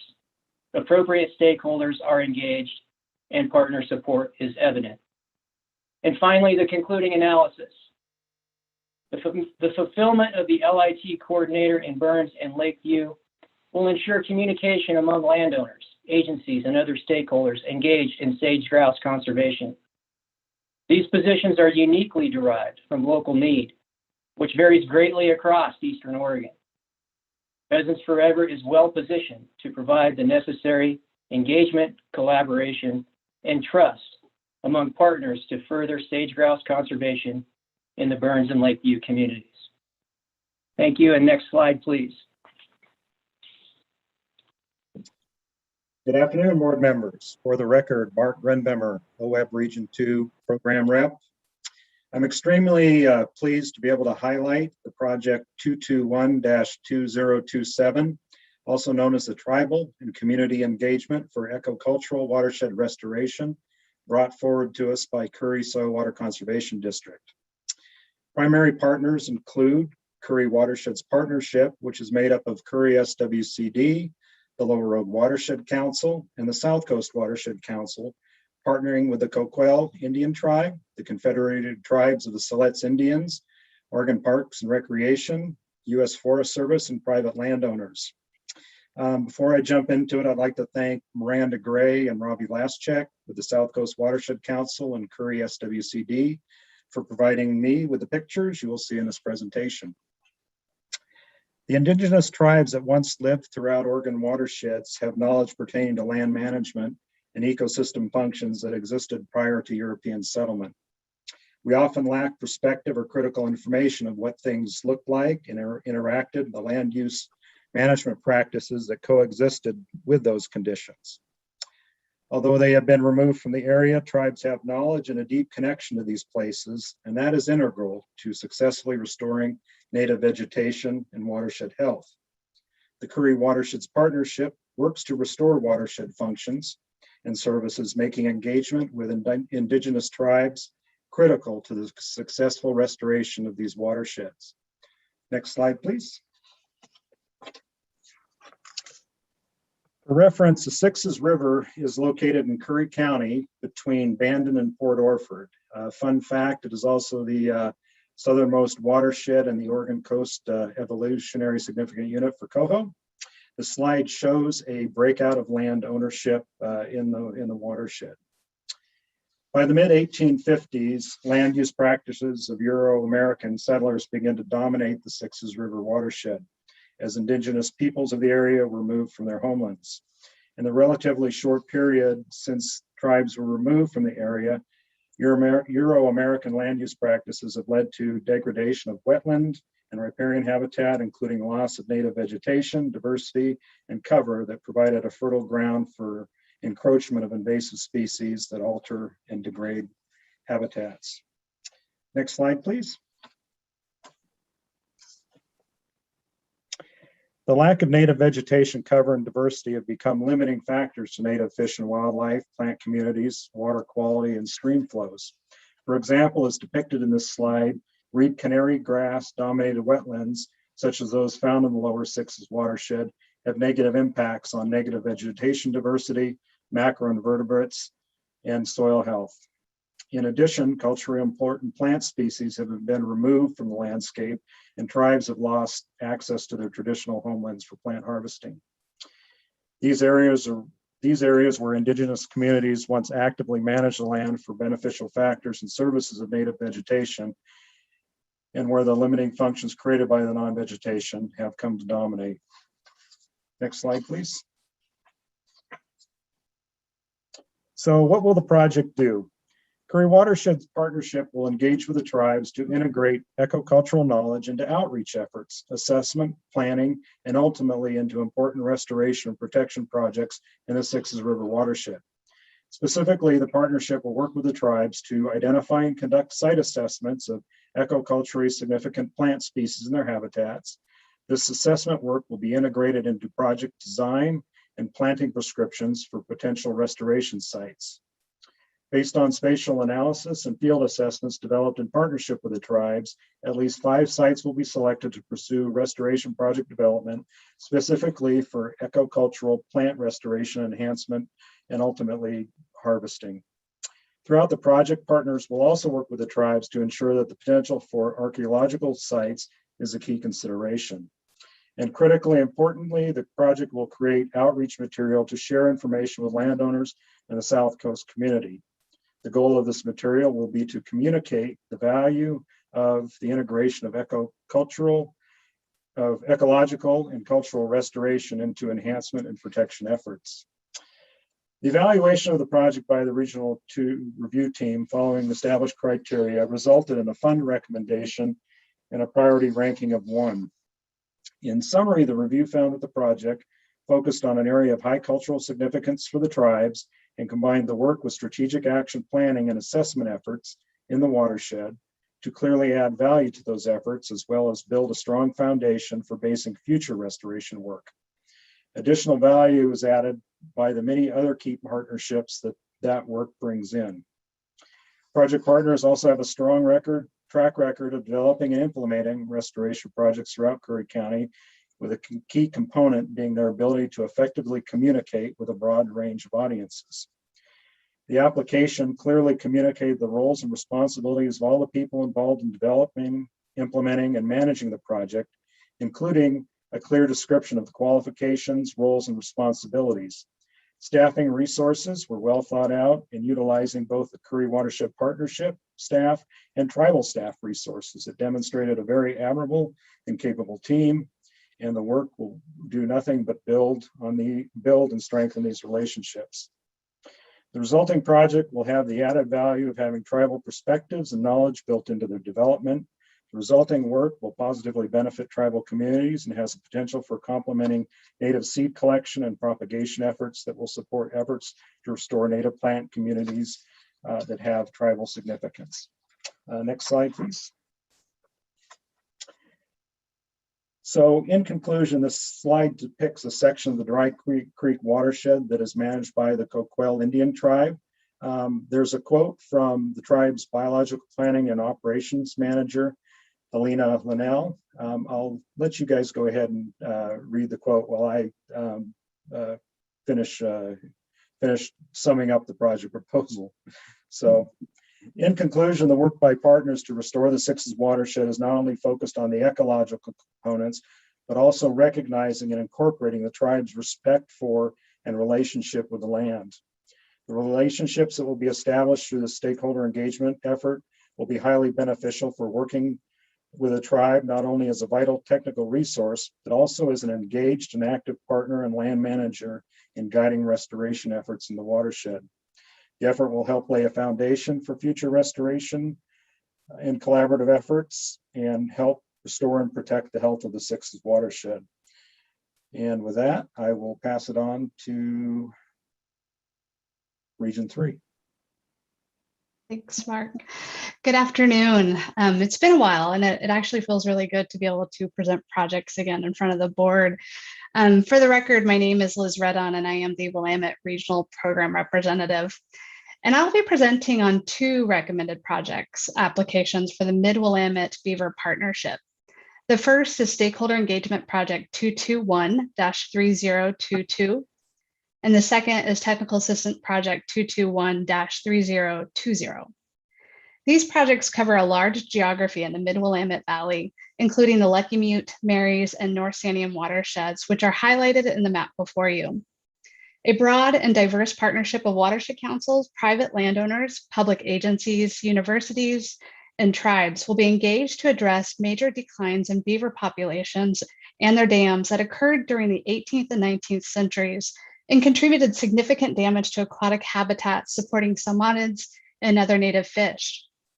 Beavers play a critical role in stream ecosystems, and as stream engineers, beavers have the potential to produce a variety of ecosystem services. Beaver activity creates low gradient, and complex stream networks across connected floodplains that support biodiversity hotspots for plants, insects, fish, birds, and other wildlife. Beavers and salmonids in Oregon have a long co-evolutionary history, and declines in salmonids have been attributed to declines in beaver habitat. And our ability to recover healthy populations of salmonids is likely limited without the ecosystem services provided by beavers. The Mid-Willamette Beaver Partnership is designed to restore beaver populations and habitats where appropriate by developing a socio-ecological roadmap for increasing the acceptance of beaver and improving the capacity of our watersheds to support their dam building.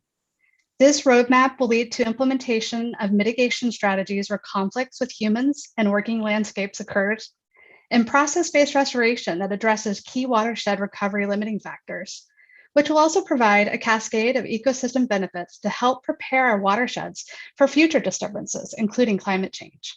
Next slide, please.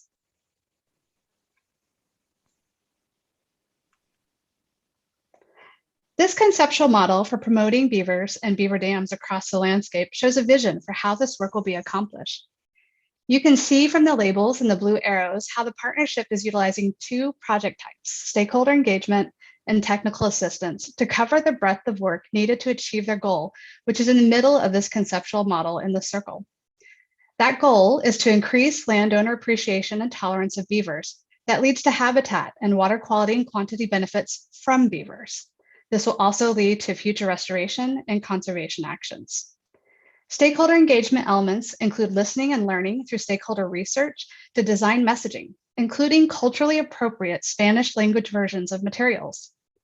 The Technical Assistance Project will provide habitat analysis to identify opportunity areas with the highest intrinsic potential to support beavers and their dam complexes and ensure future restoration investments are both strategic and effective.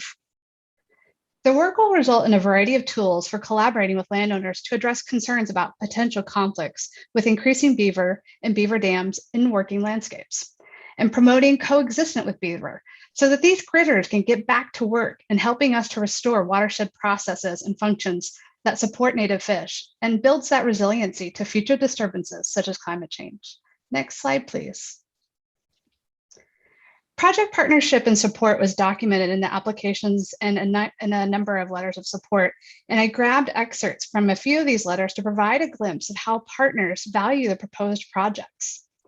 Starting with the quote in the blue box, the letter from the Confederated Tribes of Grand Ronde, Community of Oregon, said this: "The elements of the program included in this pair of proposals take a regional, multi-basin, and socio-ecological approach to a complex and wide-ranging issue. Beavers are quintessential keystone species that provision a host of ecosystem benefits to fish, wildlife, and humans, but can also cause problems for various landowners and land managers. The proposed projects will deliver valuable information that can inform tribal resource management and mitigate human-beaver conflicts." Moving over to the green box, there was a number of landowners that provided letters that stated, "I support the proposed project because I recognize and appreciate the importance of beavers and the role they play in stream ecosystems and fish and wildlife habitat." And finally, in the orange box from Oregon Department of Fish and Wildlife, "As a fisheries biologist, I can't overstate the importance beavers play in creating and retaining high quality habitat, increasing floodplain connectivity, enhancing ecological function, retaining water through dry periods, and bolstering natural channel processes." Next slide, please. Looking at our stakeholder engagement evaluation criteria, here are some of the indicators of success noted by the review team for this project. Starting at the top with timeliness, there is a logical sequence of work that complements a companion technical assistance grant proposal. Under technical soundness, the project is informed by appropriate watershed restoration plans and species recovery plans. Moving to cost effectiveness, the budget is based on research costs. Under applicant, a qualified consultant with relevant experience will be used, and applicants and partners have proven track records. Finally, on stakeholders, the appropriate stakeholders will be engaged across a large geography, and communication with stakeholders will be based on research. Next slide, please. And here are some of the indicators of success noted for the technical assistance application. Starting with proposal clarity, there is a clear need to reestablish beaver. Next, under technical soundness, the scope and scale of work is feasible because of partnerships and leveraged resources. The beaver restoration assessment tool model is technically sound. Alternatives were considered, and there are appropriate methods for data use and sharing. Moving to capacity, the applicant has capacity for the proposed work through partners and the consultant. Finally, costs are reasonable for the proposed work.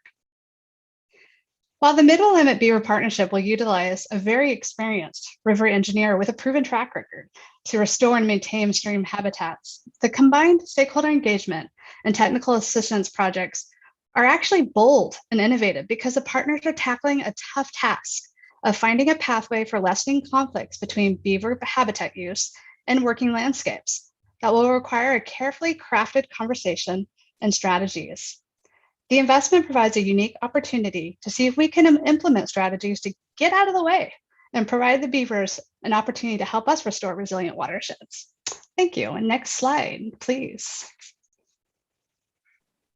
Hello, so I'm Katie Duzick, the Regional Program Representative for the North Coast, also known as Region 1, and I am going to be taking it from here. And my colleagues have already described to you how applicants might take a path from stakeholder engagement up to technical assistance. And I'm going to carry that forward and focus on technical assistance projects with my comments. And I'm going to do something a little bit different. I'm going to talk about all of the technical assistance projects that are in Region 1 recommended for funding this time. And the reason that I chose to do that is because we happen to have a suite of excellent projects this round. All 8 of the projects that were recommended for funding by both the review team and staff are of a high caliber and appropriately address our evaluation criteria. And I also just wanted to highlight the importance of technical assistance funding right now. As many of you know, we were only able to have 3 cycles this past biennium, and many of the projects that you're now taking a look at to award funds today are ones that were in development prior to the COVID pandemic. And that has really changed dramatically how many of our conservation partners do business, and probably for all of us as well. With social distancing mandates, landowners may be more hesitant to engage in developing a new project. And many of our grantees had planned on submitting these projects back in April. Then the deadline was extended, and then the award was extended. And so technical assistance is a really key way to continue that momentum and also support organizational capacity for our partners who are working hard on the ground right now. And I included this map here to the right side of the screen to demonstrate the breadth of where the technical assistance projects are coming from in the region this round. And the numbered dots are technical assistance projects that are under consideration for today. And so as you can see, they really reach into many different corners of the watersheds in Region 1. And this will provide important momentum and capacity for our partners moving forward. And funding high quality technical assistance projects now will set our grantees up for high quality restoration projects, hopefully in 2020 and beyond. And I think these 8 projects deserve to be talked about in a group. So we have projects from fish passage design. We also have projects looking at floodplain restoration and connectivity and habitat assessment work. And I'm going to talk about all the ways that these projects are meeting our evaluation criteria. So next slide, please. So by far the most project type that we have before us is fish passage design. And we're addressing 9 high priority barriers with 4 fish passage projects. And addressing fish passage continues to be a high priority action for our local partners. I know it seems like we've been systematically addressing barriers over the last several decades, and we've had great success, but barriers still remain. And not only are these barriers an issue for fish accessing habitat, but they're also an issue for watershed processes. And more of our grantees are including that as well when they're considering their prioritization for replacing these barriers with structures that allow for all life species to access their habitat. The top 2 projects, the Sampson and Green Creek Fish Passage and the Illingsworth Creek Fish Passage project, are Salmon Superhighway projects. And I heard the Salmon Superhighway mentioned earlier in the board comments. But these projects also share with the other fish passage projects that they're all strategic and informed by watershed plans. And this map on the right is the Salmon Superhighway map with their current project status. The blue highway icons indicate projects that have been completed, and the other ones indicate the rest of the 93 projects that are in design or not quite gotten to yet.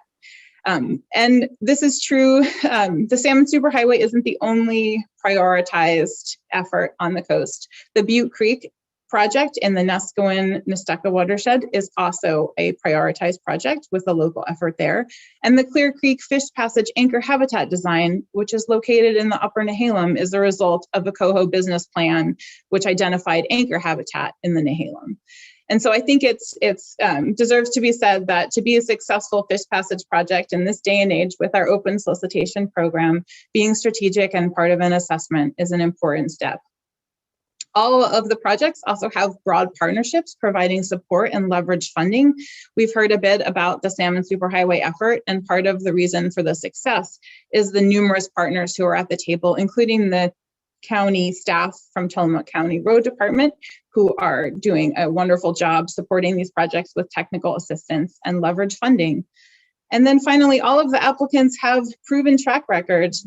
These grantees are incredibly good at implementing these projects in a really fast way. And so just to give you an idea, the last time the board awarded funding for open solicitation restoration was in June of 2020. And we had several partners from that implement projects just, but 90 days after that funding was received. So they're kind of a well-oiled machine now with moving forward and being able to get good work on the ground fast with fish passage projects. So, next slide, please. There are 3 floodplain restoration projects in the list, and this is another key project type that does receive technical assistance funding regularly from our program. All three of these projects share characteristics in that they are restoring connectivity to critical habitat. Grantees are working in both tidal and freshwater systems. And I think one thing all three of these projects share is that they're in priority locations. So over on the left, we see a map of the lower Siuslaw estuary. Wren Marsh is a technical assistance project that will receive funding today that will restore tidal connectivity in an important part of the Siuslaw estuary. And you can see all the different easements and other restoration efforts that are found in adjacent to Wren Marsh.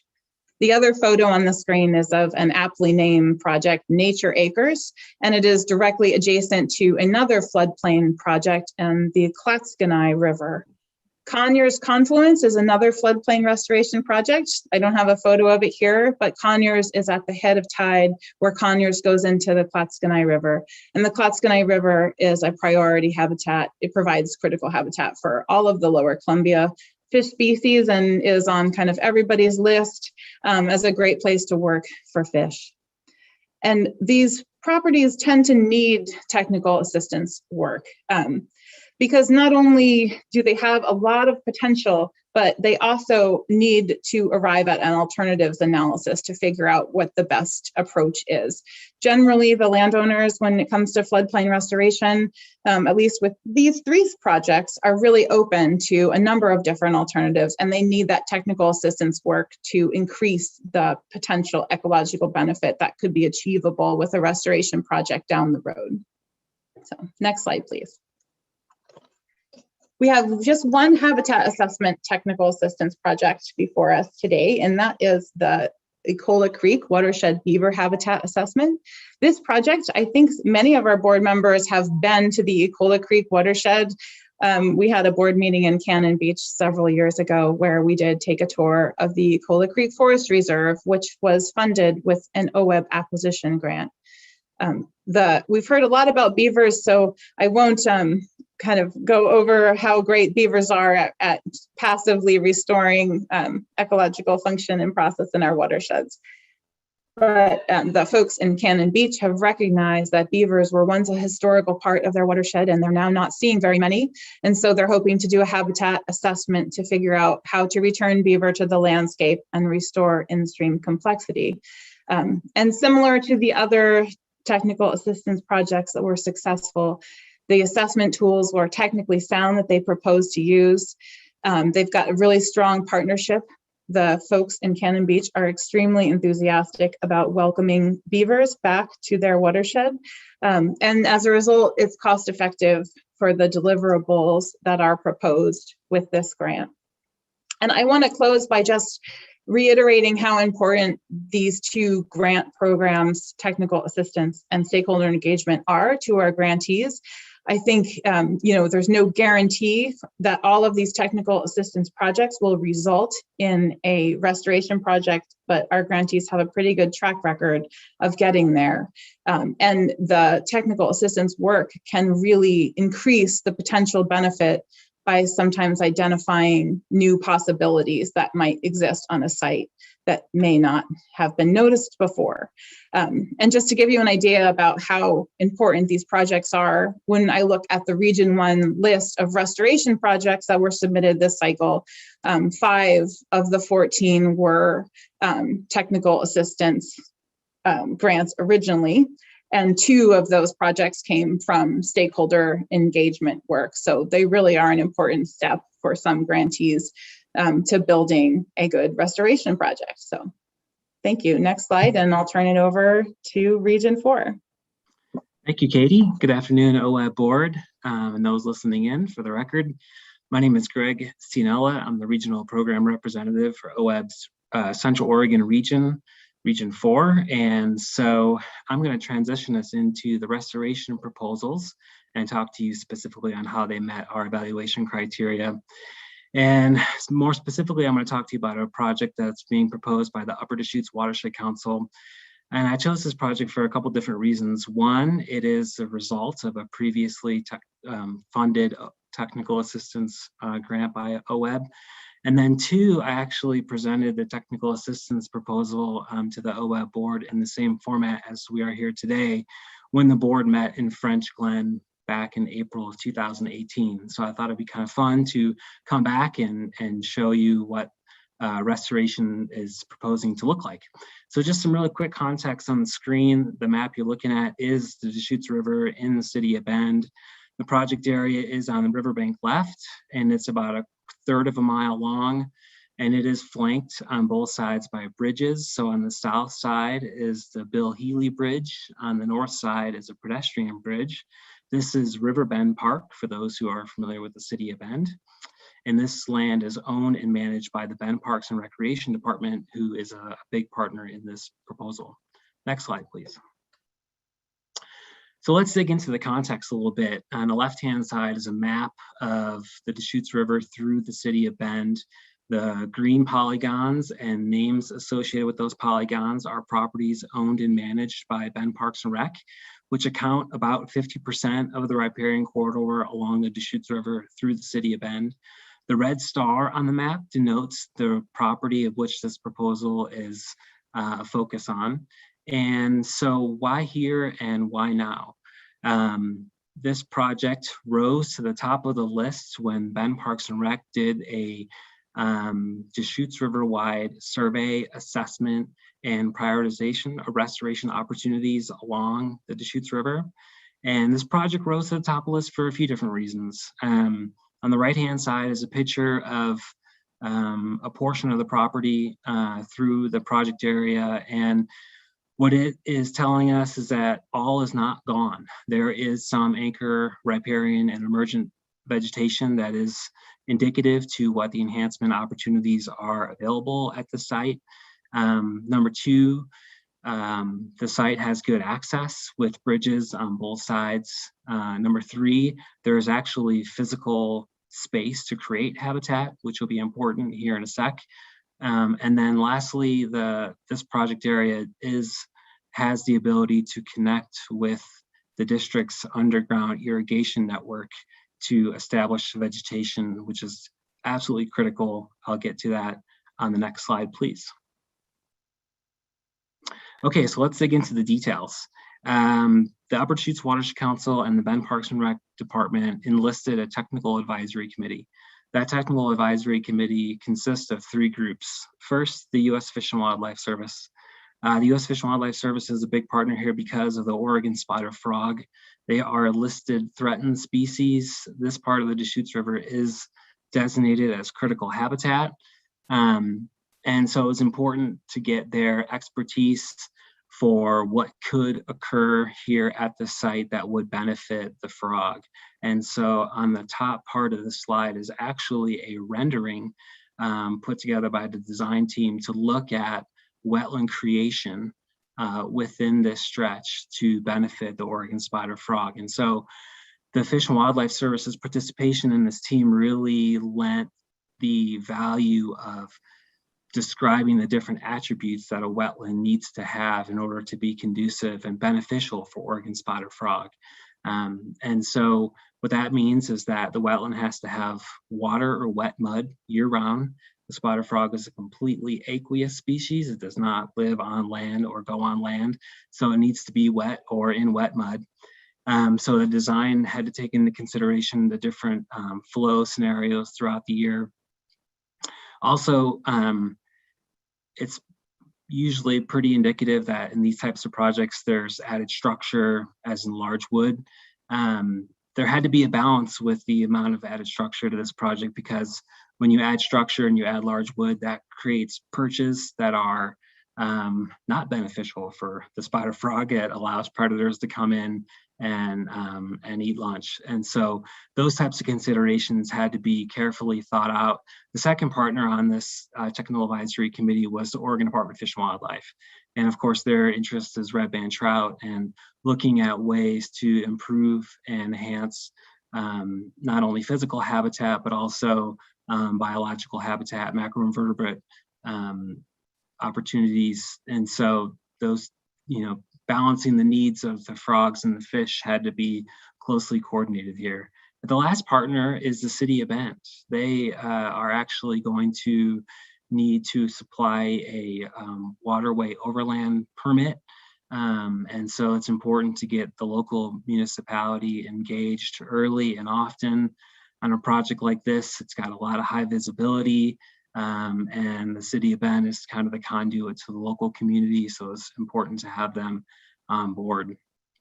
The two photos on the bottom of your page here is the one I wanted to bring up. With these types of projects where there's clearly quite a bit of recreation use and access, protecting those habitats is essential. And so one thing Bend Parks and Rec is, if anybody's walked through the city of Bend along the Deschutes River, they do really well is not only provide recreation access, but they protect riparian habitats really well.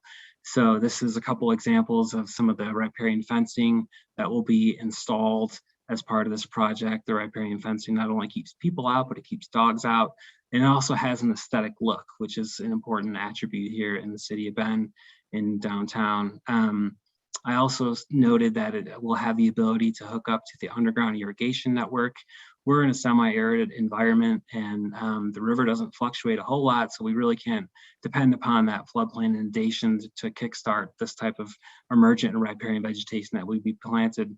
So getting them kickstarted with irrigation is going to be absolutely essential. Next slide, please. I wanted to touch upon illegal recreation access, which unfortunately is a relatively common issue here in the city of Bend, and frankly, probably throughout Oregon. I think recreation managers and ecologists alike are having a hard time trying to provide recreation access, but also protect and enhance those ecological values of which recreators are going out to enjoy. And so on the right-hand side, you're going to see two illegal recreation access points through the project reach.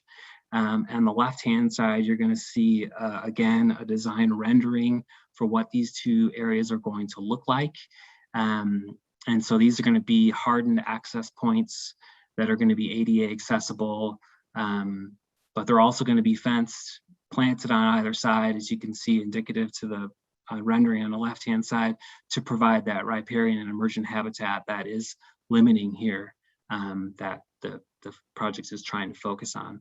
I guess it does bear to bring up the point that the hardened access and recreation component will be funded by the Bend Parks and Rec Department and not be a request to OWEB. Next slide, please.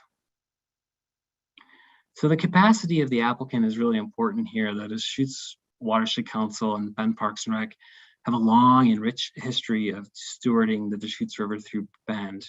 And on the top hand side, you're going to see a slogan that says, enjoy, protect, and respect. This is a current social media trend trying to engage and promote and educate the roughly 300,000 users that access the Deschutes River in the city of Bend. On the right-hand side, you're going to see a clip from the local paper here, the Bend Bulletin. This demonstrates the partnership between the Watershed Council and the Bend Parks and Rec Department. And really, why this is so important is that the Bend Parks and Rec Department is experts in providing recreation and providing stewardship. The Upper Deschutes Watershed Council are the experts at restoration. And so this opportunity is blending those expertise together to provide not only recreation and feeding the appetite of the recreation need, but also protecting and enhancing the habitats that so many critters come to depend upon within the city of Bend along the Deschutes River. On the left-hand side, you're going to see the Bend Parks and Rec is also trying to engage the community as well. While they've done a prioritization of all those properties that I showed earlier, of course, this project I'm talking about now rose to the top of that list. And it's not going to be in the survey that you're going to look to on the left-hand side of the screenshot for the webpage, but they are asking the community for all the other projects that have been identified what their priority is. So obviously not trying to operate in the vacuum, trying to really engage the community and bring them along to figure out where they should next focus their investment and work. And lastly, I want to touch upon cost effectiveness, because up until now, I've addressed 4 of the 5 restoration evaluation criteria. And through the conversation with the review team, there were no fatal flaws, no concerns. And that is until we got to cost effectiveness. And when you see the evaluation for this proposal, you're going to see it recommended for funding. You're also going to see it recommended as 5 of 5. And really, that's just because of the low ecological value and return on the investment.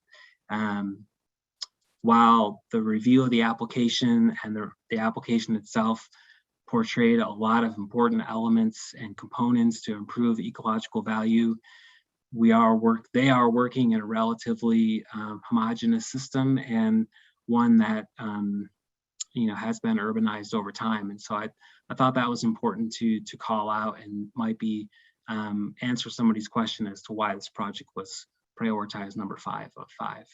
So with that, I'm going to turn it over to Sue Greer, and she's going to back clean up for us. Thank you.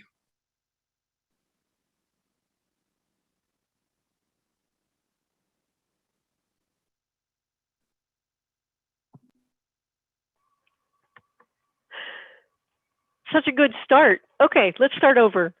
For the record, this is Sue Greer, Regional Program Representative for OWEB's Mid-Columbia region. Today, I'm focusing on the number 1 ranked restoration application, 221-6012, the Rock Creek Durr Meadow Restoration Project. The project is located along Rock Creek, a steelhead tributary of the John Day River. The Rock Creek watershed drains over 81 square miles with a total stream length of 20 miles of the main stem and 74 additional miles of significant tributaries. The drainage is one of the largest cold water tributaries to the Middle John Day River, with 37 miles identified as critical steelhead and salmon habitat, with a high potential to contribute to the overall salmonid productivity of the John Day Basin. This large ranch, where the project is sited, encompasses over half of the main stem Rock Creek from where it borders U.S. Forest Service ground high in the Ochocos down to just before it joins Mountain Creek on its way to the John Day River. The historic Antone Ranch was settled in 1894 and has over the years made its living in cattle, mining, and timber. Recently, the ranch changed hands with the new landowners focused entirely on restoring and enhancing fish and wildlife habitat in a holistic manner while continuing to run cattle on the ranch. However, historic ranch management saw years of heavy grazing, with cattle having unfettered access to the stream and streamside vegetation. Durr Meadow is also one of the only irrigated fields in this arid area of the ranch, with the next closest field being over 2 miles away. At approximately 30 acres in size, the field is relatively small for the size of the cattle herd, ranging anywhere from 250 to 500 head that a ranch of this size could run. This makes it very difficult not to overgraze and negatively impact the only source of water and green forage during normal herd rotation. Next slide, please. In its current state, Durr Meadows is limited in its ability to make contributions to the steelhead productivity of Rock Creek. Current conditions reflect the heavy historical agricultural impact resulting in the stream suffering from an overly simplified channel form. Some sections are incised and other reaches are experiencing increased rates of erosion, becoming more and more disconnected from the floodplain meadow. There are some remnant side channels, but they currently do not activate at higher flows. The in-stream habitat throughout the meadow is overwhelmingly dominated by riffles. There is an absence of variations in depth, velocity, and unit type that is needed to provide the appropriate summer rearing habitat, spawning, protection from predation. The simplified channel structure can be attributed to the lack of large wood, boulders, and vegetative interaction within the reach. The degraded channel structure and diminished floodplain interaction has reduced the size and productivity of the riparian plant community, causing a decrease in shading, halting the creation of future large woody material, and reducing the diversity of species in the riparian zone. However, both above and below this meadow, healthy stands of cottonwoods still exist, and along this reach, there are remnants of cottonwoods can be seen, with some small live examples struggling to gain a foothold.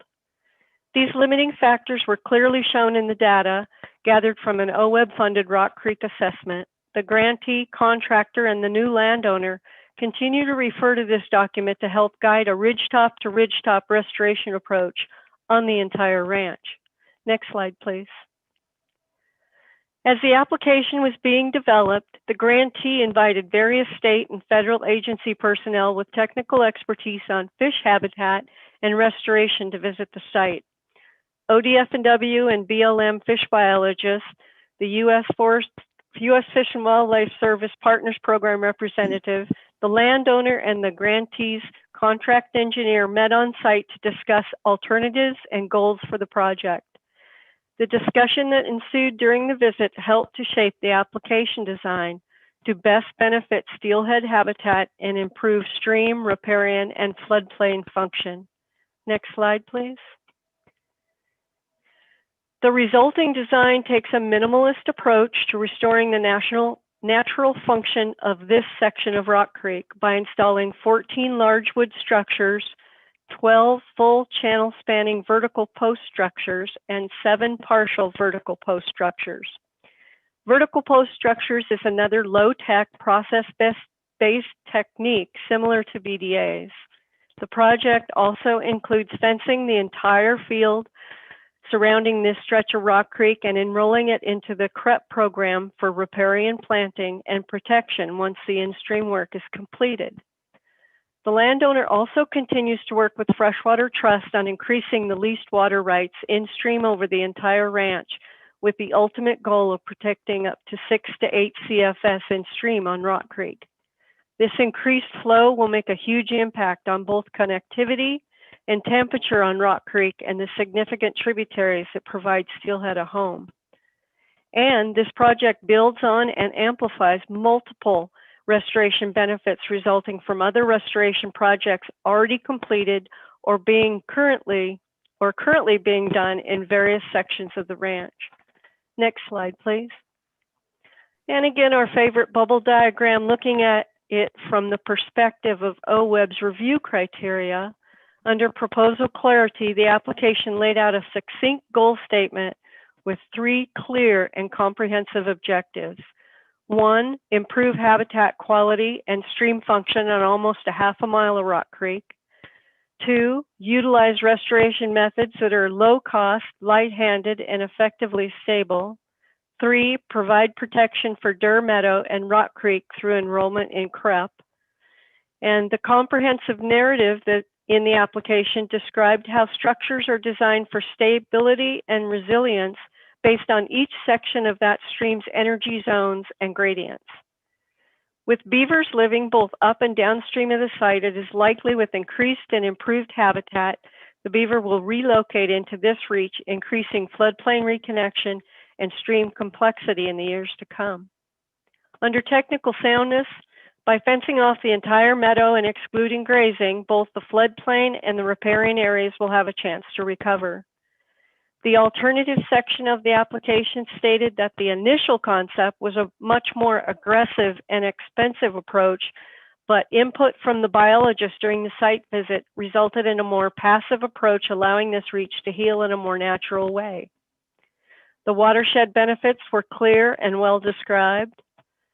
Under watershed context, the geology and stream morphology up and downstream were factored into the design within this low gradient meadow system. The project builds on past and current restoration being done across the ranch following a ridgetop to ridgetop approach. And the site was identified as a high priority for restoration in that Rock Creek assessment. And again, the application clearly addresses the limiting factors impacting watershed function along this reach. The applicant engaged the appropriate partners during the development of the project and integrated their feedback into the design. And the capacity of the applicant was well indicated by their large portfolio of successfully completed OWEB projects similar in scope and scale to this one. Under cost effectiveness, the low-tech process-based approach is cost-effective and very reasonable for the high ecological return. And the application budget provided extensive detail that helped in the review of whether costs were appropriate to the project. I think this is where I have you click, Eric. So the project hit high marks on all levels during the OWEB review criteria and was well positioned to rank #1 in Region 6 recommendations. And with that, next slide.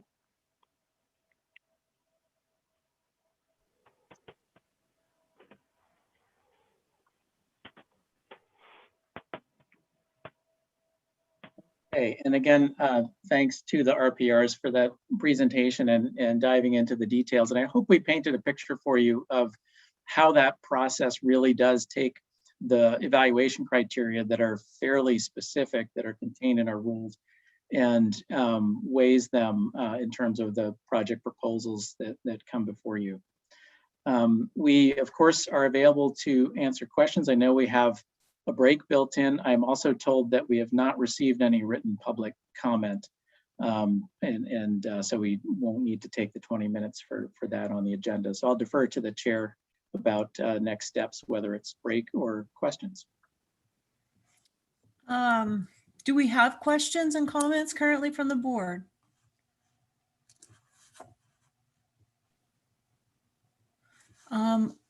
If it's all right with you, I'd like to move through those and we can see where we're at for that last section. Okay, Bruce.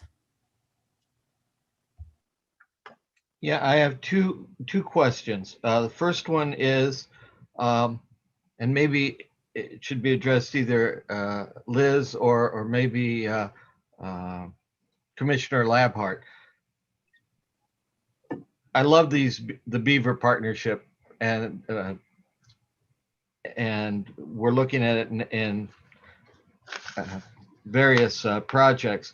But what is the current status of ODFW rules concerning beaver take through trapping and hunting?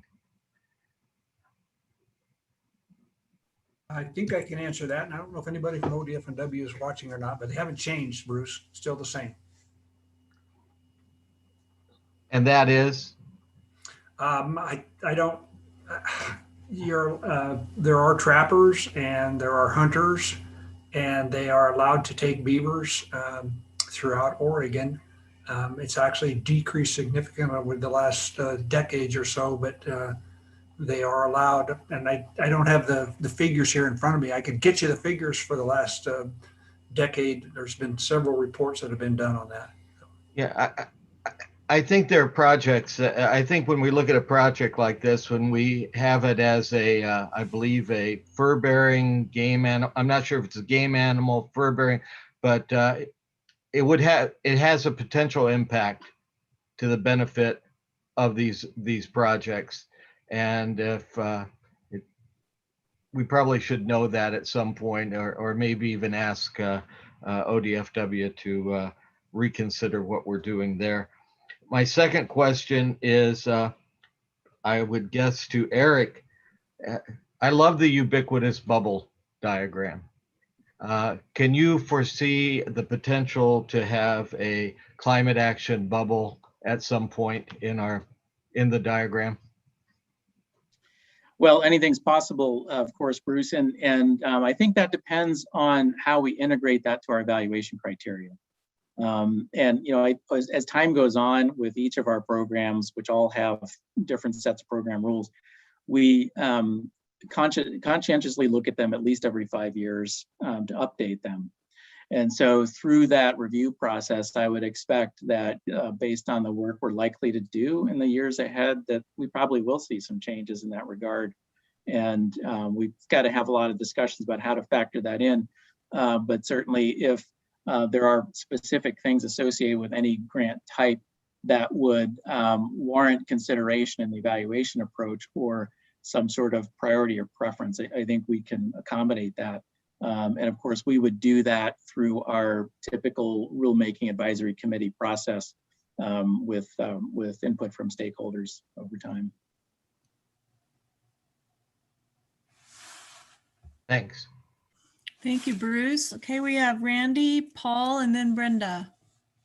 Yeah, Eric, this is, I guess, a comment, not a question, out of left field, really. It occurs to me, you know, in listening to Sue's presentation and Liz's, And knowing what our co-chair has done in Wallowa County on her property where she's raising little miniature cattle,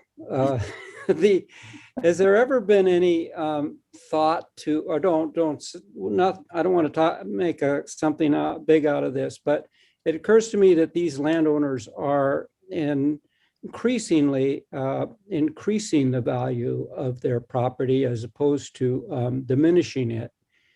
And I'm wondering if the possibility ever would exist for the watershed councils in conjunction with OWEB of certifying these projects so that the landowner can differentiate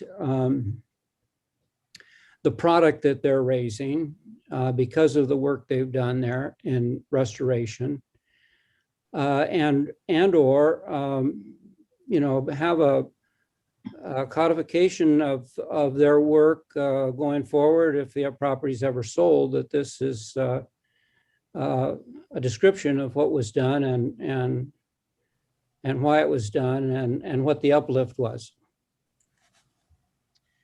Great thoughts, Randy. We certainly do see that a particular property could perhaps become more efficient, and therefore there's some economic benefits from an OWEB funded project. And we're happy when that's the case. Of course, our driver is what is the value in native fish and wildlife habitat. And we, I think, have been successful in getting projects on private lands, in particular for working lands where you've got that intersection of economic and conservation benefits.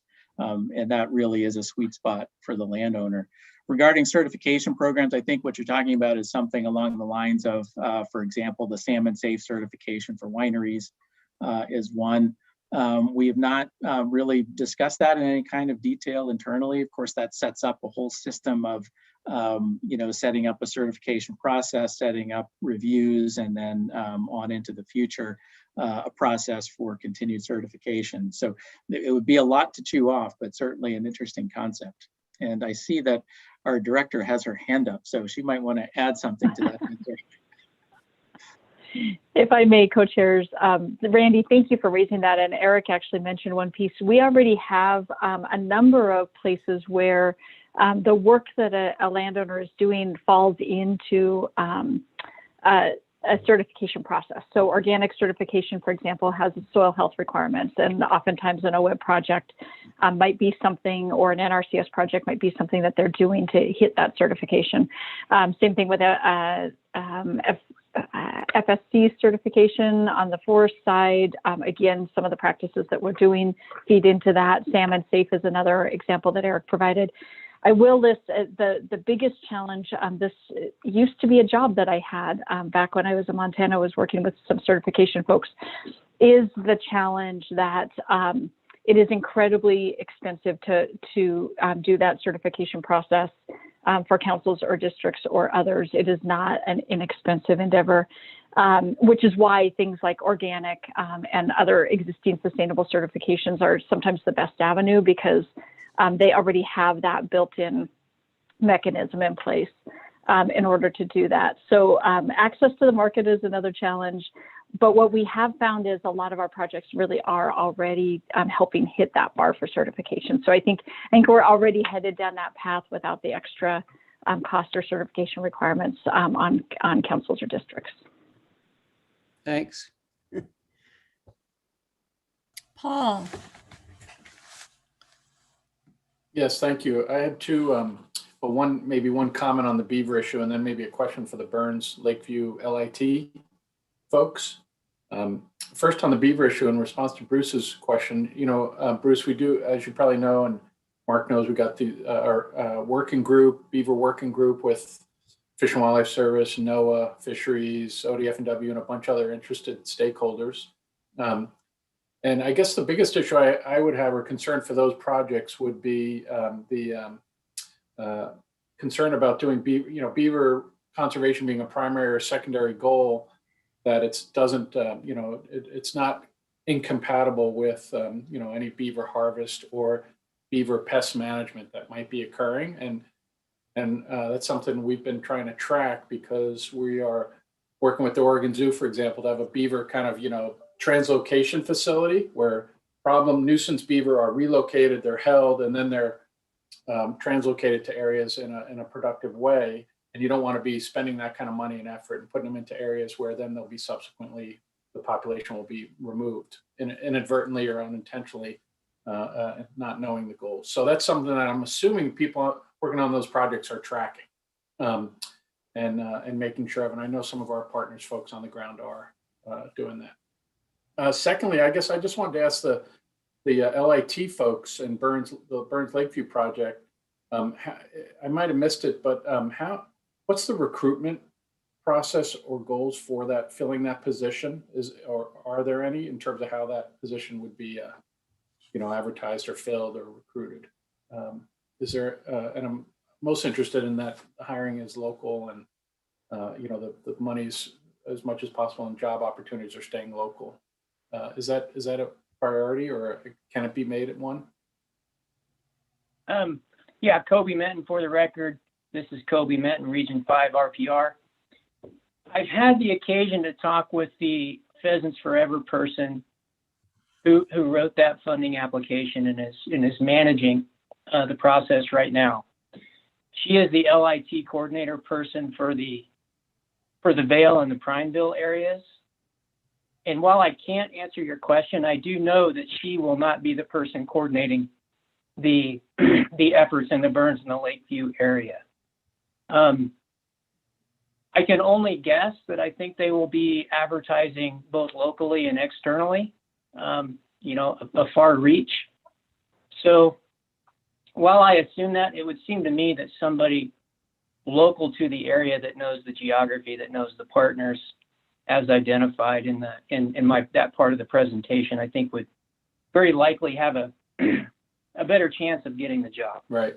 So that's a long way of answering your question. I don't know, but I told you what I think.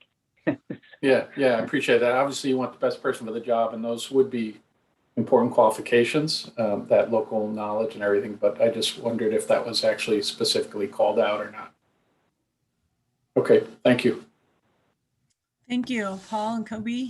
Brenda. Yeah, thank you. I just posted in the chat box a link to a paper. Vanessa Petro from Oregon State University has been working on this issue of translocating beavers to areas to try to improve salmon habitat. And it would be really, I think, useful to check in with her if the people involved in these projects haven't done so yet. And just following up on Paul's comment, these efforts have met with mixed success. The ability of beavers to build dams is highly constrained by geomorphic considerations, and so I think these beaver efforts, which are great, I fully support them, need to be thought through pretty carefully to ensure that there's a reasonable chance of success. The other comment I wanted to make is just following up on another comment that was just made, and that is adding a bubble to the evaluation process that deals with carbon sequestration, carbon storage, and climate adaptation. And I just really, my own view is encourage Eric and all of the folks at OWEB to be thinking about how to make that inclusion of the bubble happen. Thank you. Thank you, Brenda. And thank you for that link. I'll try and keep my pointer on that after we go so I can look at that. Anyone else? The time? I have a couple questions if I could, and they're about beavers. I looked on my ranch on the restoration project, beavers have moved in.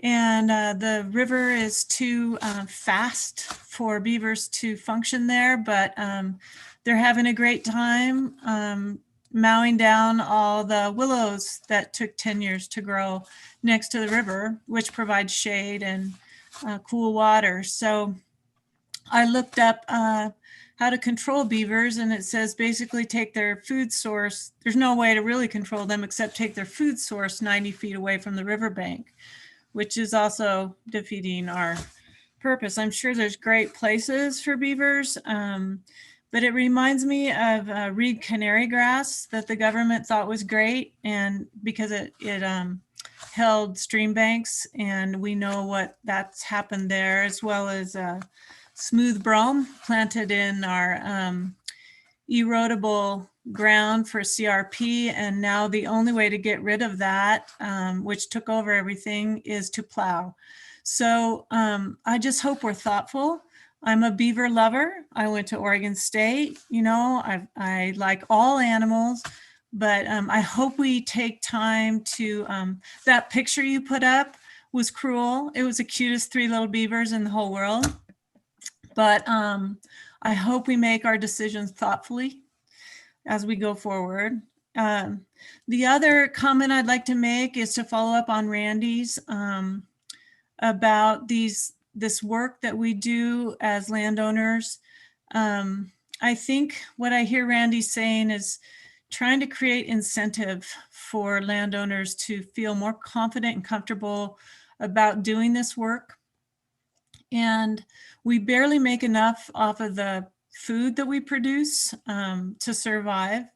And yet most of all of us are really motivated to improve our land, and it's really expensive and difficult, and in my opinion, impossible without partners like OWEB. But if we could keep in mind that those ecosystem services that we provide are generally not paid for, and if there's ways that we can help do that, either through incentive or reward of some level, we'll get more participation. So those are my comments. Please don't list me as a beaver hater. Is there any others? Well, I think, what time is it? Chair, may I just ask, I know there was all this respect given to beavers. I just want to make sure there's also respect for ducks on this call. Yeah. So noted in the record. Thank you. Jason, we don't have public comment, so would you like to move forward and entertain a motion? Yeah, I think we're at that point. Maida, do we have anything else other than moving forward with a motion to approve the solicitation grant awards? Okay. We do not. All right. So if the board is okay with that, then we will entertain a motion.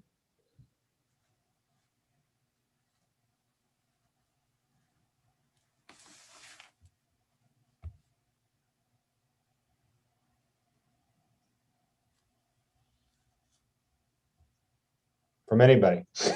All right, Jason, I'll make a motion. This is Liza Jane.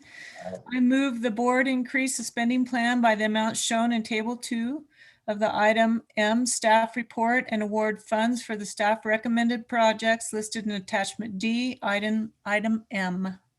Second. All right, who seconded that? Was that Jamie? Okay, we have a motion by Liza Jane, second by Jamie. Further discussion? Okay, looking for hands. All right, seeing no hands. All those in favor, please say aye. Aye. Aye. Any opposed? Okay, motion carried. I will turn it over to Maida to see if we have any housekeeping for tomorrow's meeting. Thanks.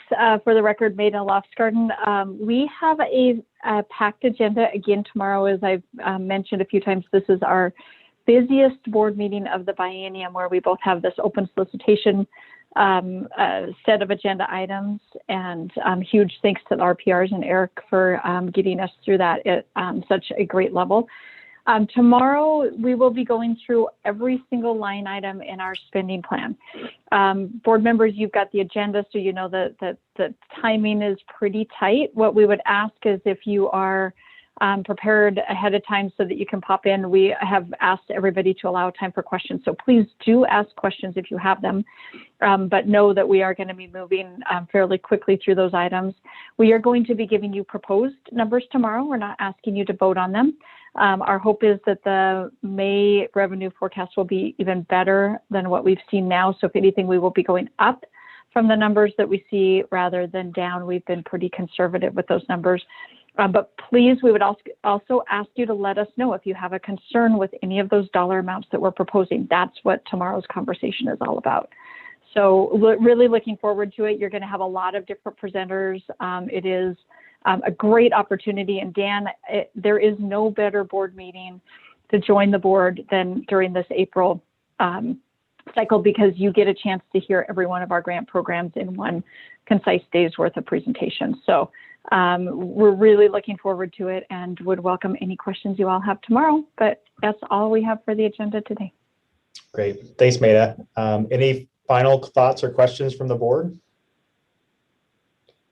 All right. As always, I want to thank my co-chair, Liza Jane, the board and staff, and those watching from home. We had a great meeting today. Really appreciate everybody's input, and we'll be back here tomorrow at 8 a.m. Great. We are adjourned. Thank you very much. Yes, well. Thanks, everyone.